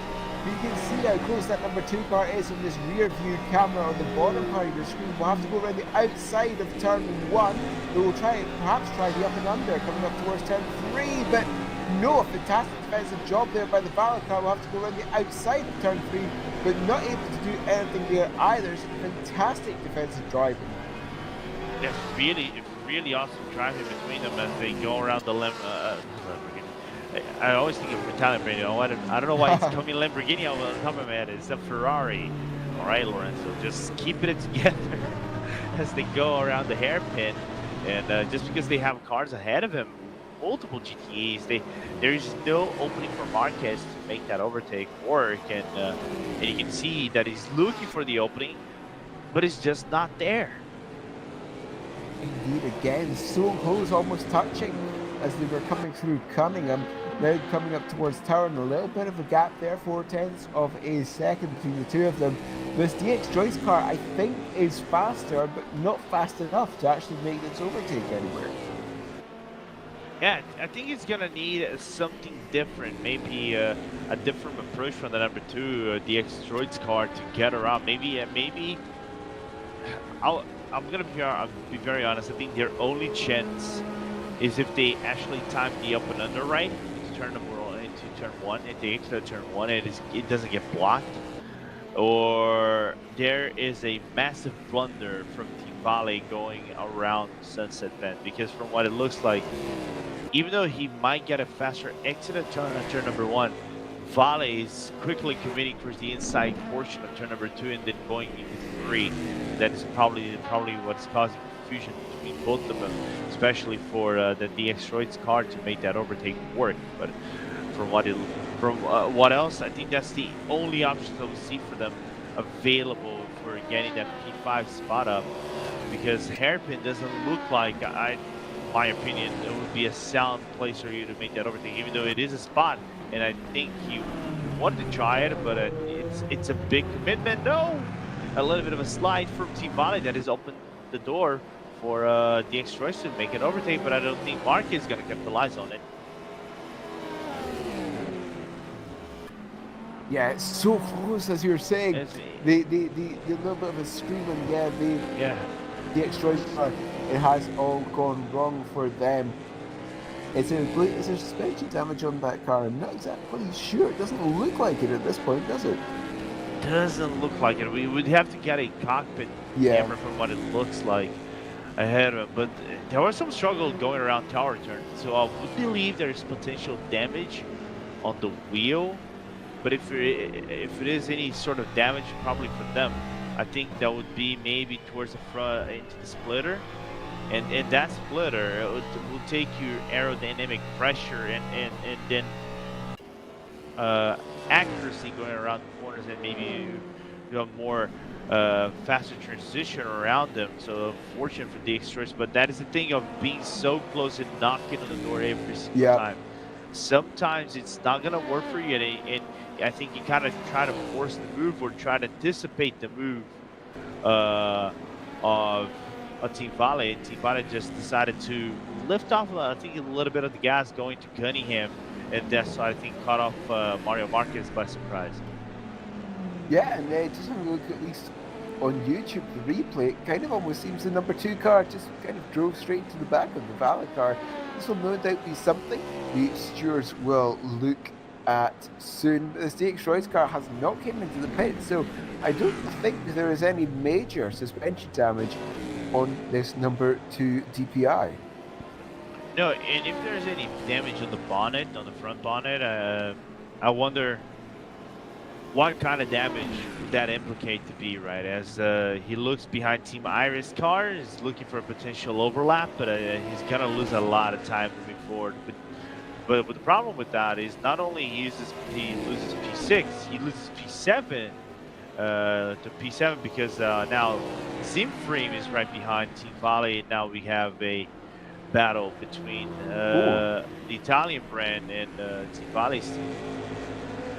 Yeah, so Sebring versus Valor now for position 5. So indeed, this DX car down to 7th in class, and it's the turn of the number 15 to try and pass this giant yellow car, and also be very frustrated by this giant yellow car. Ooh, that could have been very dangerous for Blackhawk. Look at this, side by side.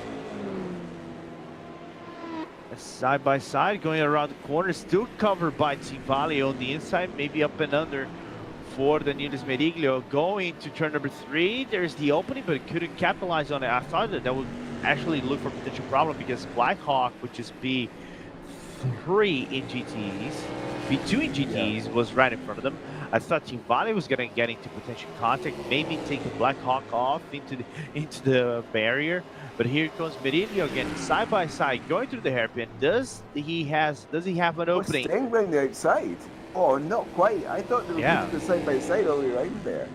You can, but I think you would have to kind of like overcommit and maybe have a front overlap. You probably would have to maybe have a quarter of a car or maybe half a car into the inside, and then the car on the inside has to lift off, give more space towards the outside than he probably wants to the car ahead of you. But we've seen time and time again, even in this race, cars going side by side, even in the DPI classes, and basically shutting the car off that would be on the inside on the turn exit of the hairpin and throwing them into the sand trap. Yeah, and of course the sand trap, very good at slowing you down, but also very, very difficult to get out of. Yep. Yes, Swirlio here This number 15 car coming through Sunset. Of course, we saw this car be very, very strong through Sunset last time round. That didn't really help the traffic. Yeah, absolutely. And you can see now Smedillo looking again for the move. I think he's going to be up for opportunity about it. As we see quick yellow flag on sector 1 as there is a cluster of GTEs. And I think that's actually, yeah, I couldn't see anyone stopped in the track map, so yeah. I think that might just be a slight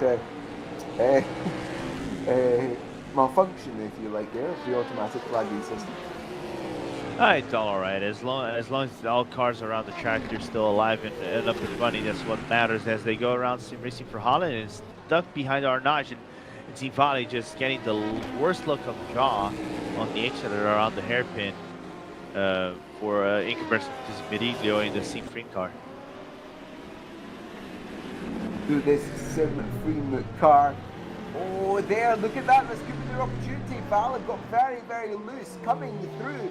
Cunningham there as they're side by side. No, the Simpson car not able to get an overlap. But I think this Valley car is starting to feel the pressure because there's now a lot more mistakes when compared to previously. It's not the first, it's not the second time their car gets really loose as both cars get around the sister LMP2 car of Simframe. Now there's one DX Droid's car splitting the seas around Le Mans. And I think there's one more car, which from what it looks like is the NeedForRacing.com Ferrari. And now Smedillo is going to have the opening once again, going to a more aggressive line into Sunset Bend. He's going to get a good exit, but I don't think he's going to be enough for you to get a run on turn number 1 here, Peter, for a potential overtake. But he's going to get the up and under, maybe on the exit of turn number 3. So here we go, we'll go up the inside and not able to defend this time round is Vale. This number 15 car takes that 5th position. You can see those white numbers on the side turn to 0.5. But now, the question is, can this Vale car, can the 226 respond in kind, coming down towards the hairpin? But no, is falling back quite a bit, so it appears maybe this number 15 car now has that 2nd place. Sorry, the 5th place, I should say, rather. Yeah, but I think there's one reason I don't think that Vale would. They might if there's an opening as they go around the secret team to make that overlap. That got really close between secret team and Vale going to Cunningham corner. But I think the problem for Vale is that they just overdrove the car so much. I think it might have spent more wear on the rears. They probably would have wanted to spend on. Not only that, you have the contact they had with the DX Droids DPI a few laps back. So we don't know what kind of damage on the back the car has. Of course, and if that affects any aerodynamic or braking performance going around the corner, much more nimble as nimbler as they had in previous laps. Speaking of that number 2 car, 2.5 seconds behind the Fallon, which you just saw in the foreground there, you could just see in the background there. Yeah. The DX Droid's car is now catching back up to the 15 and the 226.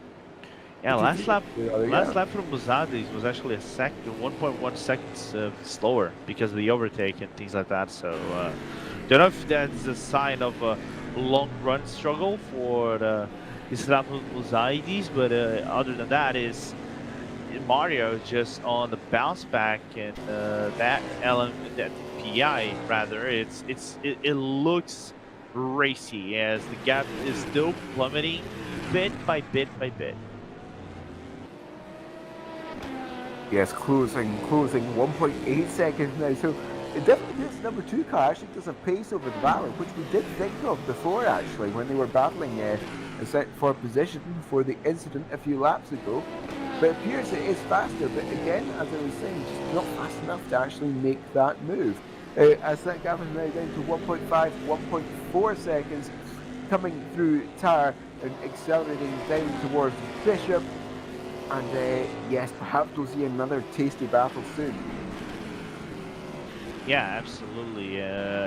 1.5 is the gap that you can start dream a little bit for maybe get closer and closer. And I think there's another problem for Team Vale catching traffic ahead of him, closing the gap below the second after a few laps. So Mario is going to catch that draft now as he goes around the Porsche GT. There's one Aston Martin who's going to lose sights of, but look at the gap is now. I think from what it looks like, Sebring is in the box doing their service. That puts Vale again on the top 5. Yes, this is number 15 car, as you said, just came into the pits. And essentially, this is a battle for 5th position, like it was about 10 laps ago. Yeah, it's a bit of just deja reset. vu occurring here, yep. It Sebring kind of like gave us the sparkling dream of like, all right, this could be a shot of really long run of where they're going to be P5 and things could get interesting, but nope. They want to say commentators, no, you're not going to get pleasure or excitement on the screen for things that can develop around the screen. So 1 second, now the gap. There's a little bit of traffic there ahead, accident traffic. I think that's another LP2. Yeah, it's the arms. It looks like Zerba. Yeah, the arms car. So they will come up as another LP, just not a prototype. These two are in the DPI class. So the arms car will get the blue flags eventually.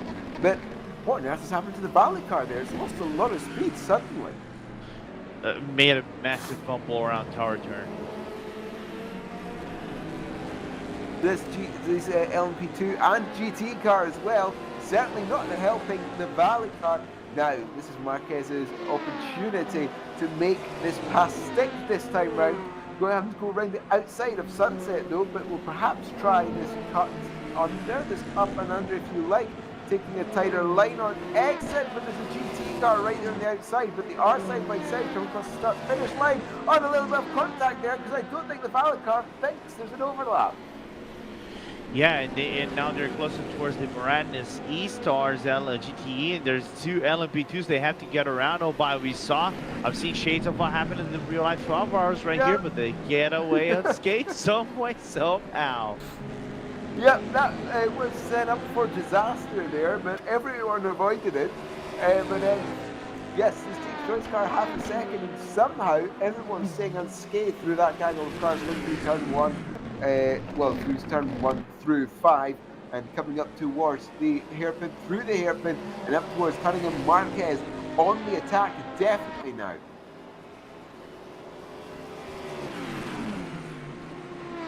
So here comes this TX race car, the right-hander through Cunningham and accelerating hard. The left-hander, the second left-hander before setting up for Tower, braking hard, hopefully in as straight a line as possible in order to avoid any mishaps that may happen. But coming down towards Bishops, and again this TX race car has just fallen back just a little bit.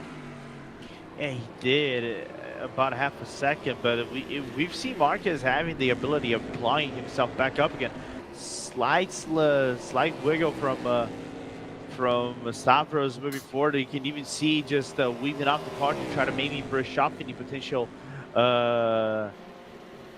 debris on the tires, and that is enough for Marquez to be within 0.3 of a second. Up and under, maybe move or set up move around the Sunset. 0.3 of a second, 0.2 of a second. Don't think it is enough for him to make that overtake. Good enough to put the nose up and set maybe himself up to turn number 3. But there is one GT ahead of him.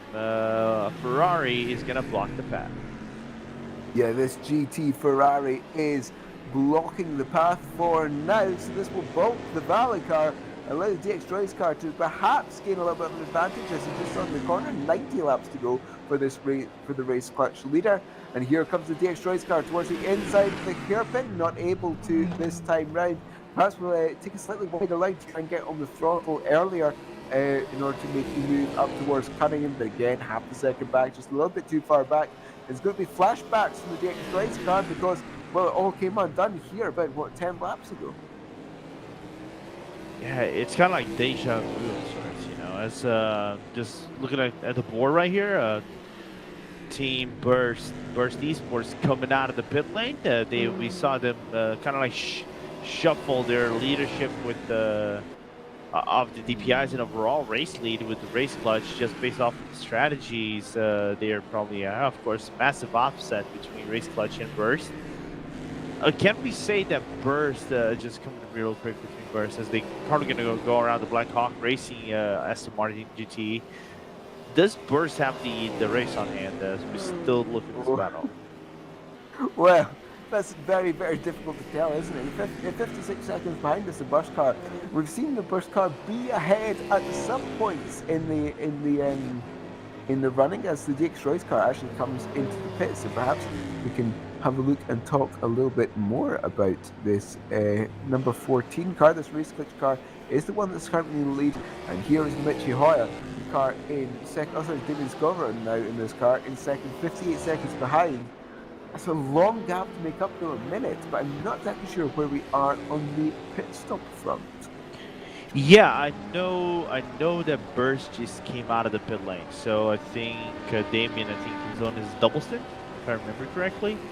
But other than that, I think the net gap between them has been around 20 seconds, 22, 50. It's between 15 to 20 seconds. That is the gap that is separating Burst to race clutch. So it's not the widest of gaps, but it's a gap that I think Burst have to be, whenever the race clutch comes into the pit lane, have to be honest about. They cannot relax one bit. And and like I said before, in a track that has traffic like this, especially through the latter portions of a potential 8-hour race, they cannot give themselves 1 minute to rest. They need to be on the dot every single lap, every single corner they go on, especially with potential like multi-class traffic going around not only GTEs but LMP2s at the same time.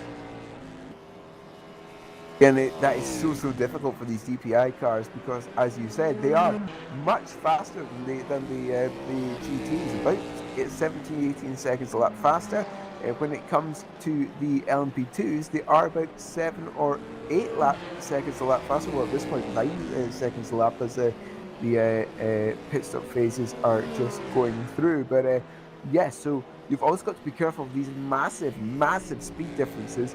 But I would personally say that perhaps LMP2 is the hardest class to drive because you've got to look ahead and behind in terms of lapping. Yeah, as a former LMP2 driver, not in here, not in rFactor 2, unfortunately. In rFactor 2, I was actually more of a GTE driver than LMP2. But as I grew myself in other sims in LMP2s, I know the risk of, being a car that it has a lot of speed, or measuring himself the distance and relative gaps to GTEs and things like that, or even GT cars in general. So in a track like this, like I said before, where the slightest of margins, or even going around sector number 1, where you can make it or break around the corners and things like that, it's so tricky because of the different speeds that you approach a corner. One goes around 220 kilometers per hour. The other one goes around 250 kilometers per hour. 30 kilometers to measure that, like in turn number 3, for depending on circumstances, is a lot for you to not measure that properly. It is a trick one, as Vale is very long within their pit lane. Just came out of the pit box, Beater, and same thing for Mario Marquez. I don't think they made repairs to the front end of the car, but definitely as Mario made a big blunder around Cunningham. I think that was enough for him to maybe do a light repair, but Team Vale has to do something else. Yeah, so I think the DH race cars now lost touch a little bit here from the Sebring car, but I'm just wondering, that is a long stop. I'm wondering if perhaps this time around this Vale car took tyres. Because they were on the hards when they were on the hards when we had this previous battle between DX droids and the Vale cars. I'm wondering if they were actually double stinting those hards, and now they've changed tyres. Whereas beforehand, the DX droids car was double stinting the mediums, but that was actually their first stint on the mediums of this double stint. Yeah, they're almost opposite in terms of the strategy. Yeah, and then it kind of like minds my question, because I couldn't get around too much the technicalities of doing a stint on hard and singles and things like that Yeah. for the majority of the cars. So I don't know the thread or the optimal thread of you switching tires on a hard tire, on a medium tire, and a soft tire. And like I said before, I don't know if there is any gains on a single tire to a medium tire and a hard tire, because back in the day you could do singles, double stint around Sebring, and not even joking, a GTE car. So I wonder how does that translate now with these official Sector 397 cars versus those back in the day, if there is any massive differences in terms of how the tire thread performs throughout a stint. So here we are having a look at the Black Hawk car that we were talking about before, and to chase down the sim racing for Holland car. So it's Cameron Noe in this number 81 car, chasing down the number 52, which currently has Bert Knops at the wheel. And a top 5 for the sim racing for Holland car would be a fantastic result for them, because having a look at the championship, this sim racing for Holland car is currently 8th. So this top 5 would give them a nice little jump. The Team Shiba number 66 is in 7th, followed by the Scuderia Leone number 93 in 6th. And the Team Shiba car is, well, DNF'd essentially on lap 24, so they'll gain a lot of points there. And the Scuderia Leone is in 2nd, so they will lose some points there, but essentially they will jump that number 66 car. Yeah, and it's like I said before, crunch time, you need to be now as consistent as possible and need to be performing as the best of your capabilities. I think any jump points moving forward will be catastrophic, especially if you're around the top 5. So being able to finish every single race, it is important. And I was gonna bring that up. I think there's not too many cars that retired in this race so far. I think No. we had out of the 37, yeah. just 2 cars retired, which is insane to think about. Yeah, just number 26, Pescarolo Esports, 62 laps on the board, and the number 66, Team Shiba, the GTE, with 24 laps on the board, are the only 2 DNFs here so far. So, well, a surprising lack of attrition, if you like, so far. But here is his number 81 car trying to make its way past the 53 and trying to eventually chase that checkerboard car, which you can just see in the foreground. Yeah, just made a quick work around the DX Droids Porsche, and now I think there's a little bit of a time loss for the sim racing for Holland. Yeah, I saw them braking a little bit. Wonder what happened. I don't know if there was a blinking of the brakes, or I think that was actually more the flashlights out of the LMP2 that were actually blinking in satisfaction. Yeah, I think it was actually this prototype traffic ahead almost forced the 52 car out through the Le Mans complex. But here comes the 81 up the inside, perhaps at least showing the nose, and indeed side by side through turn 1. Oh, it's very dangerous essentially at that point, because the second half of that corner is a pinch point. But here comes prototypes on the inside. That's the 3rd place car, TPI touching the 52. But the Seawolf car just a little bit of a touch there at turn 3. The 52 car holding on to it for now. Somehow, someway, that number 52 didn't go off the track, and I really wanted to look forward on a replay potentially if there was actually any fault from the Seawolf car to go around on the inside and cause the contact because from what we looked like from that angle, it from my perspective looked like the 52 kind of forced his way into the inside and didn't give any room for the DPI to go around the corner. So that's why it got a little bit scrappier than usual. And now that it opens up the door for Blackhawk Racing to kind of like merge on the back bumper of the Corvette, and now the Aston will have the run out of tower turn, maybe to set himself for an overtake going to around turn 14, 15, and 16. Yeah, this might be a good opportunity, as you said, for this number 81 car. Does it have a little bit more downforce on it? Not quite sure. Got to have a look through here, because these corners definitely involve a little bit of downforce. But I don't think the 81 can really gain much time there. But it appears to have a better exit when compared to the 52, didn't it? Yeah, it looks it is more planned. As you can see, the car now Here we go, side by side. Yeah.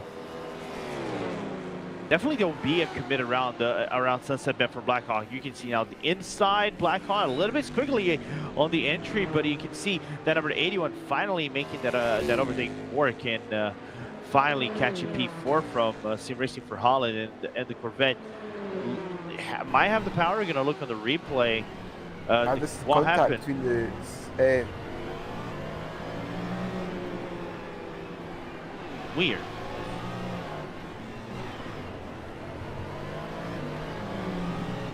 oh, was it actually just a little bit of a mistake actually from the 52 car that just made it look like there was contact? I think the 52 car got a little bit loose instead actually, didn't it? Yeah, either that or there was some very slight side-by-side contact between Tony Maya and Harry Cynic. Actually, sorry, Bert Knops in the Sim Racing for Holland car. But it's like marginal stuff that was enough to upset the balance of the car going between turn number 4 and 5. So unfortunate for the Sim Racing for Holland car, but I think that was a long time coming for that overtake to be done for Kamal Nawi in the Black Hawk Racing. That would have come anyway, anyhow, anytime around the track. It was just a matter of when, not if, that overtake is going to work. Yeah, as there is another battle now for the LMP2 class for that 5th position, which should, I believe, be this number 241 car, this armed cyber car trying to chase down the number 27. Number 27 currently being driven by Charlie Rigo, and that is the on-off car. And I say that's the on-off car comes into the pits. Fantastic. Oh, welcome. Sim Racing. As the number 93 Screw Leonius came into the pits actually from 2nd position in the GT class. So that would kind of make sense because we're expecting GTs to pit roughly every hour. This being about 20 past the hour just now. Yeah, we can see this. We can see the GT cars being to pit at this point in time. Yeah, I think last time they were is around the hour. LMP2s, I think those were on the off cycle, like we've seen in P6 for that on-off racing. They were slightly on the off cycle, so not even surprised to see Charlie Rigo pitting. But we should expect maybe a few other cars to come to pit lane depending on circumstances. Like we saw between Scuderia Leone as they come out of the pit lane with a car that is driven by Ruben Correa Alves. Yeah, back into 6th position, 6 seconds down on the, excuse me, let's quickly find 6 seconds down the Maragnis car, number 64 driven by Henry Cynic. And good luck to Ruben as he's trying to prove a point that commentators and camera crew can actually drive. I know, it'd be absolutely incredible if that is proven to be true. Yeah, I've yet to be proven wrong in my sim racing career. Even myself, I won a title of like a sim racing title in Brazil from a sim racing league, but it's like, come on, give me a break. It's not gonna be. It's like one title. Does it prove that I can actually race? No. No. As yes, Ruben Alves 6 seconds still in this gap. But I think the tyres will probably just be warming up because you've got a driver change, you'll have a tyre change as well, because it really doesn't add that much time to your stop. Yep.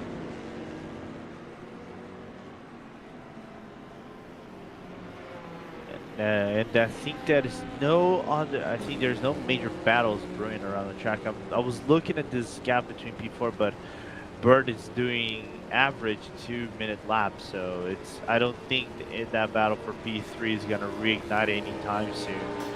And other than that, I think everybody's going to be stabilized within those gaps as we have about 80 laps to go left in this race. So don't think for the time being we're going to be seeing major breakthroughs around the track or anything else dramatic. But then again, it's me saying stuff. If I say stuff, normally other stuff happens, like a code 80. And if I say code 80, it's going to be like, oh, why, Lorenzo? Why did you have to speak? I'm sorry, I'm just the king of calling yellow flags.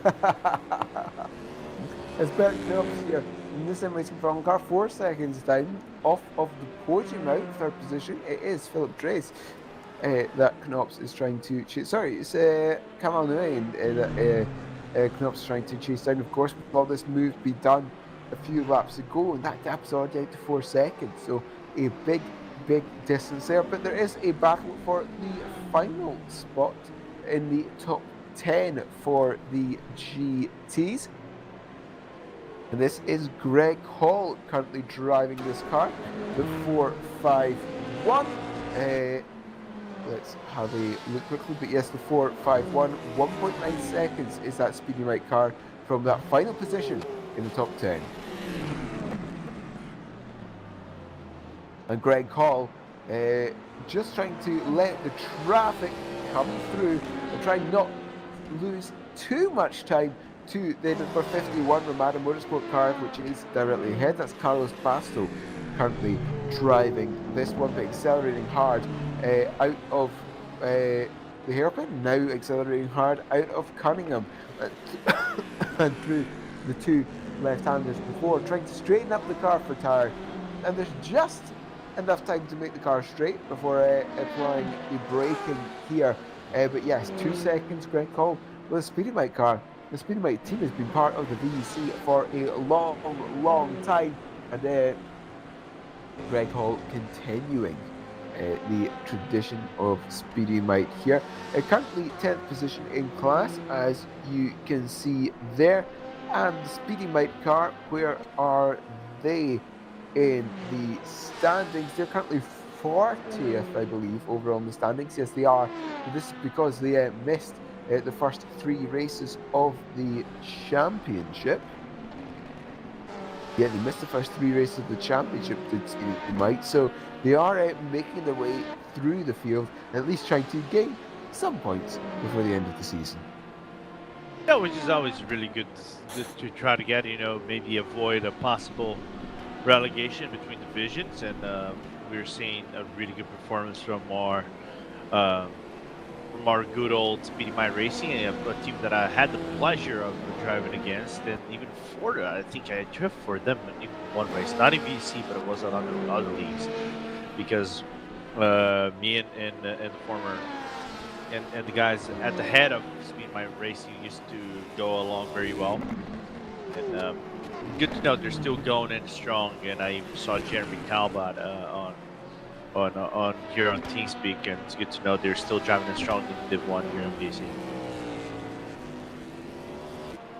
Yes, a very good job, and you said good to see them still here, and eventually just in the second half of the season, but still making a mighty good job, is the Speedy Mike car. 1.5 seconds to the Ramada Motorsports number 51. The Ramada Motorsports number 51 is 13th in the championship, not had the best of seasons. We've seen them be up towards the pointy end of the grid before, but this season just not quite clicked. Yeah, which is odd to think about, not seeing some really solid performances from Ramada. We know they are a historic team here on VEC, already battle for top 5, even if I think top 3 back in the early days of VEC. I think like season 5 or 6, if I remember correctly. So it's odd to see them outside of the top 10, kind of like struggling with results, not even getting, I think, into top 10 in the races. But nevertheless, still going in strong in a very safe position and participating all rounds, which is good for their case moving forward. Yes, indeed. So this would hopefully keep them in. Oh, I say that's a little bit dangerous right there in the exit of turn 1, isn't it?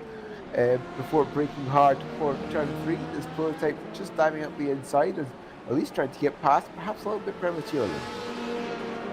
Yeah, but that's the danger of turn number 1, especially for those coming out, because if you are on a single screen, it's very hard for you to notice if there's anybody coming up on your inside.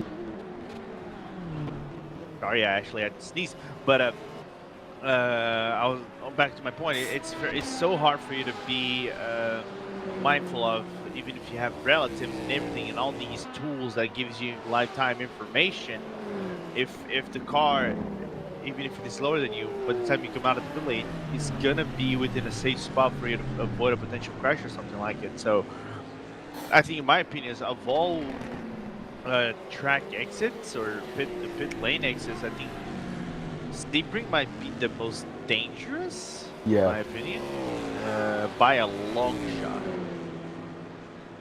Yeah, it is pretty dangerous because, as you said, it's essentially coming straight out on the racing line. Just having a look, next race out will be the 4 Hours of Bahrain in 4 weeks' time. That pit lane is generally okay, but of course, 4 weeks' time, it's only a 4-hour race, which I think is pretty much the shortest that we've ever had here in the VEC. I can't recall anything shorter since I've been commentating since season 8, I think it was. So probably where shorter was before, I had like 2 hour 40 ALMS, style races at street courses. But I think since I started commentating, I think the 4-hour race is the shortest that there's been. Yeah, I've been. I think, of course, like I said before, it's for me. I think it's been a 3-year gap that I haven't commentated on VEC. But try to be following as best way as I could the championship. But I agree 100%. I think this is the shortest race we've had in a long time, and I'm trying to date myself back in like 2016, 17, and 18. I think average of the races were like between 6 to 10 hours, except for maybe 12 hours of Sebring and 24 hours of Le Mans. We haven't had like a really short race. I think we've had 6 hours of Bahrain, but never 4 hours of Bahrain. But yeah, that really will be a sprint. There won't actually be that much time to do, well, I wouldn't say that much time to do much strategy, but you get the idea. Essentially, there will be little variation in strategy when compared to, for example, the 1,000-mile race that we're watching this now. No, you don't. And to make matters, I think for LMP, for the prototypes in general, which make matters a little bit worse, is you go 40 minutes, a 3-hour race, 40, 180, that's 120, 162. Yeah, you can go 40-minute stints, yeah. Yeah, it is going to be about 600 minutes. 300 minutes, but it's going to be rough. It's going to be really rough for them. I think it's going to be on an odd number. If they go 40 minutes on the dot, which normally is what an LMP take, it gives you basically a half a stint. So it will become somewhat of a fuel race of sorts for the prototypes, and to see how they manage through what is a very fast track. I think it burns a lot of fuel, especially going through the first and final sectors where you have the longest straights and the longest opportunities for me with the foot on the pedal. So it will be a trickier race with this short amount of time. That is indeed in 4 weeks, focusing on the track at the moment. And just having a look, since we started, it's been about 90 minutes, and they've done 52 laps, which means there shouldn't actually be that much more of the race left. Yeah. Because we started in lap 140, didn't we? Yeah. Yeah, something like it. And just take a quick look. Actually, it's not going to be even a short stint. Just taking a quick look. 4 hours by 60 is 240 minutes. They're going to have approximately 6 stints to deal with. Yeah. Which is insane to think about. But anyway, coming back to 140 hours, this is done quite quickly, given the fact that we have a lot of racing stuff. Yeah, so this strategy is going to be very interesting. But now that we know that this race is going to distance, unless something horrific happens, this could almost alter the strategy for the LMP2 and the GT teams just a little bit, because they now have to kind of estimate when the leader will finish the race, as opposed to when it's a timed race where they have a definite idea. This is kind of a moving target they've got to try and aim for. Yeah, which is it's an interesting approach be talking about, given the fact that we are, but they have I think the notion of they are lap based and they're gonna be based on where either race clutch or burst at this time right now, right? Of speaking, will put their car on the line. But I think the most curious aspect is if we get a code 80, we're playing with very fine numbers, right? It's either this 1,000 miles or it's gonna be 8 hours of racing, and it's very close. Like there is a very minimal gap between both of them. So if you get a code 80, maybe 2 code 80s, or depending on circumstances, that immediately switches to 8 hours of racing. And by switching to 8 hours of racing, that makes my difficulty the strategies a little bit, because now you're time based and you don't know how close towards that time base you're actually going to be. If it's going to be 2 hours, it could be 3 hours, 1 hour and a half. So it's a very interesting dynamic we're playing through over here. So here comes Tony Mellon, the Seawolf car, at the final podium position at the moment in the DPI class, and there's a good 34 seconds to that second position, which is the Burst Esports car, which we've talked about a few times, only a few times so far through this broadcast, and it's 56 seconds behind the number 21 Sebring car. So nice comfortable gap behind for Tony Mella. Will be trying to chase down Damon Scoffron in that number 1 Burst Esports car, but 35 seconds to make up in, well, the remaining time. Essentially, that's going to be a half a second a lap until the end of the race. Yeah, marginally, something like it. I try to, if there's one thing of me, and sometimes whenever I commentate with Lewis McGlade and you and the boys, it's kind of never trust the commentators, man.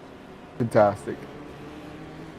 So I'll try to keep it to myself. Anything that I'm saying in terms of number, people watching this broadcast do not trust my numbers. If they're not reliable, they're 40% reliable. They have a 40% reliability. So it's like I'm trying to be as safe as I can. As we saw a potential flag on sector 1, just looking for what could have been. As we still look at Peter Burliak dominating this race so far. But it's going to be an interesting one moving forward, as they still fighting with Burst in a very stiff battle on offset strategies. There is this battle in the GT class. Luis Correa Alves in the 93 and the Maradness number 64 car. Does Team Iris have damage on their car?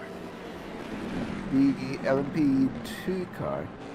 Yeah, it looked like when they came out of tower turn, the car was slightly offset on the springs on the front left, but no, it was just a graphical illusion for me. So they are fine. So we will have a look at this battle now between Luis Correa Alves and Henry Sinek, the 93 versus the 64, as they're coming through sunset. Half a second separate the two of them for that final position, as that was a car sideways parked on the inside of sunset. That was a prototype of some description, parked on the inside of sunset.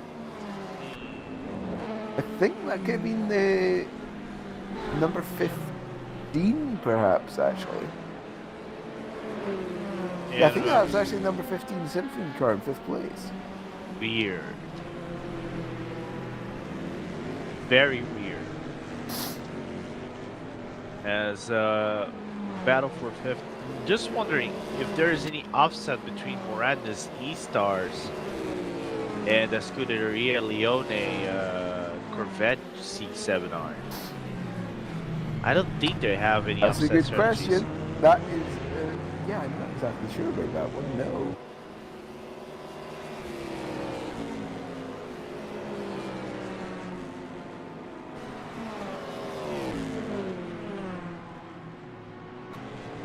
And coming down towards Tower now, accelerating hard, as we're having a look at what happened. This is the number 15 car, isn't it? Oh, we just lost it on turning this, actually. And oh no, there was contact there. Was that one of the satellite GT cars? think it be. looked like it. It wasn't the 93, I think. That definitely looked like a satellite car. It had the satellite paint job on it, I think. Of course, everything can be misleading, but nevertheless. Yes, of course, yeah.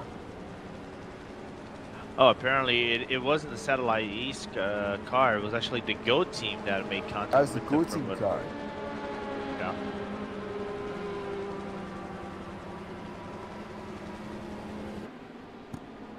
That Go team car, having a quick look at where they are out on circuit at the moment, they are in eighth position. They were trying to at least chase down Sim Racing for Holland car, but now they're in danger of getting overtaken by, well, in danger of becoming under attack from Caspian Motorsport number 475 Arda Erkan. Currently at the wheel of that one, but we'll continue having a look at this battle between the 93 and 64. Half a second separate the two of them as they're coming through 3, 4, and 5 at the moment. That Morales car got a little bit too much up in the curb, I feel, coming through turn 4.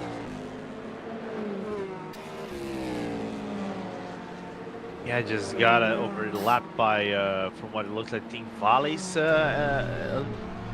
DPI. So you can even see Ruben putting the nose towards the inside of the hairpin to try to go for a move on Henry Sinek, but Yeah. Henry didn't fade one bit, just stayed on this line. But Ruben looked like, I think he has a better tires compared to the Morandis E-Stars car to go around the corners. You can see Henry just kind of like overdriving the car a little bit. You can see him sliding off slightly towards Cunningham, and because of that, I think just points the car having more grip. Oh, it's not even their fault. It's unfortunate. Yeah. And it comes back to what we said before, right, about the grooves, the patch of tarmac, and these concrete grooves that you have around Sunset Bend. Catch it on one way, the car will want to slide off into the inside, but it's still, once you try to catch it back, it's hard for you to maintain that grip and keep it straight. And that's 100% what happened here. It happens in real life, so it's tricky. Don't blame Go Team one bit of the GTE car. It was just in the way, unfortunately, could even anticipate what the GPI of Symphony would have actually done.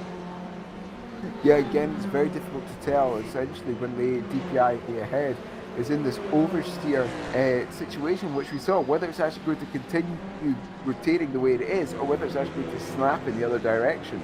That's exactly what happened to the Symphony car. Unfortunately, it snapped.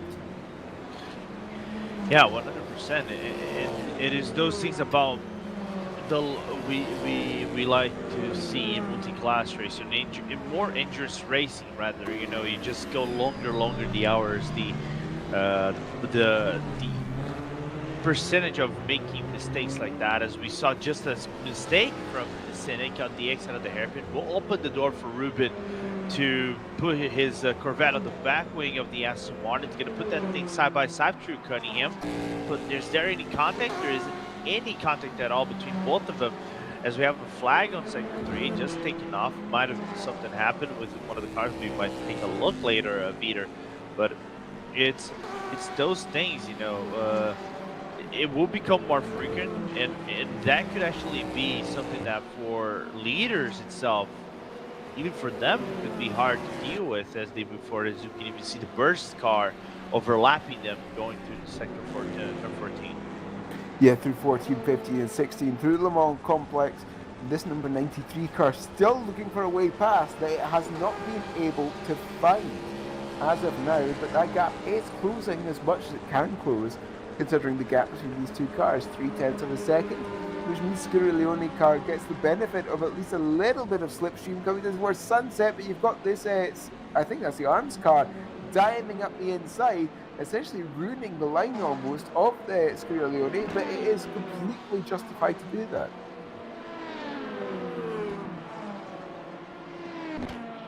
Yeah, 100%. And now the gap stabilizes between them a little bit. Though I think the car right behind him, of course, is not for position, but I don't know if it is a faster car going through an overlap. I just cannot catch which car it is because there is an LMP2 from what it looks like behind them. So it's gonna split the seas between all these cars a little bit, but I think Henry found a second win within that car, as I think that is from what it looks like the same frame. Let me do moving forward.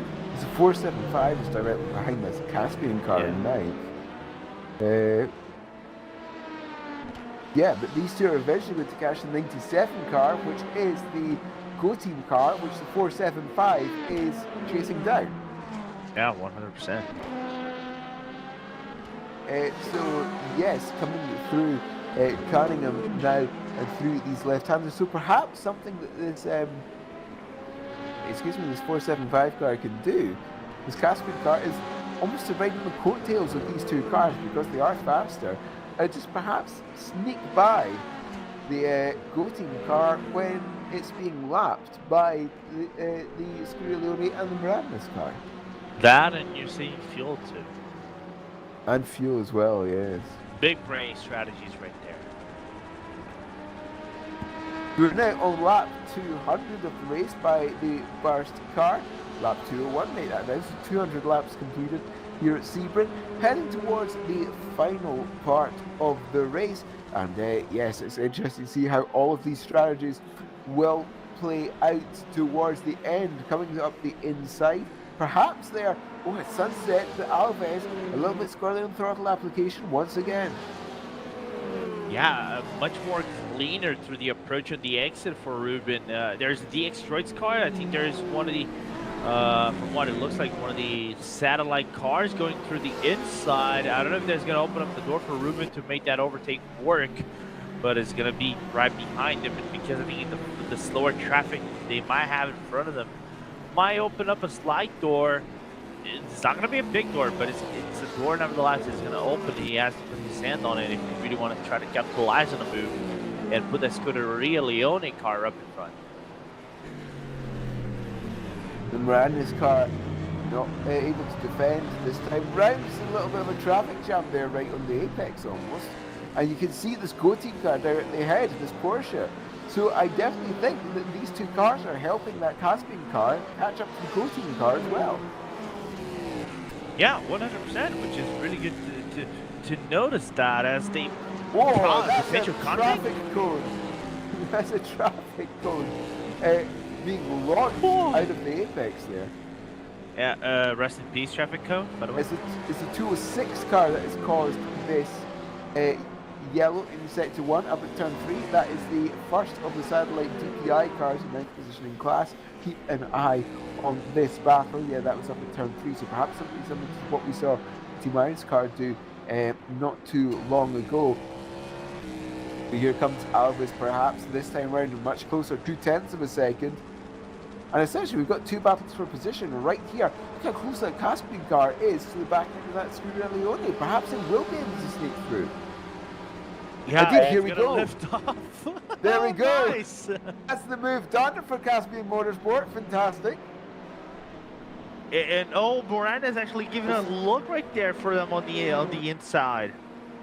Indeed, Miranda's with a very, very bad line through sunset, and that's like Scuderia Leone through. Then he's gonna go for the dive bomb right here. Does he capitalize on that, or looks for the up and under? There's one of the arms cars. Yeah.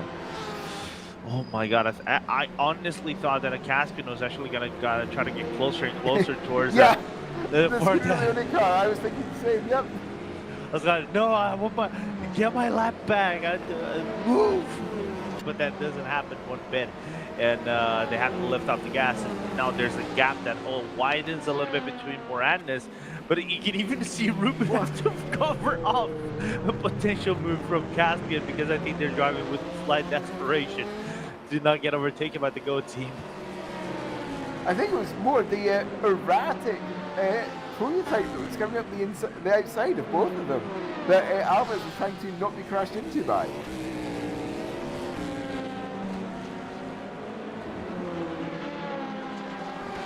Oh, regardless, it's kind of like these are the moments that they are tense for them. For us, it's kind of like we can speculate anything, we can make some fun, but still it's going to be tense nevertheless. Yeah, it's going to be very, very tense. These drivers once again, so we know that Alves has the speed, but we also know that Senec has the opportunity and the speed to retake that same position. So this is going to be a very, very fun battle. And you can see the Cassian car right there behind managed to, well, essentially create a nice little gap there in the go-to car as well. Yeah, but one other thing that we have, I think we kind of have to give it props for Henry right there, is that he's very aggressive.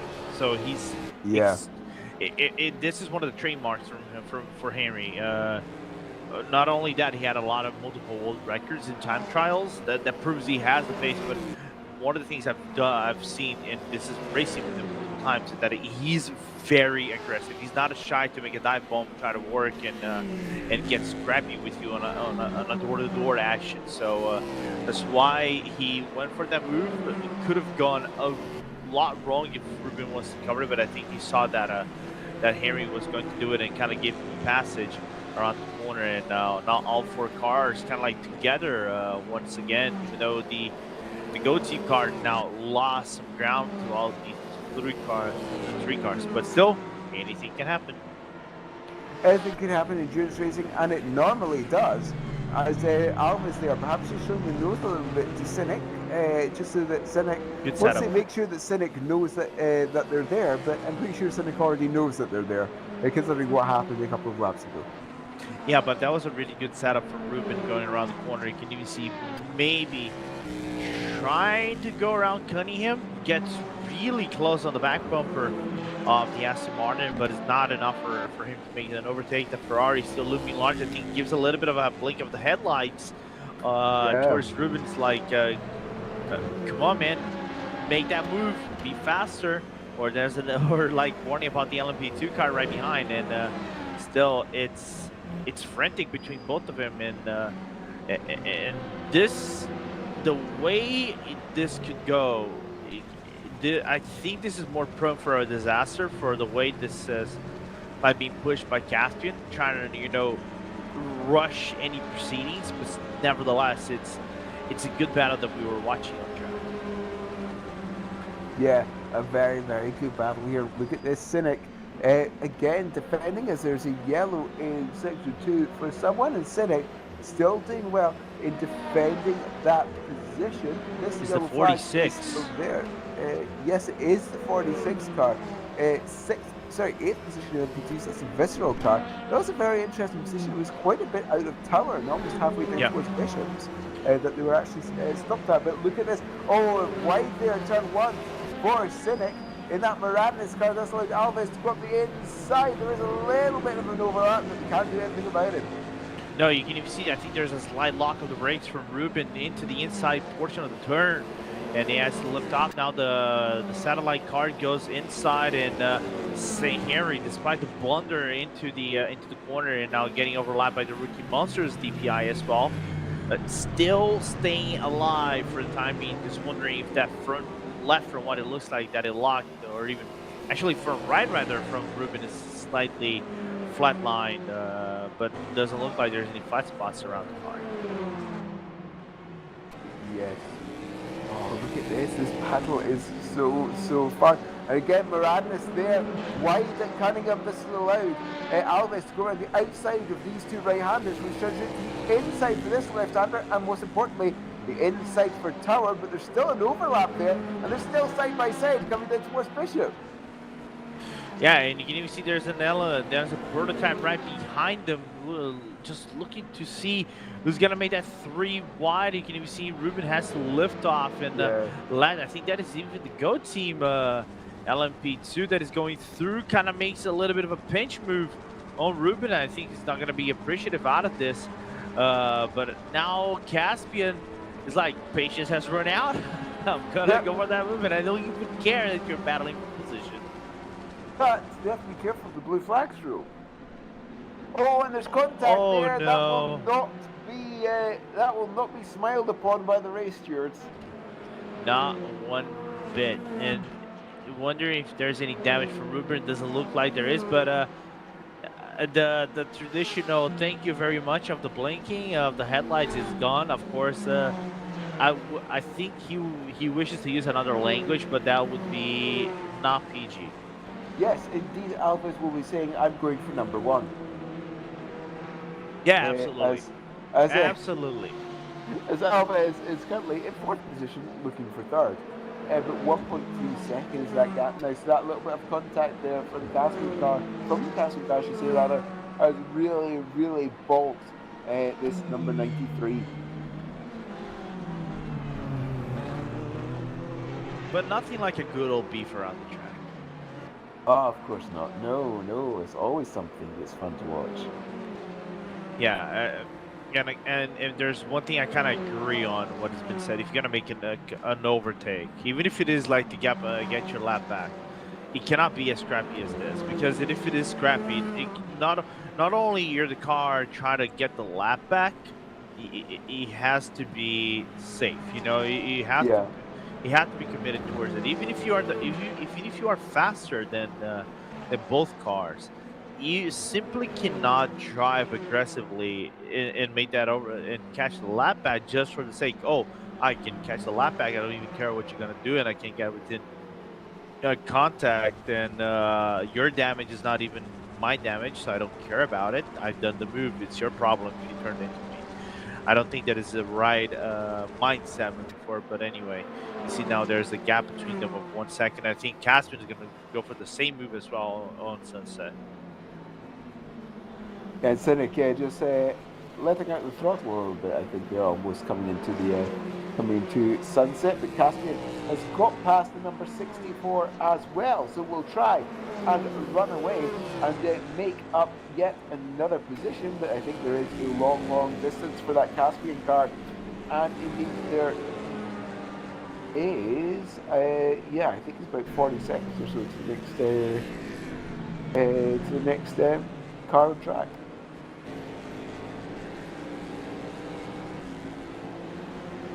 What that does is bring the gaps between both of them really close to one another, which is really good to see. The gap now, what was about a second, is now 0.4 of a second between Ruben and Cynic once again.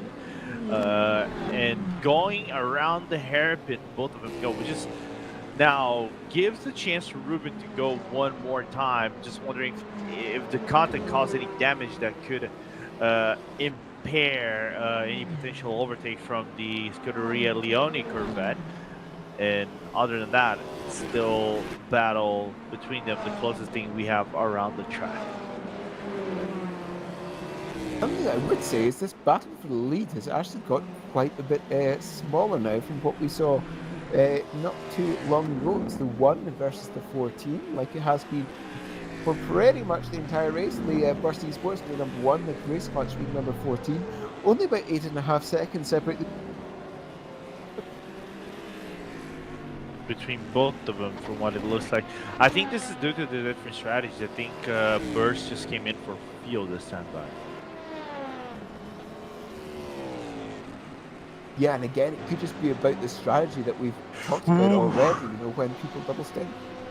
Yeah, you can even see that David Scowron is just kind of like overcommitting towards turn number 14, right? And the car just getting slightly loose into the entry.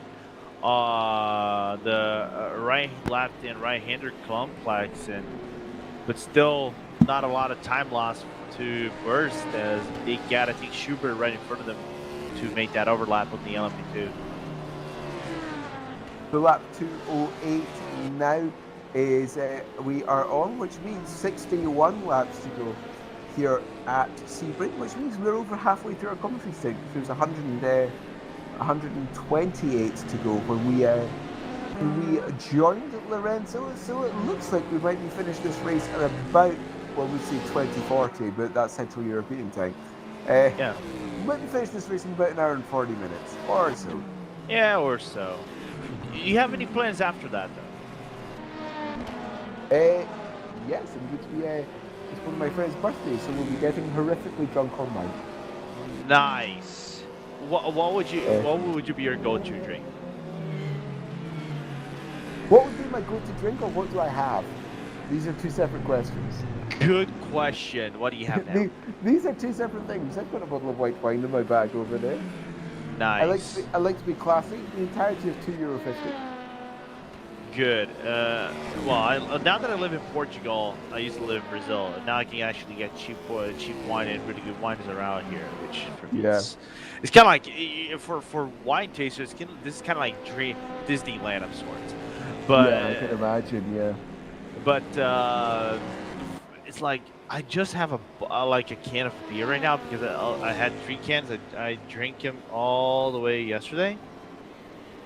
But regardless, that's what you have with you right now. What is your go-to drink, in general? Oh, always gin and tonic. Okay, classy. Yeah, surprisingly, I am classy. No, that's classy and classic, so that fits quite well. All right, no complaints whatsoever. Nice. That's good to know. I'm a mojito guy. If we're not talking about beers, I'm a mojito. That's nice. Yes. Yes. Oh, I still gotta keep my Latinos, my Latino blood, you know. Yes. Yeah. But that's good to know. But regardless, I think we can go back to the race as a gap between both of them widen up a little bit. Still, I don't think that it matters too much. It might be the op strategies. Yeah, 11 seconds now. There's gaps. I think this number 14 car just has a little bit of pace as it stands when compared to the number 1. Again, it comes to the strategies, like you were saying before. Very difficult to actually tell whether this is actual speed or the fact that one of them is partway through a stint.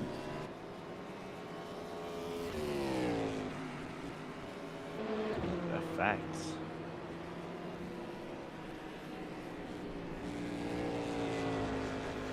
Looking for if there's anything else happening around the track, if there's anything else developing. But it doesn't look like it. I think the closest thing we have might be Go Team and Caspian again. Yep, let's quickly find where this is.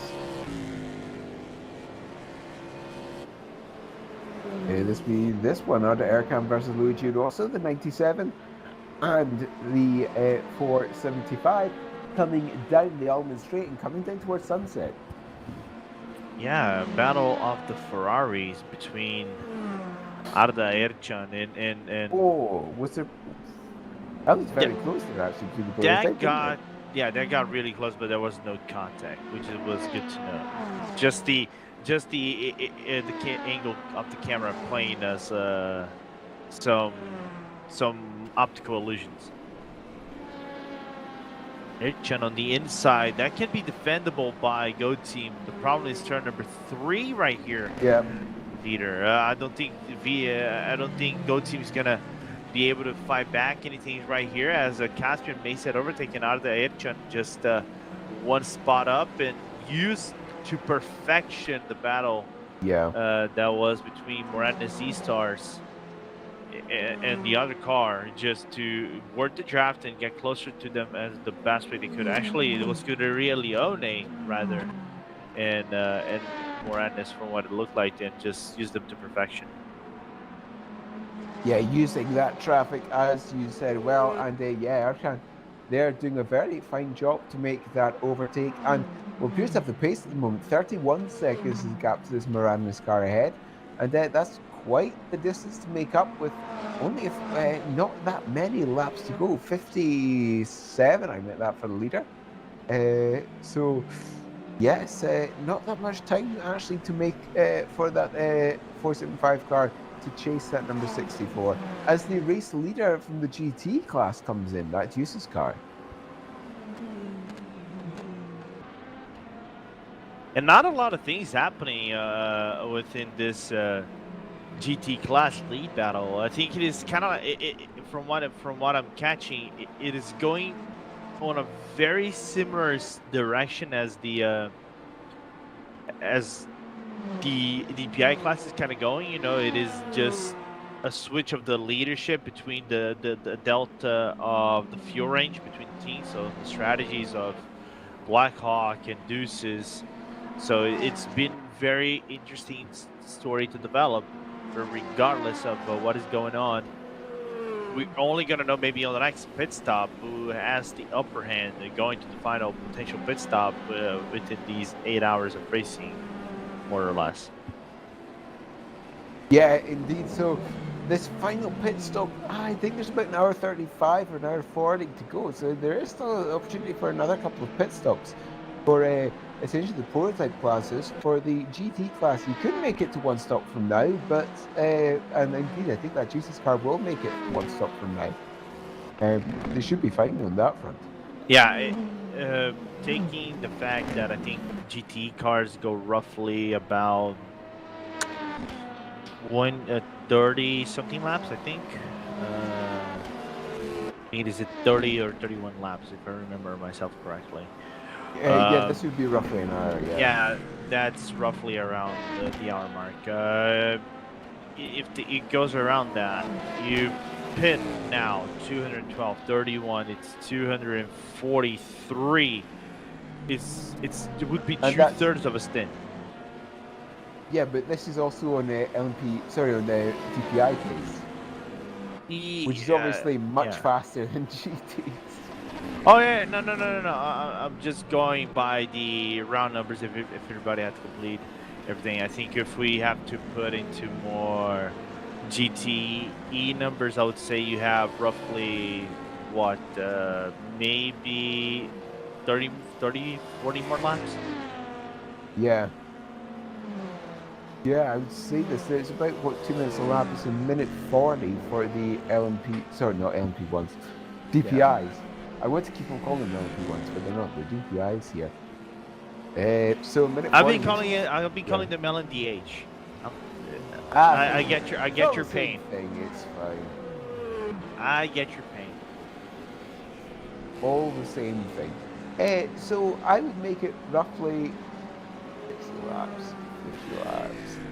Yeah, so if we say an hour 35 to go, this will make it at least for the GTs another 43 laps or so until the end. So yeah, stint in the third almost, yeah. Yeah, I wasn't that far off, which is good to know. I'm just gonna kind of like brush my shoulders off in proudness and say like I know my mathematics. I was close, yeah. Yeah, fine, close enough.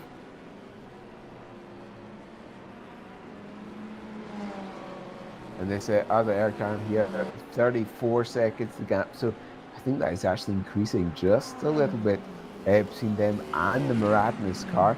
But this is something that they will hopefully close down in the final stages of this race. This is the car that we were talking about before, the 451, the Speedy Mike car.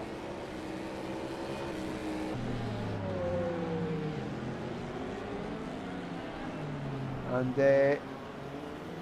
yeah, the Speedy Mike car not able to make a move into that top 10 yet. 7 seconds the gap now to that top 10 position.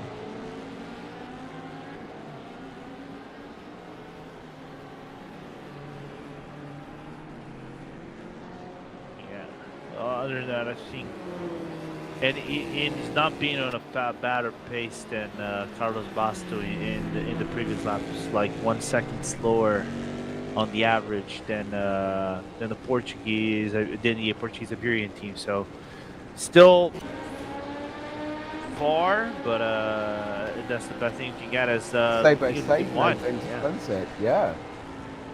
For 5th position in the LMP2 class, the on-off racing car goes up the inside of the 241, the ARM Cyber car, and takes that final position in the top 5 and immediately comes into the race. Why do they always have to do that with us? Fantastic. Yeah, whenever we always have a promise of a battle, and things like, oh, we got a battle going on, we got emotions, we got drama, we got potential beef. No. Nope. No, not at all. Psych. Oh, I think the good thing is that I think we can switch the cogs a little bit, and we have a potential interview with Jürgen Verbergen, and let's see if we can bring him over here, Vidir, and talk with the team manager of Race Clutch, which I think at the current time is doing a really good race, Vidir. Yes, indeed, Colin Spork currently at the wheel of that number 14 car. And yes, as we were saying, Jürgen, it looks to be a pretty solid race so far for the 14 car. 54 laps, 55 laps to go, and it looks like essentially you're in control for now. Yeah, thank you right away for having me, guys, in the commentary booth. No, our race is going splendid. Like, when we started the race, we already had an idea, like, okay, it's going to be tough. We had the 2 drive-through, of course, that cost us some time. But the guys have been absolutely flying. I'm so proud. Like, I remember after Daytona, we had a chat and we are like, this is probably going to be the best race of the year, as in Daytona. Now we're here at Sebring, and I guess the American tracks are blessing us. Sadly, last month was a little bit of an issue, but we're definitely enjoying our time here at Sebring. Indeed, with the 20... Sorry, you go. No. I was actually gonna ask, you know, about this race, because you guys kind of been battling in terms of strategy with Burst, and sometimes you guys are ahead of Burst because you guys are on an offset strategy compared to them. Pitting a little bit later, I would say a few laps later than them. They've been pitting, I think, kind of like on odd numbers, but you're still looking for 40-42 minutes within your stints. Was this something that you had planned early on after your first pit stop, when you saw the offset that Burst was doing on you guys? Of course, different strategies, double sitting the tires. I think you guys doing the same thing as well whenever Colin's in the car or whoever else. But was this thing that was this planned, or you guys had to do any adjustments on the fly to make sure that Burst doesn't get closer to you guys on the long run? No, I think we've been on the strategy from lap 1. It's actually quite funny. I've been working together quite closely with Laurent Keersmakers, our chief engineer, creating strategies, and we came up with 2 plans. Plan A, the plan we're doing right now, and Plan B, which is actually the plan that Burst is doing right now, based on our calculations and our information.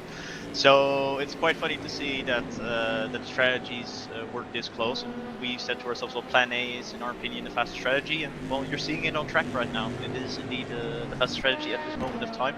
We'll have to see, of course, at the end of the race, but we are confident that at least on strategy, we won't lose.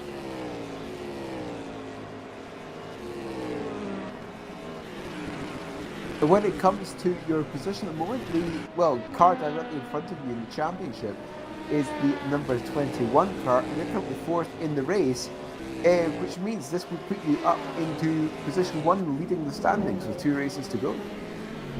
Yeah, of course, that was also one of the things that that was really present in the last race. Of course, our battle with the 21 sim frame car. Which is probably going to take us until the end of the season, which is also going to give the viewers back home and you guys in the commentary booth a great 2 races after this one to commentate and to watch. But yes, we've been battling with SimFrame pretty much throughout the whole season right now. I'd say that they are a very good competition. Like, they really keep us on our toes. We need to keep pushing. Definitely for the upcoming races. Bahrain, I know, is not going to be an easy track the first time that we visited in VEC, of course. And then, of course, well, yeah, the holy grail of Le Mans. So I'm quite sure that the season is still going to be very exciting till the last round of Le Mans. But I think we are showing here today that we're very much in the fight. And, well, that championship, we're coming for it.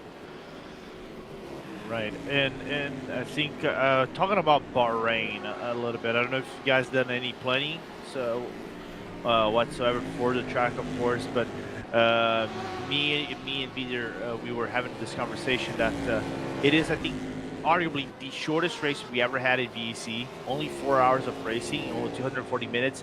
It's kind of like dead set on the DPIs or even LMP2s to go around 40 minutes. If they go, they only have 6 stints average. Mm-hmm. But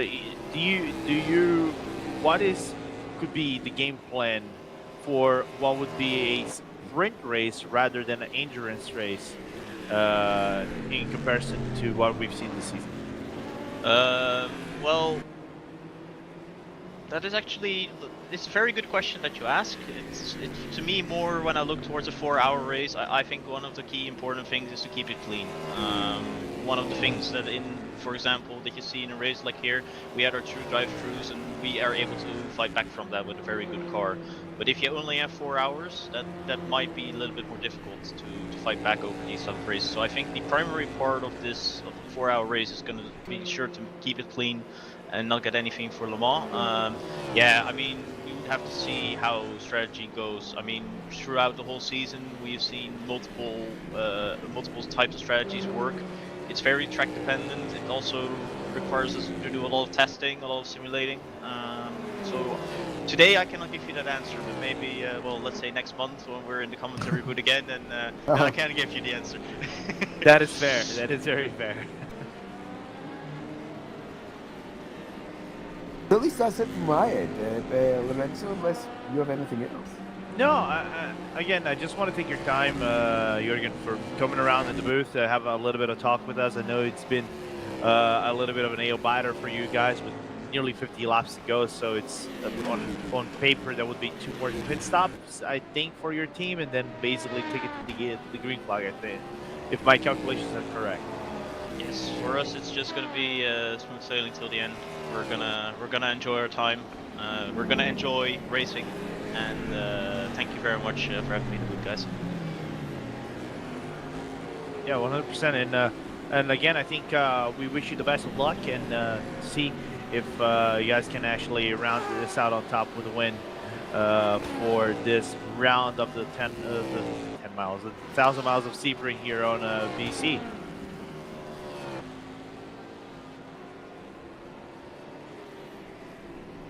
Interesting aspect to see that Race Clutch had some few strategies, and they're saying that Burst actually kind of like adapted or took their strategy, or would be the B strategy or C strategy, and they're trying to make it work.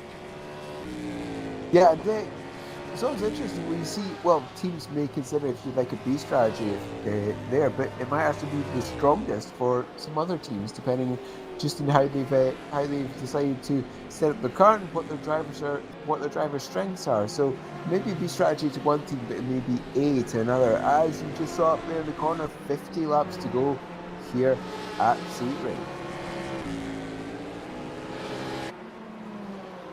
Yeah, and this is one of the interesting aspects, because they're driving these DPIs it's kind of tricky. Of course, given the fact it is a faster car, it doesn't. If I remember correctly, they don't have the hybrid to be dealing with. You can correct me on that. You've been commentating this longer than I have, Peter. So for me, it's kind of simple racing. It's just a faster prototype, but even then, even if it is a faster prototype, it kind of makes the same numbers as the LMP2 used to do, or even the LMP1s or the Daytona prototypes, whatever you want to call it, back when they used to drive at IMSA, or even at our previous season, the VEC, whenever they had the LMP1s, kind of like made it in the same pace as well, or even stint length. So it's interesting to see that the dynamic of the car changed, maybe a few technicalities, but the stint length hasn't changed too much. How the car drives maybe changes, but the overall strategy, I think, has been pretty much similar to what we've witnessed the past few seasons. Yeah, essentially, since I began here at the VEC, the GTs have always been 1 hour. And that's still the case. So, yeah, you are right on this front. The prototypes usually went a little bit longer. I'm feeling that the LMP2s used to go about 50 minutes. So I think their stints have actually reduced ever so slightly over the past few seasons, like to about 45 minutes. But yes, that is something that especially the GT cars have had as a constant throughout their entire time here since, well, I started commentating here in the VEC, as we have a battle, I think, perhaps for 5th position in the LMP2s, and it is having looked at number 46 car here, and they are trying to chase down the number 27 on-off car. Yeah, and we saw this 46 car causing some yellow flags around tower turn, which is basically the exit of sector number 2 to entry of the third sector. And now they're trying to do their best to get around the track as we look towards an aerial cam. Just the cars going around the hairpin, which is basically turn 7, which everybody just taking the different lines, and we've seen throughout these years having some slight modifications on how you take the hairpin, especially going through the entry of the hairpin. Back in the days, like even you can see it today in real life, the inside of the hairpin used to be made out of grass, you know, and you couldn't clip that inside. Now you can kind of do it, but you have this a small sausage curve, which it's kind of like spot from Kusham. You have the sausage curve on the outside. You can kind of use that to trail off the car, try to minimize the track flow, or maybe offsetting the car, but it's still it's dangerous enough for you to go maybe an inch wider. It offsets the balance completely. Yeah, and again, it's because sometimes of these very, very high curves, you can see at turn 4 as well, these high curves as well, actually. But yeah, if you just misjudge that turning point by just a little bit, that can essentially send your car way, way off balance as the Visceral Esports car comes in, and indeed the race clutch comes in from the lead of the race. Yeah, so both of them coming around the dot, and we expected from Jürgen right there, just a few pit stops, a couple of pit stops to go from what it looks like, just smooth sailing for the team. Shifting back the focus to come out now. We just what would be the closest battle around the track, 4 seconds back to the needracing.com, which is having a stellar race so far, and for them on the standings, this is what they need to do, round out strong one more time. But the problem is the car they're competing against is on the top of the leaderboard. Yes, there's a yellow in sector 2, at least there was a yellow in sector 2. Let's see if there's anyone out there slow on the track map. I believe there still is a yellow in sector 2. I can't see anyone slow. No, I can't see anyone slow, so I think that was just a quick spin for someone, perhaps they are in sector 2. And of course, sector 2 essentially runs from the hairpin all the way around to the exit of R. But yes, as we were saying, this battle here at the moment, Cameron Noy is still in this Blackhawk car, 4.2 seconds to that final podium position in the GT class, which currently belongs to number 91, needracing.com, Christian Michel, currently driving that number 91 car. And that gap is now under 4 seconds, so perhaps Blackhawk has the pace at this moment in time, but coming down the Ullman Straight and through Sunset Bend, this very, very difficult right-hander that we've seen a couple of incidents at so far, but Kamilnoy managing to navigate Sunset Bend in a very quick manner and actually managed to gain a tenth of a second or so on that number 91 car. A tenth? He gained about 5 tenths of a second, half a second faster than the previous lap. Yeah, so that was all the way throughout the lap. So the number 81 car appears to have the pace at this moment in time. Yeah, it does. Of course, might lose some ground over here because of the car that is right behind him. From what it looks like, it is the Go team, the leader in the LMP2, so it goes around them. And no time lost, which is really good for them. But now Rookie Monsters, from what it looks like, I might be wrong on the camera angle. But no, it's not them. It's actually another team that just goes around them on the inside of the exit of the hairpin and makes quick work out of them, which for now, come on now, he's a stint so far. Nothing short of a really good job for the Black Hawk Racing team. Yes, an absolutely stellar job there by the number 81 driver. Will we get a little bit of night running towards the end of the race? The sun is beginning to set, the drivers are starting to put their lights on, but I don't think there's enough time for it to get completely dark. Maybe the last 15 laps or so.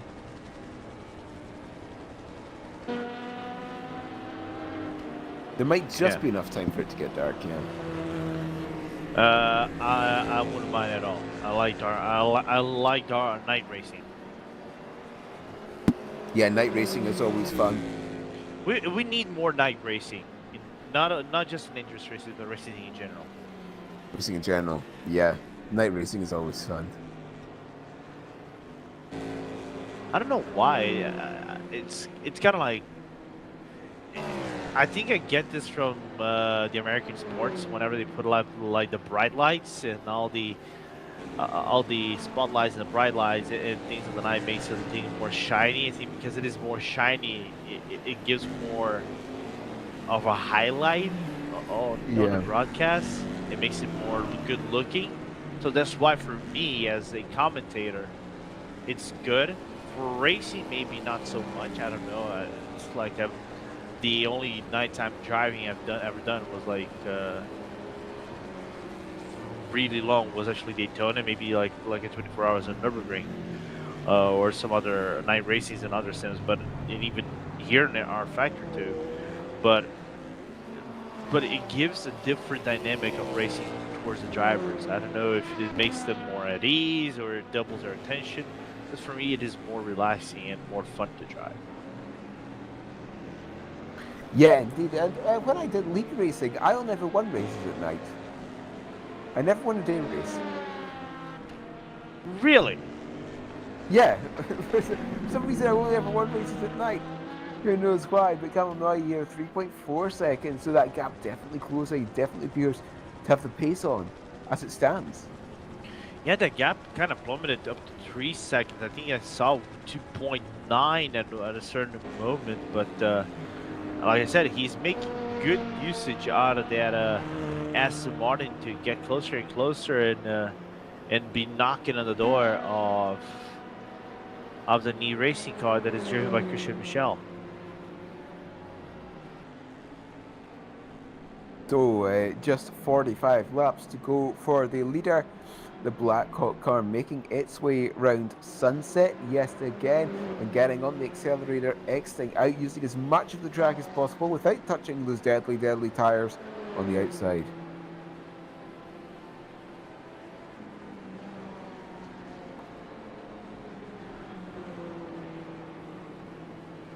And 3.3 seconds now the gap, so I definitely think this 81 has pace over the 91. As it stands, there is another battle going on.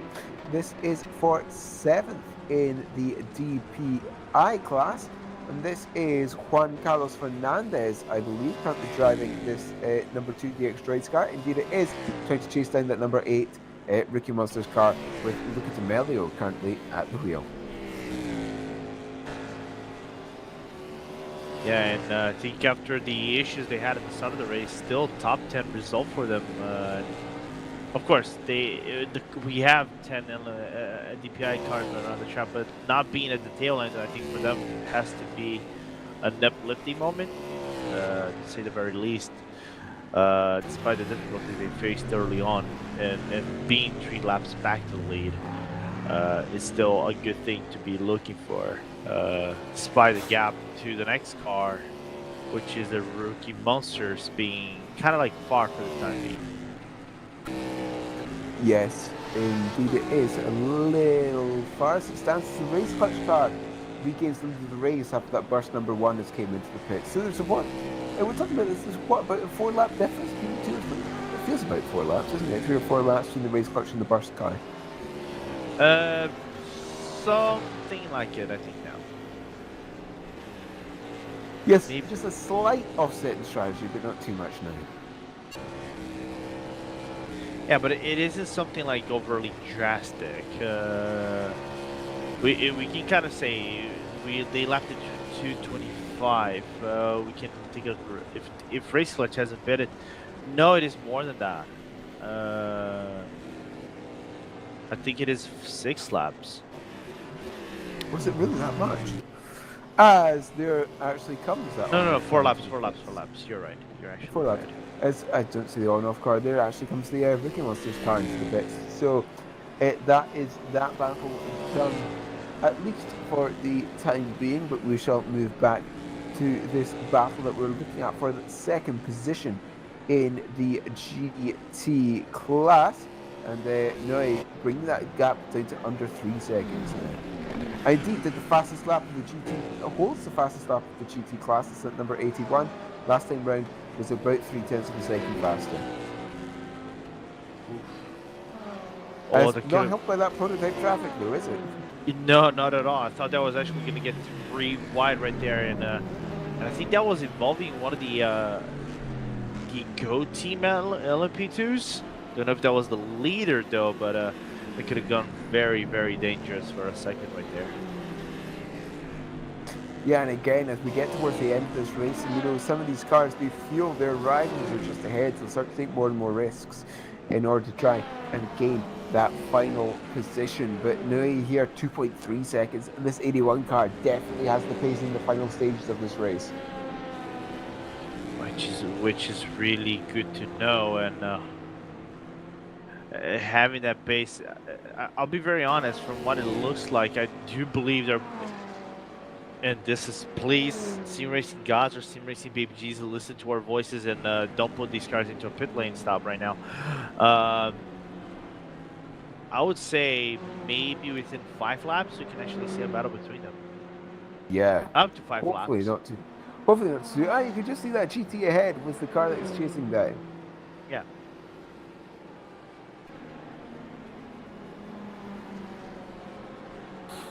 Now 2.2 seconds, and indeed, having a look at the timings of the last lap, I found the correct tab actually up here. The timings of the last lap, indeed, that's actually 0.9 of a second faster compared to Christian Michel, and we know Christian Michel is also a very good driver, also a very fast driver. You're not afraid to get into an RG bargy if it is the case. To 1.8 seconds now. That Blackout car is looming bigger and bigger in the rear view mirrors of the LeadRacing.com car. And then coming down towards Cunningham, accelerating out again. Cunningham and Tower, I always felt, were almost identical corners. Which corners? Cunningham and Tower. Uh, At least I always felt like that. Let me take this. They are similar, I think, in corner radius. Yeah. But Tower, however, has more of a 90-degree feel than Cunningham does. And one more thing, I know Cunningham, you can actually kind of ride the curve on the entry. Tower, you cannot ride the curving on the inside because it is fully 90 degrees. So you kind of you have to flip it. It's kind of like a mid-late. It has to be a mid-late apex. Or at Cunningham, you can be a early mid apex. It cannot be late. So this is the big difference in terms of line groups. I know from a fact that you have to do around these two corners. But on that, if you looked at from the outside, you kind of like put it side by side on a horizontal piece. They do look like they are similar. It's just how the track grooves. Here they look different. Yeah. 1.9 seconds now, 1.7 seconds actually now. Braking for turn 3. The gap, and indeed that Ferrari is getting bigger and bigger in the windscreen of this Black Hawk car, accelerating out through Big Bend, underneath the bridges. And for people who've watched VEC for a long time, you'll remember a car actually hitting one of those bridges once. As in actually hitting the pedestrian crossing across the top. That was a spectacular accident when that happened. Did they call 911 though to arrest the murderer? That's what I want to know. It drove away. It's fine. I can only presume it lived. Oh, okay. With the car, I can only presume the driver lived as well. No, the driver lived as well. It's just, I imagine if they put themselves into a Carmageddon situation where yes, people would clap. Like, imagine the animation of the spectators of the crowd. You can see someone running themselves over it, people would be clapping. It would be the most weird thing to watch on a sim broadcast. Yeah. the unending clapping of the spectators. It doesn't matter what happened, we will clap. Yeah. Or lift their arms up, you know, like woohoo or something like that. Sim style, yeah. Yeah. Or kind of like you're playing Mario Kart and you're seeing the cars drift around and the characters just go like wahoo or something like that, you know. I cannot give spoilers, by the way. There was a Super Mario movie. I'll refrain from doing that, by the way. For those who haven't watched it, go watch it.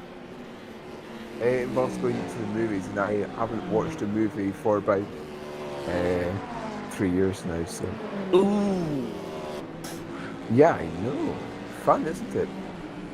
I'm in shock. 3 years. Ever since the pandemic, Danny, haven't gone to the cinemas. No. Wow. The last movie I saw was Deadpool. It's actually true. You need to watch John Wick 4 then. I don't go to watch movies really that often. Okay, if you watch Deadpool, you need to watch John Wick. I'll just say that much. Even if it doesn't need to be on the cinemas, but you have to watch that at least. I'll give you that much. It is a good movie. And people in the chat, please, if you want to throw recommendations to our commentator Vitor Hitley, and you can even throw recommendations at me for movies that you can actually watch, because I have no idea what I'm actually gonna do in the evening.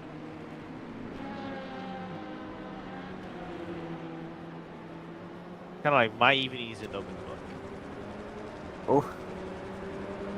But here comes Dory, 1.3 seconds. The pace is definitely on for this number 81 car. We could be seeing a pass in the final segment of this race as lap 230 is now begun by the leader, by that race clutch number 14. They have one stop to go, as we were talking about with Jürgen, their team manager, not too long ago. But both these GT cars will have one stop to go as well. The question is, when will they take that stop?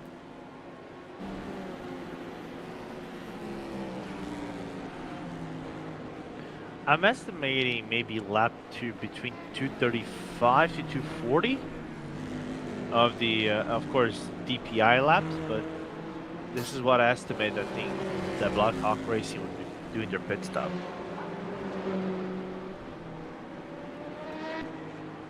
Or not only Blackhawk, but I think GTEs in general, I was going to say.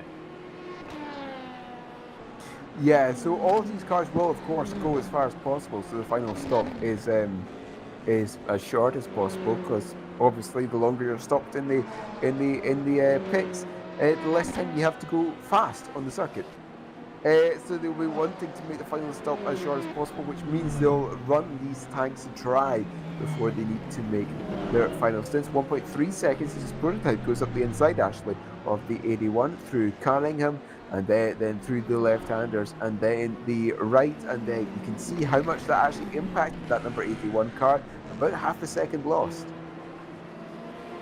Yeah, but I think he might actually get that second back from looking into Le Mans. How does that satellite DPI is gonna behave? You know, just still side by side into the braking, and I told you, just catching those 3/4 tenths lost back.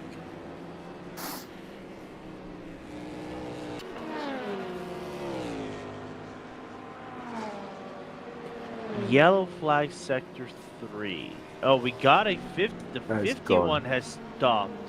That is the Ramada Motorsport stopped on the outside. Yeah, on the outside. You can even see on the left side of the frame, really slow. That Ramada Porsche from what it looked like, but just coming back on the track now. Yeah, so maybe a spin at sunset by the looks of it, isn't it? Yeah.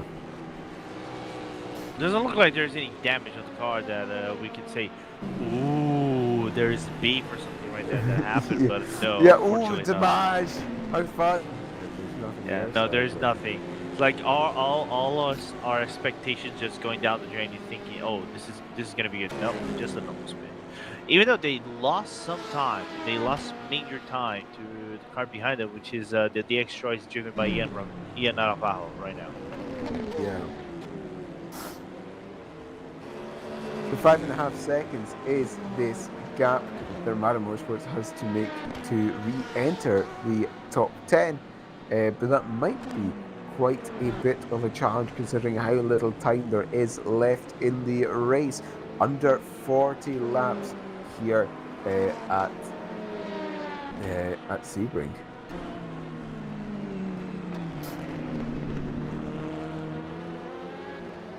Coming through Tyre and down through Bishops, Canada is just hoping for the traffic to be kind to them for the final part of the race.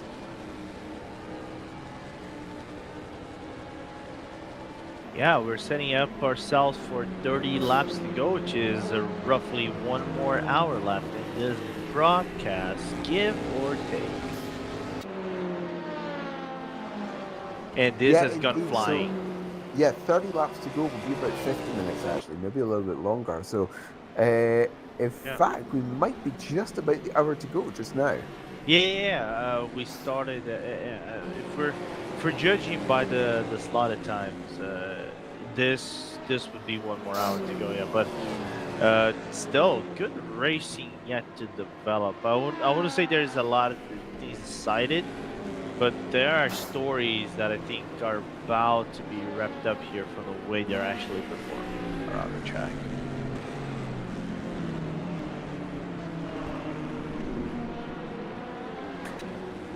So, Camel Nutty has reduced that gap to 1.2 seconds, which it was, of course, before the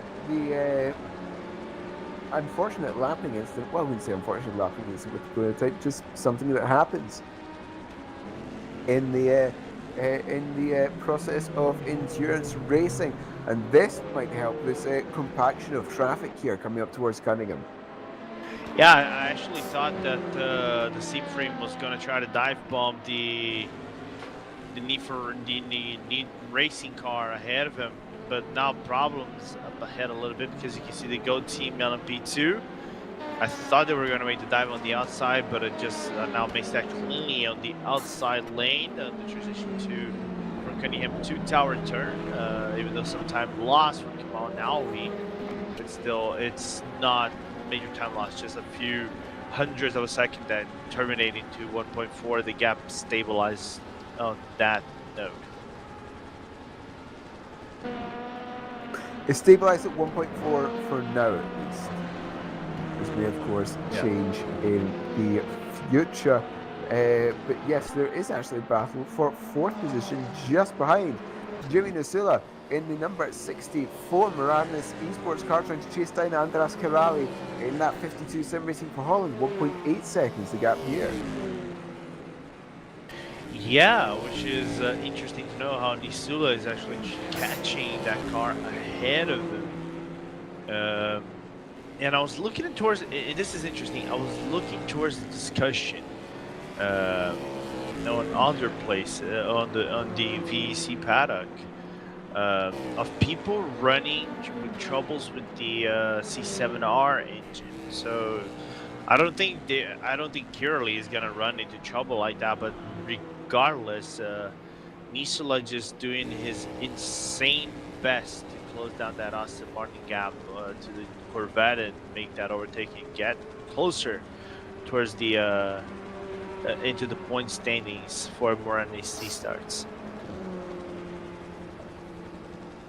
Yes, so this would be a 4th position for Moradnes. Should they be able... Sorry, it's currently 5th position is Moradnes. It would be a 4th if they are able to make the move.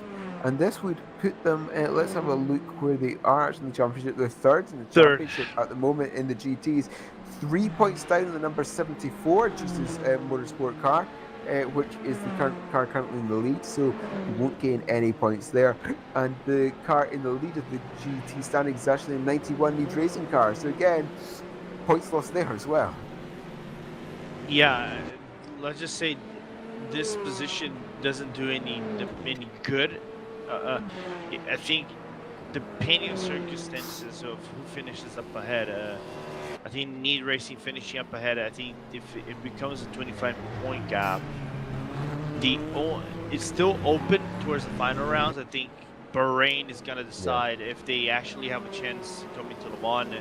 And one of the things we have to remind, Le Mans is actually 1.5 points more. So it's 1.5 points more. So leader, instead of getting like 30 points, you would get 45 points. So if these 15 points can make a difference at the championship, but it's getting out of reach. 20 points right now, nearly 20 points, 19 points separated. It's hard. I think it's gonna break them up to 25 points, I think max. And if it goes to 25 into Bahrain and they don't get a solid result, then you start to think, oh, I think Le Mans, well, we have to pull a miracle in Le Mans, and even then I don't think it's gonna be enough. Yeah.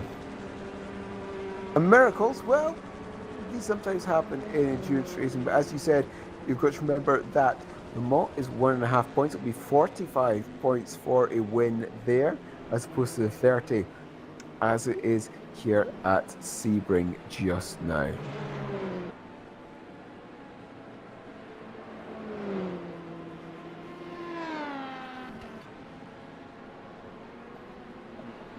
This is a yellow there in section 1. Well, there was a yellow quickly. I can't see who that was for because I don't see any slow cars anymore. Insane. I was actually looking at the track map if there was something developing right there, but doesn't look like that is the case, as Nisula just gets around, got around by the Sebring LMP2. Now there's one LMDH going around them as well. And gap still stable between everybody, and racing for Hala like we saw coming into the pit lane. So we can shift the focus to P2 in the GTE class, because Blackhawk now is 0.2 of a second behind the Need Racing.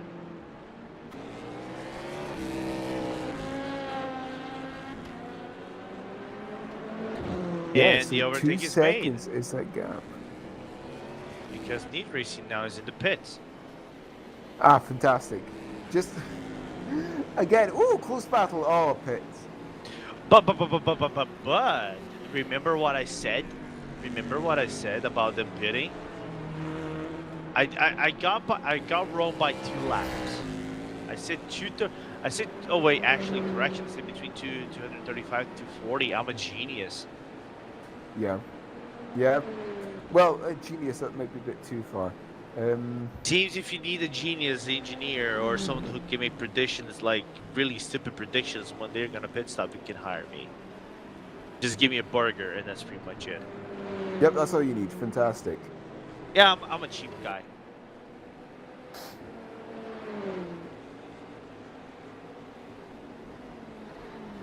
But regardless, I think coming in around 235, and we have to look towards Kamal.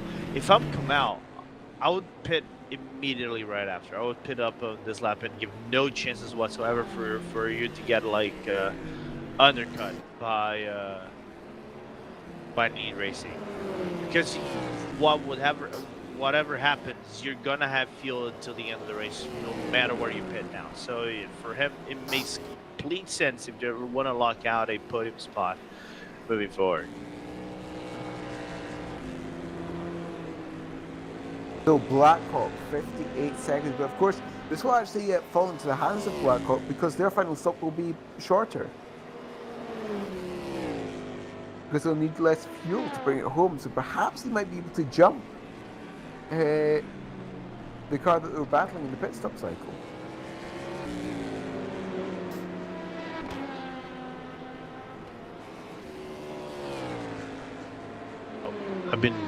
I've committed the sin of talking with my microphone muted. I apologize. But Fantastic. Yeah, I do that regularly. So it's just I'm coming back into the fray. But anyway, I was saying, first, Kamal staying on track for me is quite interesting. If it was me, I would pit. Second, I agree. I think we'd put like maybe up to 14 or 15 laps of fuel max you're probably gonna get. And that would be enough for you to take to the end of the race. and maybe would get a jump on someone that you're battling around the track. As some of the track lights now are on. Let's go.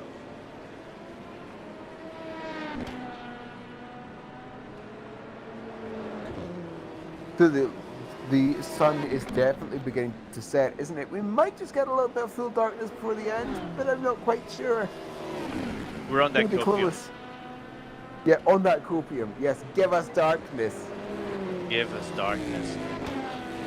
I really want to sing, but I'm gonna refrain from doing myself that on the broadcast, especially when I'm back after 3 years. But then the people know which song it is. Do you want to make sure you're away for another 3 years after this broadcast? No, is that this essentially what you're is saying? why. This is why I'm keeping it to myself professional. You know, I have Professionally, this is fine then, isn't it? Yeah. It's all fine while everything's burning around you. But yeah, I think we're all. We're hoping that it goes to night racing. If we get it, it's gonna be something that is gonna be very minimal. But it's gonna be good to see if any of the night racing, if we get any sort of evening racing, it's gonna affect the drivers a little bit in terms of picking their lines and braking since they probably are ready and are tired enough to do these kind of things around Sebring, night racing too much, which wouldn't surprise me at all. I'm looking at battles throughout the field. Potential battle between Rookie Monsters and Simframe, but I think Simframe lost ground to traffic. I'm not 100% sure on this though. This would be the battle for 7th in DPIs, wouldn't it? Yeah. This is Luca D'Amelio that we're currently looking at in that Rookie Monsters. You can just see that Simframe in the background. Yeah, it's Oh, kinda God, the closer. sun glare. Yeah, hold on. Let me just get my sunglasses. Whoa. Yep, that's a lot of glare. God race, stop.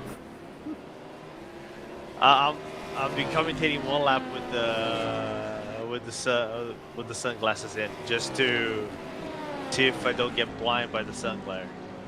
Because I believe the UV rays are real, even if it is virtual. They can blind you. Don't look into the life-giving ball of fire, it hurts your eyes. Yes, precisely. As this is Alex begging in this Simframe car, 2.7 seconds the gap.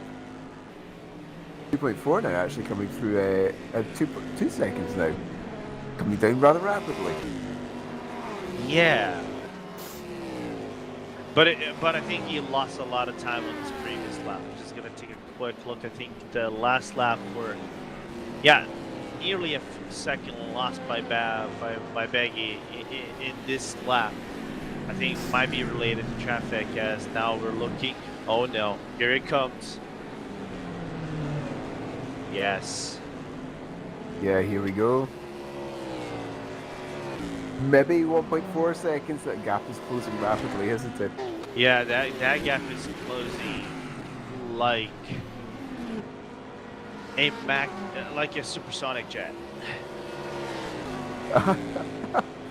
Yeah, it's closing very, very rapidly. And here we go. Second. Yeah, second. Yeah. I wonder if the Malio is taking this traffic more conservatively than he should have been.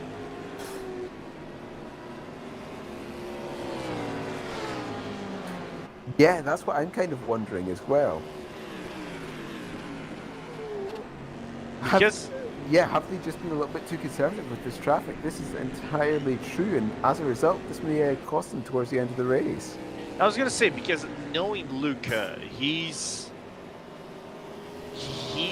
somewhat aggressive, but he doesn't overanalyze too much how the traffic plays out. I was wondering if there's something of miscalculation here and there going through the traffic like this, as the gap is now slowly fluctuating over the second.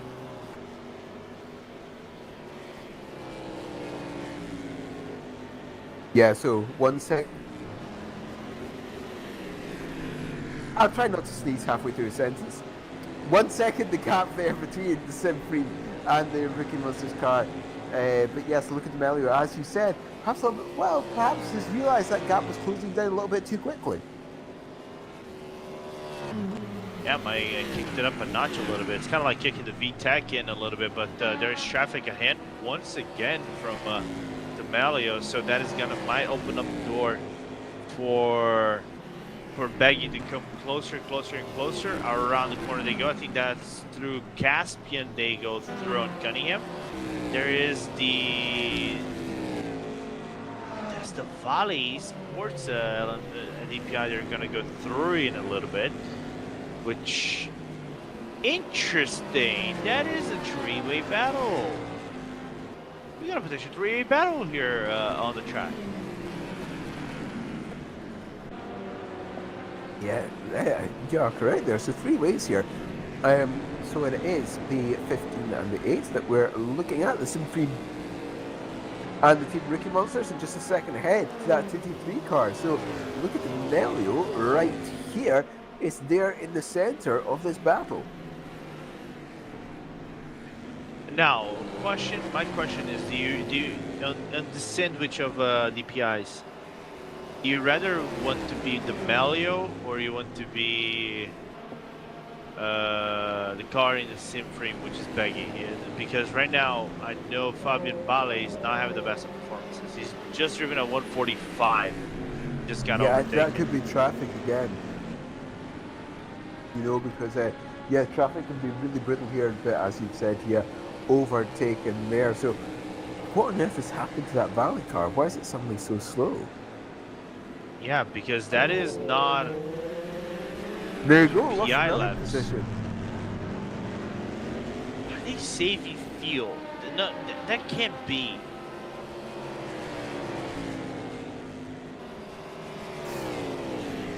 No, I think it's about 45 minutes to the end from here. Yeah, there is no point saving fuel anymore. So, could it be related to potential problems for Bale right there? Could be hardware. Something involving the hardware, perhaps. I don't know, because that's very uncharacteristic.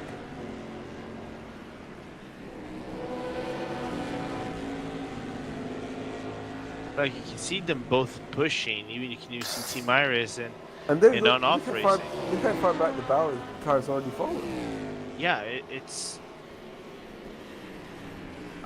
If anybody from Vale wants to let us know what is happening, we're more than happy to break this out on the broadcast. But are they pitting?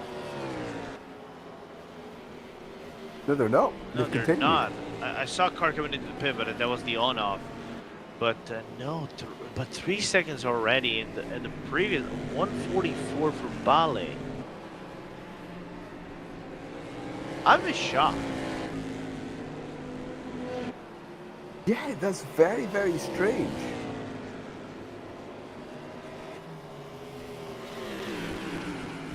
Yeah, which making me think it might be a problem with the hardware.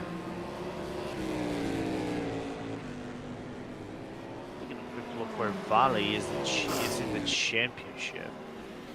Vale is in 5th. It got overtaken by Rookie Monsters, and for Rookie Monsters, this overtake is golden. So it will put them.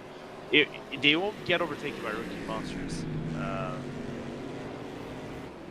So it's quite interesting what they're trying to take moving forward.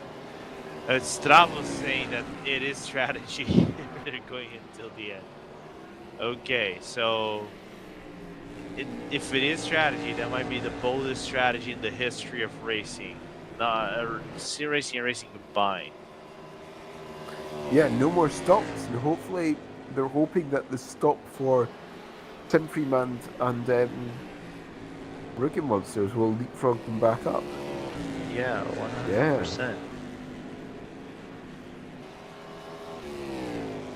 Like, I'm not sure if I like this call, but well, it's a call anyways. That's why I'm commentating and not driving.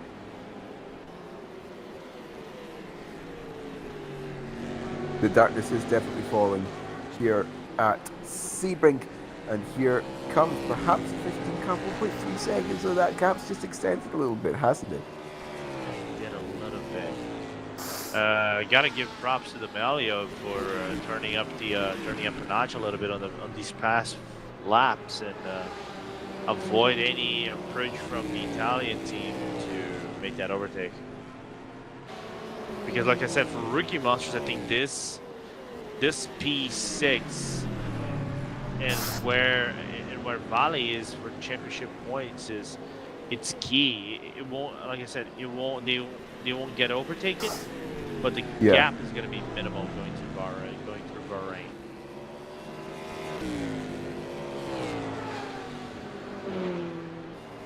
The 1.6 car, the Symphony car has just fallen off the touch now. And of course, well, it's got dark pretty quickly, isn't it? Yeah. I think also given the fact that we are racing on spring, on the American spring, we got a little bit more sunlight, but once it comes, man, it comes fast, the darkness around the part of the track.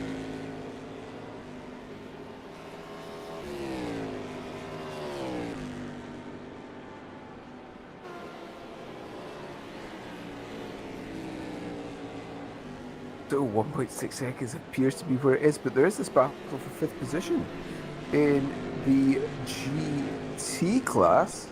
If I quickly find where this is here, 1, 2, 3, 4, 5. I think it should be Alex Boytigam. Indeed, Alex Boytigam chasing down that final position in the top 5, which is currently held by that number 91 NeedRacing.com.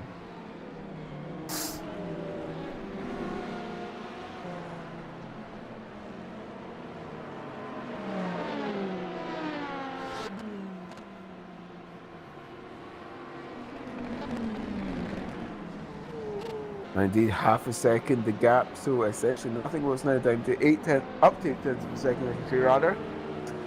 Due to this prototype traffic coming through, but oh, look at this, the 81 car has the upper hand. It appears it's back down to 6 tenths of a second, that gap.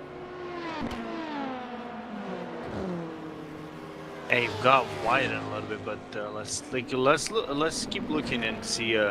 Breutigen is going to be able to catch back Danny Racing. That is going to be good for Little Blackhawk in the long haul.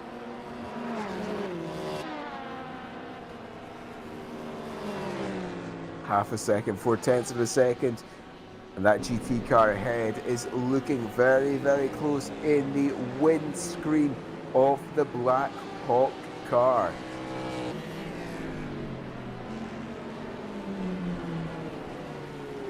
And here we go through turn 3, 4, and 5 now. And Alex Breutigen closing in on a final position, was now 4th. Through Big Bend, underneath the second bridge, the Mobile 1 bridge, we're braking hard for the hairpin, while allowing, that's actually second place, that's the RaceFactor car going up the inside at the same time. But because of that, look, that gap's extended back out to 8 tenths of a second just because of where the traffic was caught.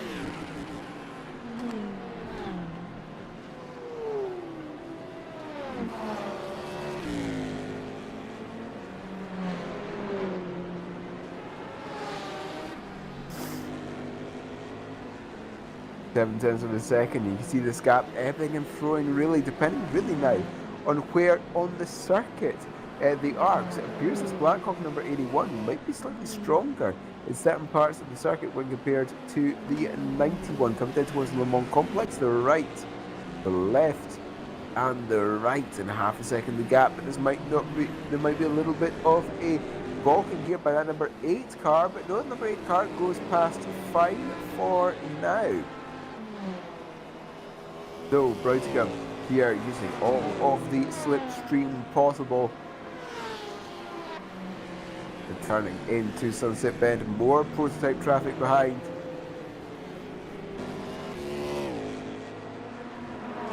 But this prototype traffic should hopefully be able to get, well, I was going to say get past them on the start-finish straight, but I'm not exactly sure if that will be the case. It will certainly get past the number 81. But it's going to have to wait for the 91 until there's a run between turns 1 and 3. Then more prototype traffic. That's the Sequel from Emery's car, actually. I think that's the TPI.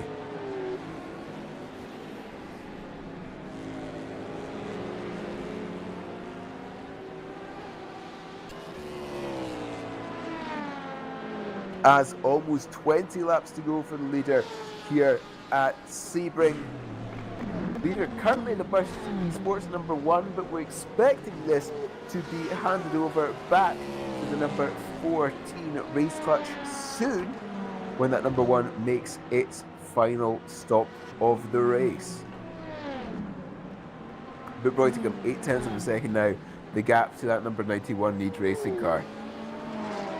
And there we go, there's number 1 car making its final stop of the race, so that should hand the lead back over to the number 14 Race Clutch.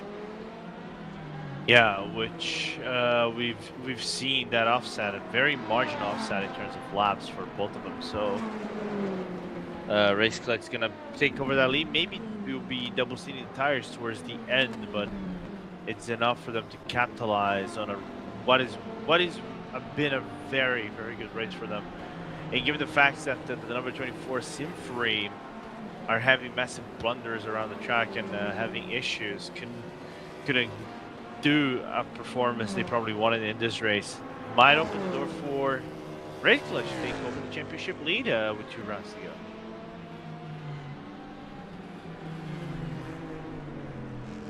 Yes, by my calculation at the moment, with this number 21 car being in 4th, this would mean a 6-point lead to number 14 with 2 rounds to go.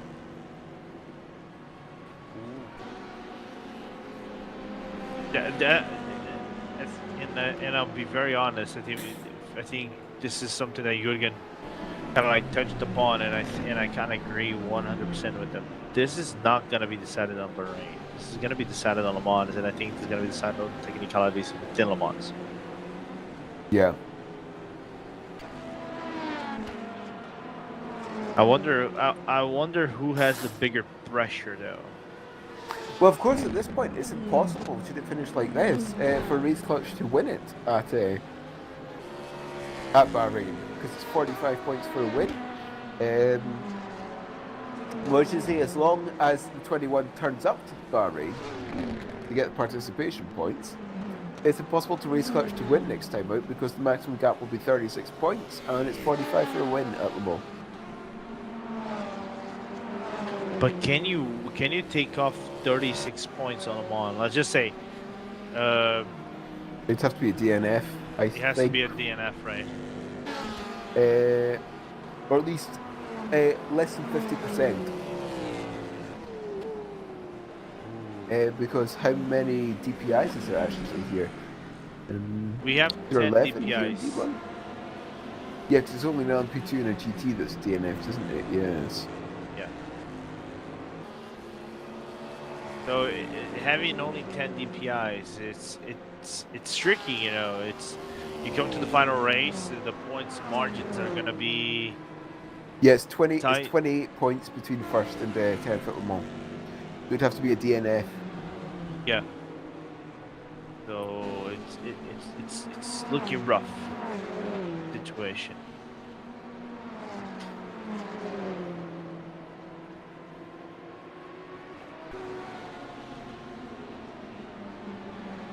Other than that, a battle between Rookie Monsters and Simframe on the LDPIs also heated up once again. At the same time, we have this one between Blackhawk and Need Racing.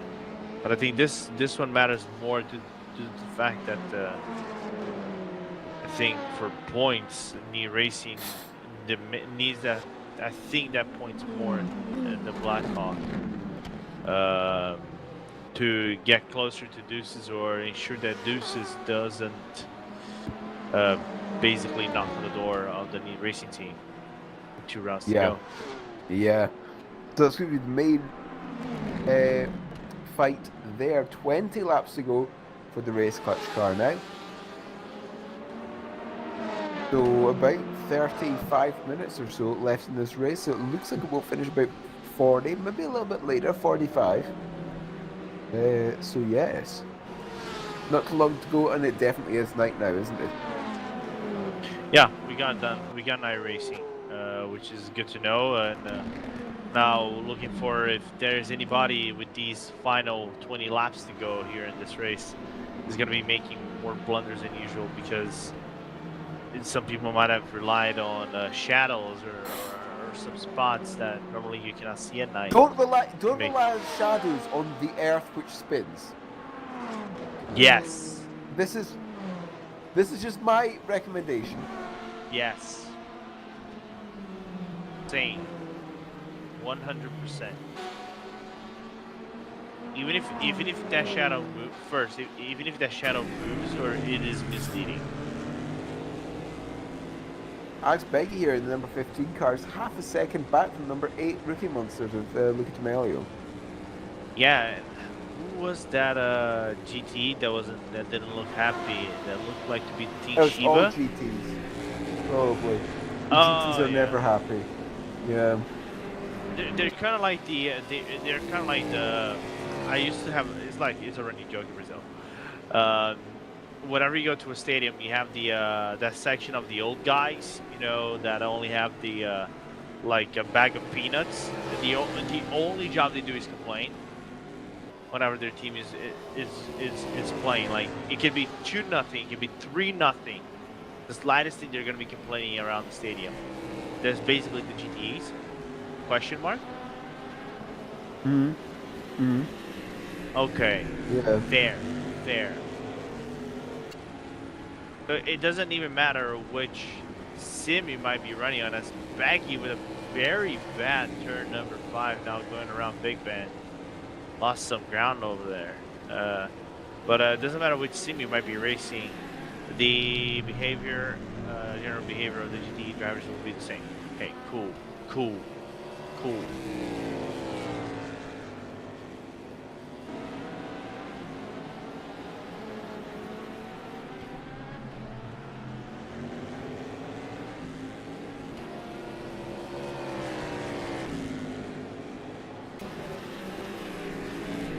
So, 7/10 of a second for Beggy. I don't think that strategy for balance worked. That's 38 seconds, that gap. I don't think that strategy's worked. Making it to the end. Yeah, same. I think you backfired a little bit, but that's still enough for you to maybe battle around the track and get some solid points for the number 15 car. Just get a quick look where they stand in the standings. Yeah, most likely they're probably going to get in front of Taco. Taco hasn't even graded their cars over here today, so I think they're probably going to get points on Taco, and maybe Satellite. The Satellite cars, they're going to get really close. So still yet to be seen. Back down to this battle for the final podium position in the GT class. Still 7/8 of a second gap. Pointigan just doesn't quite have the pace. It looked like they had the pace beforehand, but now it's just almost fallen away a little bit. Yeah.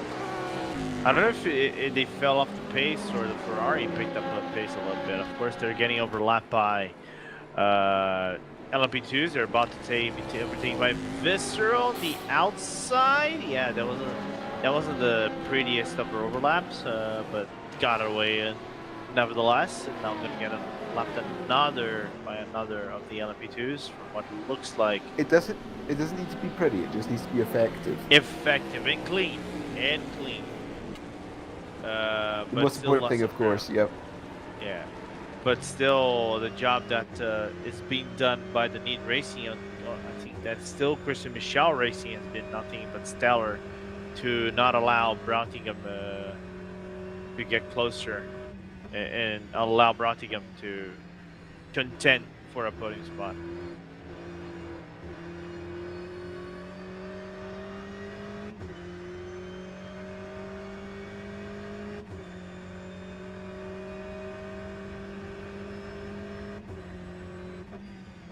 But yes, 1.1 seconds is just falling out. But you've got to be careful. Look at that timing turn on the left. Look what that number 91 car is quite close to as well.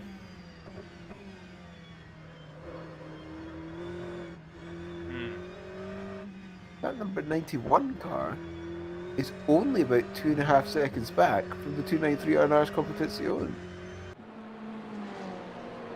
Christian Michel driving that number 91 to the end. You can just see that pink GT in the background. And I'm comparing laps really quickly here. Pinch's car, I don't know which best lap his last lap it was, so I am confused, you know.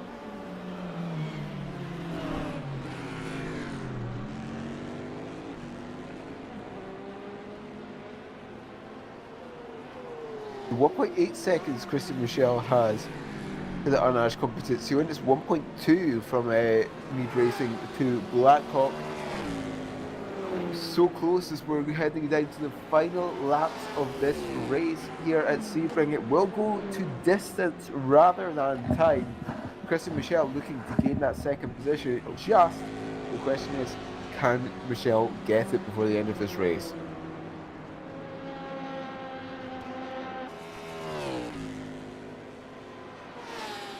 I think it's gonna come down to the wire for Michel to do anything regarding his overtakes and things like that. He's pushing the car.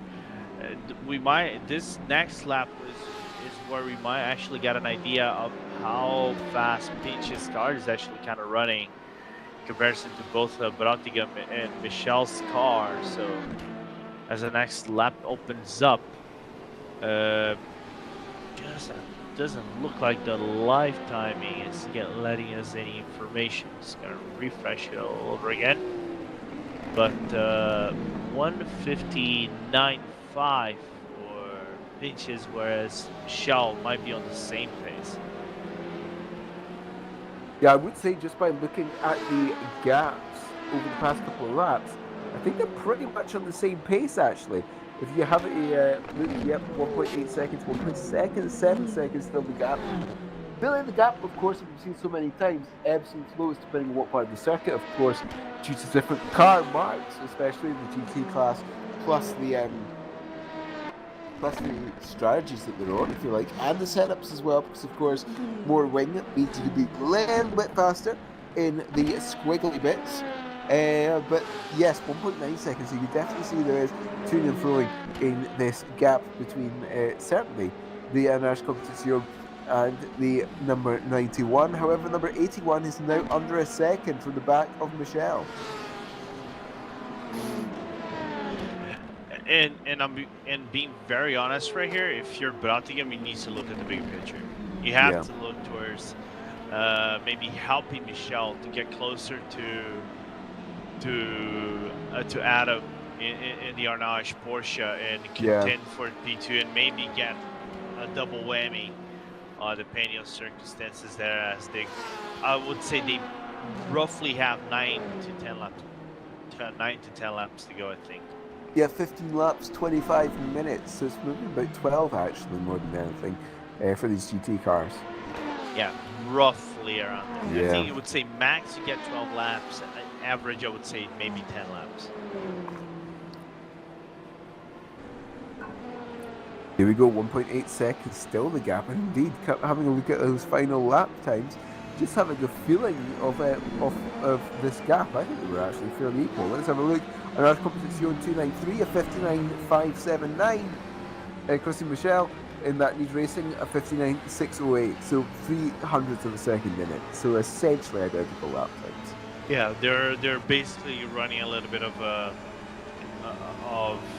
what would say a roller coaster of gaps and things like that. So yeah, really good to know that we're taking this take of seeing how well they're performing around the track.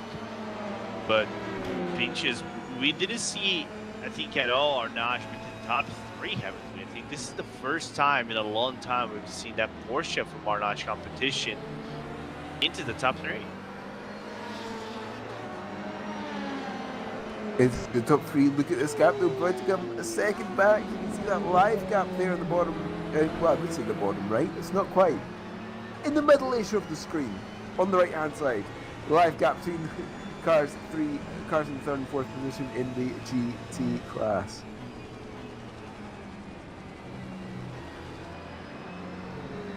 Meanwhile, That is under a second. Yeah, stalking behind. Look at that. Yeah.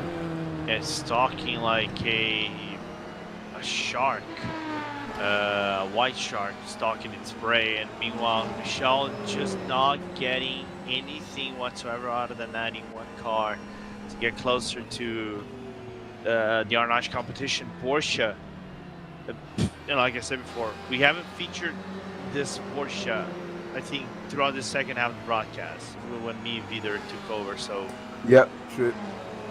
we've always seen like Neat Racing, Deuces, and also Neat Racing, Deuces, and Blackhawk kind of like feature themselves into the top three, kind of like shifting back and forth. And Arnage kind of like creeping themselves to the top five.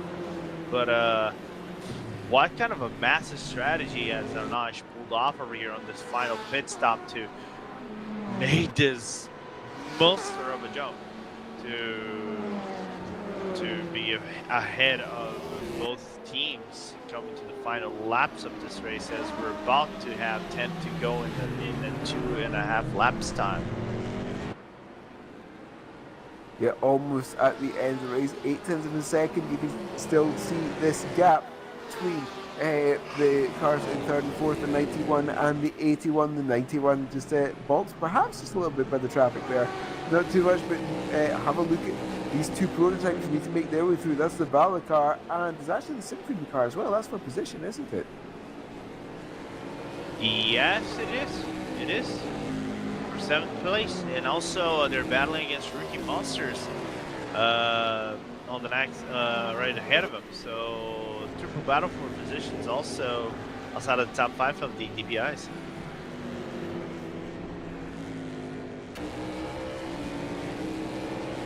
But yeah, it definitely appears that strategy for Ballot hasn't worked because they've been jumped by the Rookie Monsters car. And they're probably going to be about to be jumped by the Symphony car as well. So I really don't think that strategy has worked. They did try something, but it was the wrong strategy. Yeah, and I'm starting to think that maybe Christian Michel needs a little bit of luck in terms of traffic to get ahead. As oh, we got our answer. I kind of figured out why our notch competition were running in second place. They stretched out the field the longest, so it's gonna be a very short pit stop for them. Might maybe get the jump on the Scuderia Leone, but if they do, it's gonna be by very marginal gaps, as now we have a true battle for net to P2 in the GTE class. Yes, this battle is now for P2. How long will Pintos be in the pits for? There goes the Scuderia Leone car. Might even pop back out. Perhaps even Miranda's car? Just behind that in the 6th position? No, it's no, going to be ahead of it by a long. Yeah.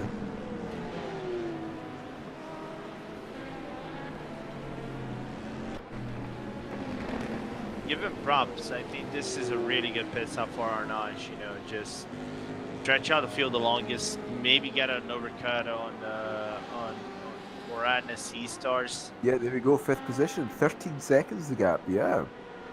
And then on the standings, which Arnage, like we said before, and I think that is a 293 car that is coming out on track, needs all the points they can get to be within the top 10, because just looking ahead of him, direct competitions, Go Team, the 97 hasn't done well, Ramada hasn't done well, the Extroys hasn't gone well, GTC Race Center, I think even slotted their car. The only car that really had a blunder was Secret Team, and even then still on the track, but I don't think he's gonna lose a lot of spots even to our notch competition at the end of the day. But it will give a good shuffle whenever they go to Bahrain.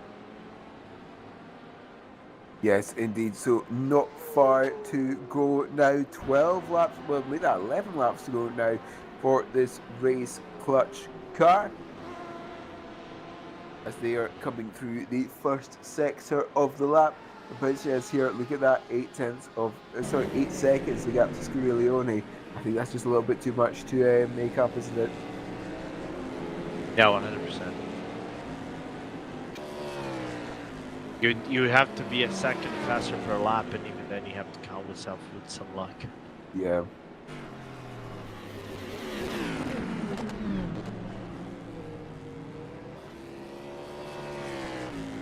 So a little bit of traffic here, which might help that number 81 car. But again, half a second, so not being quite able to get the advantage out of it. Yeah, which is I think that for Michel, kind of like didn't face him too much, despite having the cars ahead of him, and I think that was the GOAT team LMP2 and P2 rather, that I think got overlapped by, from what it looked like, that was the Simframe car or Yeah, Seawolf. So. Yellow sector 1. Yellow sector 1. Doesn't look like there is anything at all. Just a Might have just been a quick one then, yeah.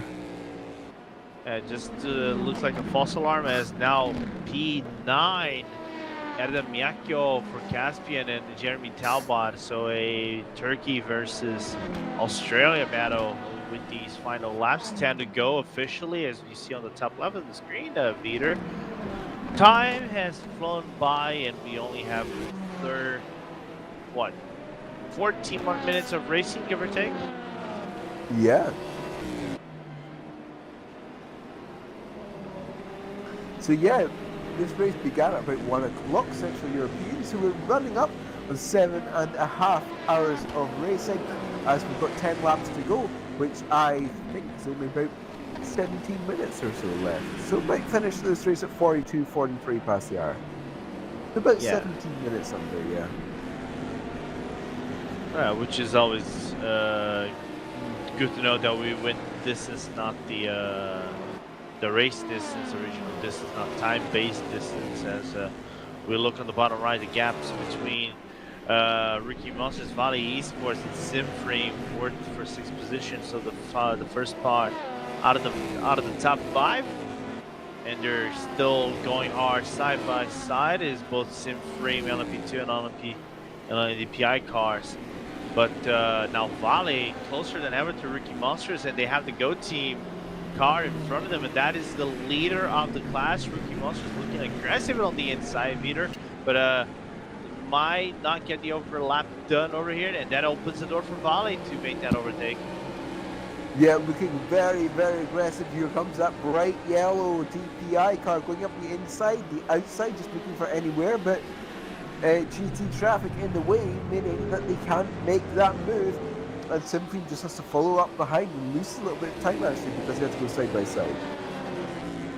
Yeah, they had to lift off to avoid any dive bombs on the Miranda C-Stars GTE. By losing that, they lost about 3-4 tenths of a second, but now clawed back 2 tenths on Vale Esports around Cunningham, stabilizing the gap between 4 tenths of a second on each car. Now Rookie Monsters just gone through the Arnage GTE, both of them behind follow through as well. 8 laps to go, and now Vale being the hunter and the hunted at the same time. But the one thing they're looking more like at the time being is more like the hunted than the hunter. Yeah, Vale. It's always interesting when you're stuck in the middle as well, because you have to defend and attack simultaneously, and that's something you certainly don't want to do. Vale going very, very wide there, actually in the exit of Sunset though. Yeah, going really tight right there, and seeing a more appropriate line. Now the gap is going to widen between Vale and Simframe to nearly a full second, as we see Race Clutch just coming around Sunset Bend with to open up lap 261. That will be 261, 2, 3, 4, 5, 6, 7, 8. That's 8 laps to go official remaining in this race, Peter, and now things looks like to be leveled out once again as they have the Ramada Porsche to deal with going around the hairpin, and also 2 more LMPs that might slow down the performance of Rookie Monsters a little bit. Yeah, so Valley Esports is just hoping the Rookie Monsters can get into a little bit of a tangle with one of this traffic, because that makes their job a lot easier. But I say that that was going up the inside of one of the LMP2 traffic cars, as you were saying. But simply Valley, needs to be much more defensive now, it appears. Yeah, and this is what it's kind of like. We have the famous words I like to quote with John Hayo, which is traffic given and traffic taken. So you lose gaps and you win gaps around traffic, and for Rookie Monsters, bar any issues with traffic, looks like they have basically a really good spot to wrap up this race in 6th place, but still not out of the woods just yet. This second, for me, is a big liar. You know, it's a big outlier that it tells you, oh, it's a second, but it's not really a second because anything can happen on a corner, taking it the wrong way. So it's a lot of things to develop.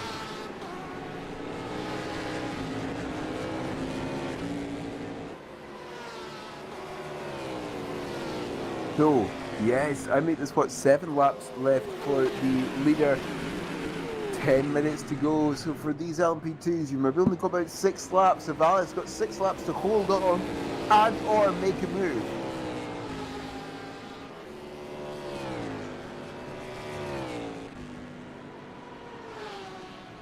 It looks like there's some contact between Valley and Rookie Monsters. That is gonna do their races by quite a lot. And yeah, oh my God, late race drama for both of them. That is gonna be worse for Valley, losing a lot of ground to Rookie Monsters, and that allows Sebring to get 1 spot. I really want to look on the replay. Who could it be at fault right here?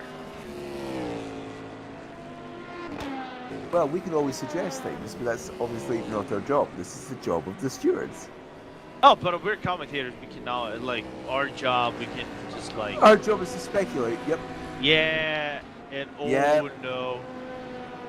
Oh, all right, they're fine. Air quotes. Oh, big air quotes, yep.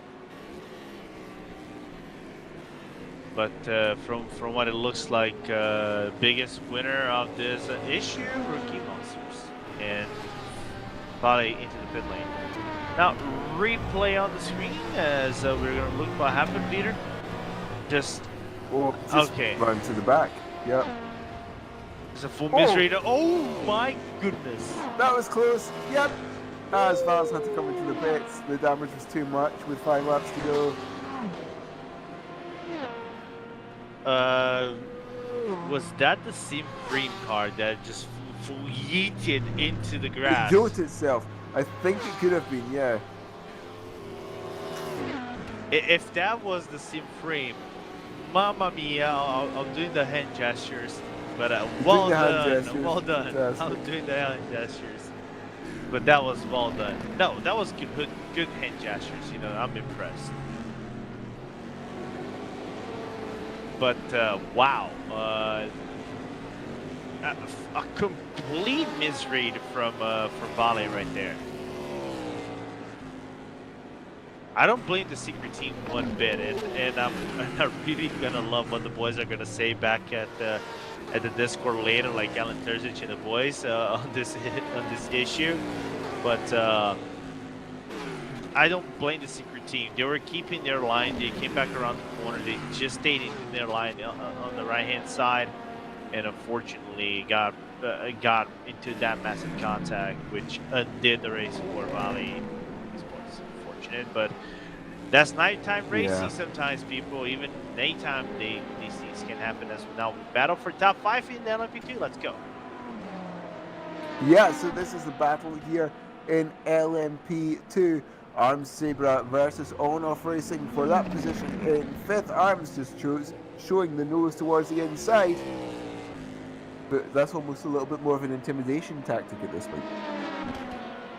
5 laps remaining though. Less than 10 minutes here at Sebring.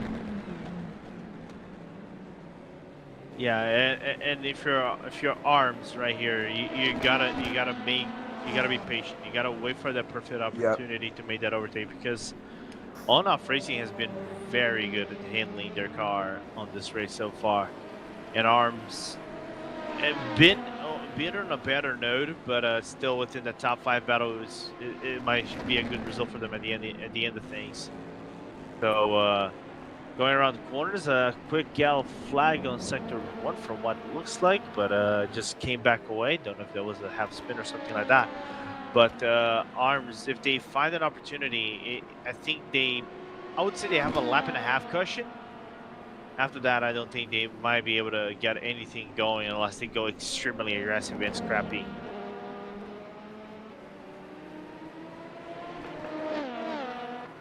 You say this though, but still 5 laps to go. Anything can happen, and Arms Zebra here looking at getting that 5th position from the On-Off car. It's going to have to be, well, one final push really, isn't it?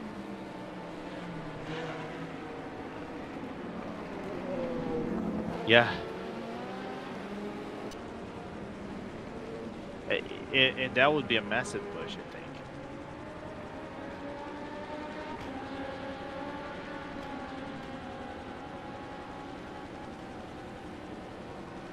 Chilo around the corner. What is he gonna do? Goes a little bit for a liftoff and late braking, trying to set himself up. They have the C Racing for Holland Corvette moving forward as laps 265 is open by the leader, and 3 laps to go on this. Actually, 4 laps to go rather on this race, and time is running out on both cars. Especially the Arms car to get any overtake done. Got scrappy with the C Racing Corvette. Could have gone so wrong for the LMP2, but fortunately for them, just managed to get away unscathed. Just a small scare. A small scare for now, at least. And I'm just wondering where number 14 car is out there on the circuit. Let's have a look. Can I find it? This number 14 car is coming down towards Bishops just now. And these two are coming through the down on the straight down towards Sunset, which means when the 14 car will be 3 laps to go, I think they might get lap out on the 14 car. Yeah, they will. Yeah, so these two might only have 2 laps to go, I think. And you can even see the Arms car on the inside here, Neil. I think he's not going to commit for the move. Oh, he does. Oh, Jesus. Oh, contact there. Yep, a little bit of shuffling to the other prototype. And made contact, I think, with the same frame car from what it looks like on the outside. So yeah, I think that is a Sebring car. Sebring car looking for revenge. It's. Ay.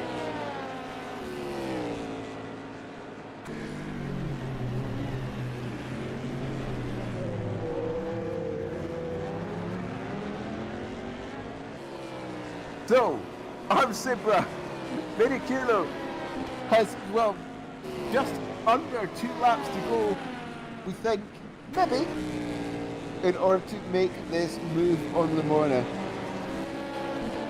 Is it 2 or is it 3? Who knows? The number of laps to go. So I think 2.5 laps to go, actually. Hey, you got 2.5. You got 2.5. To make this move on the on-off car. 0.3 of a second as they're coming down towards Bishops. Go around the outside of this GT car before breaking hard for the Le Mans complex. The right, the left, and then the right again. Accelerating out. This Arms car appears to have a little bit of an advantage this time round, though.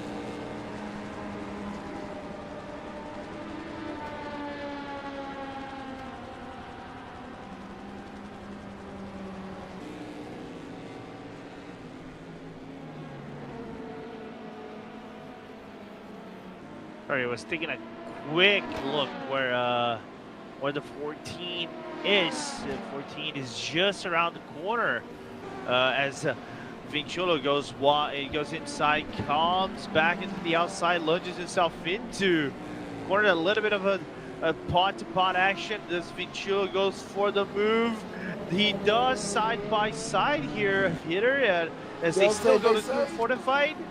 Contact, more contact, side by side. That's the arms Oh, God. the grass.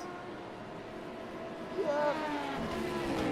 No, unsurprising. The lights are being flashed, but I Yeah. think that's it for arms. I don't think that is it. Depending on what race clutch just Oh, trying that's to the do. leader going through. Yep. Oh God, I honestly thought it was gonna go for the dive bomb right there, but I would say one more lap separate these teams, try to do anything whatsoever in terms of position. So if Vinciolo wants to get them moved on, it needs to be now.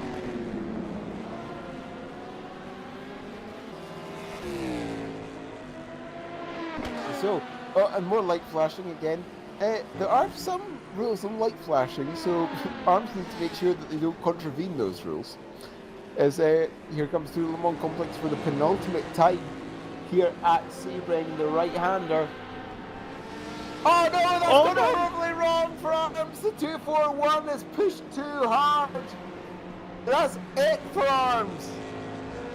The dreams of the top 5 is over because they're not going to be able to gain that time back. Ay. Pushed it a little bit too hard. Got a little bit of snap oversteer on the exit, wasn't it? Yeah, got greedy. Too greedy. Life lesson, people. Getting too greedy sometimes is not a good thing.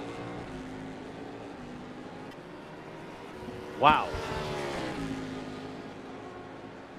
So, a very interesting end, a very climactic end to that battle there in the the LMP2s. We're having a look at this number 14 car that really we haven't talked about. Have we? No, not at all. We have it a little bit on screen when we're talking to Jürgen, the race manager, but apart from that, nothing much really. Because they've been so dominant in the second half of the race when we've been on Lorenzo. Yeah, they kind of been on a quiet note, you know, just kind of lurking, seeing if the strategy was going to lead them into the promised land. From what it looks like, it will lead to the promised land. And for race selection, like I said, on the standings, it's going to be wonderful for them going forward to Bahrain.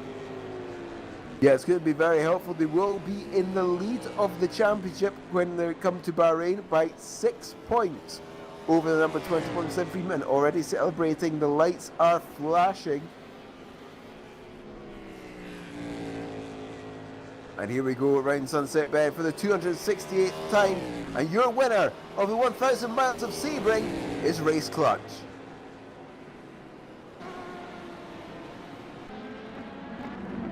And this is for the LMP2 class. It's going to be the Go Team car, a 1-2 for Go Team. They have nailed the setup, haven't they? No, they did, as not only them, As but here also comes the Deuces. Deuces car, actually, will cross the line first in the GT class. Yeah, but coming back, actually, I'm going to mention both of them. I think Deuces, kind of like a quiet race, but then dominating on the strategy as well as they go across the line. So Deuces will be the winner in your GTE class. And a dominant performance out of them as Go Team is going to cross the line and have a 1-2 for LMP2. Indeed, a fantastic job for Go Team. They'll be celebrating, they'll be popping the champagne and or rose water this evening. As, yes, Moritz Mail leading home that 1-2 for Go Team Racing.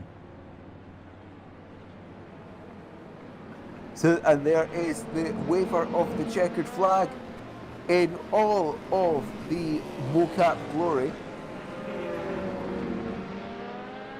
But indeed, a fantastic race here at Sebring today, particularly the second half that we've commentated on, because, well, we had battles all the way down to the penultimate lap. No, we had drama, we had emotions, we had actions all the way down to the final laps. Of course, the way it ended, it could have, of course, anticlimactic, yes, but that's just racing. You try to push your car. Sometimes pushing your car is over the limit. Your car is not gonna behave the way you want, and the outcome is not gonna be what you expected it to be. So, did we see that coming? No. Was it good for the broadcast? Sure, because we have drama. So I gotta give props to P5 in the LMP2 class. So well done to On-Off Racing to hold that pressure from Mars Sebring. So well done.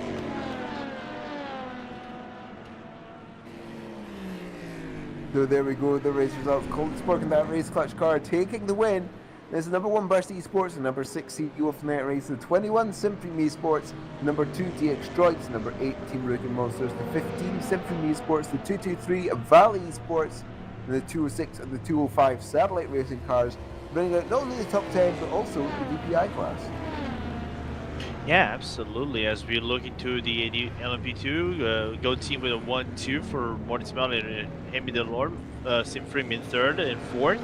Nicolas Lemon with a really good hold on Arms Sibra in 5th and 6th. Visceral in 7th, Arms Sibra with 2nd car in 8th. Schubert in 9th position in the LMP2 class. Team Iris, unfortunately, with the massive issues, the last car in the GT in the LMP2s. Indeed, the winner of the GTEs is Adam Baldwin. Well, not only Adam Baldwin, but that's 74 GC Motorsport Club car. 91 NeedRacing.com. The number 81 was just not able to overtake that number 91. Then the 93 Scuderia Leona, and the 293 Arnage Competition rounds out the top 5, followed by the number 64 Moranis E-Stars, the 52 Sim Racing for Holland, the 97 Go Team Racing, the 475 Casper Motorsport, and then the 451 Speedy Mike running at top 10. Then you've got the 51 Romano Motorsport, the 53 DX Droids, number 60 Secret Team, who was actually involved in that incident with the Valor car, wasn't it? I think. The 292 Arnage Competition, and then the 73 Jesus Motorsport Club, and only 2 DNFs today, number 26 Pescrol Esport, and the 66 Team Shiba.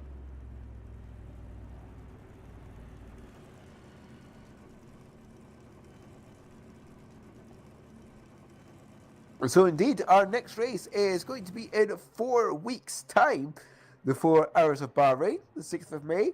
Make sure to join us for that if you can, for, well, the shortest race in the calendar, and, well, what's going to be a very hectic sprint, no doubt.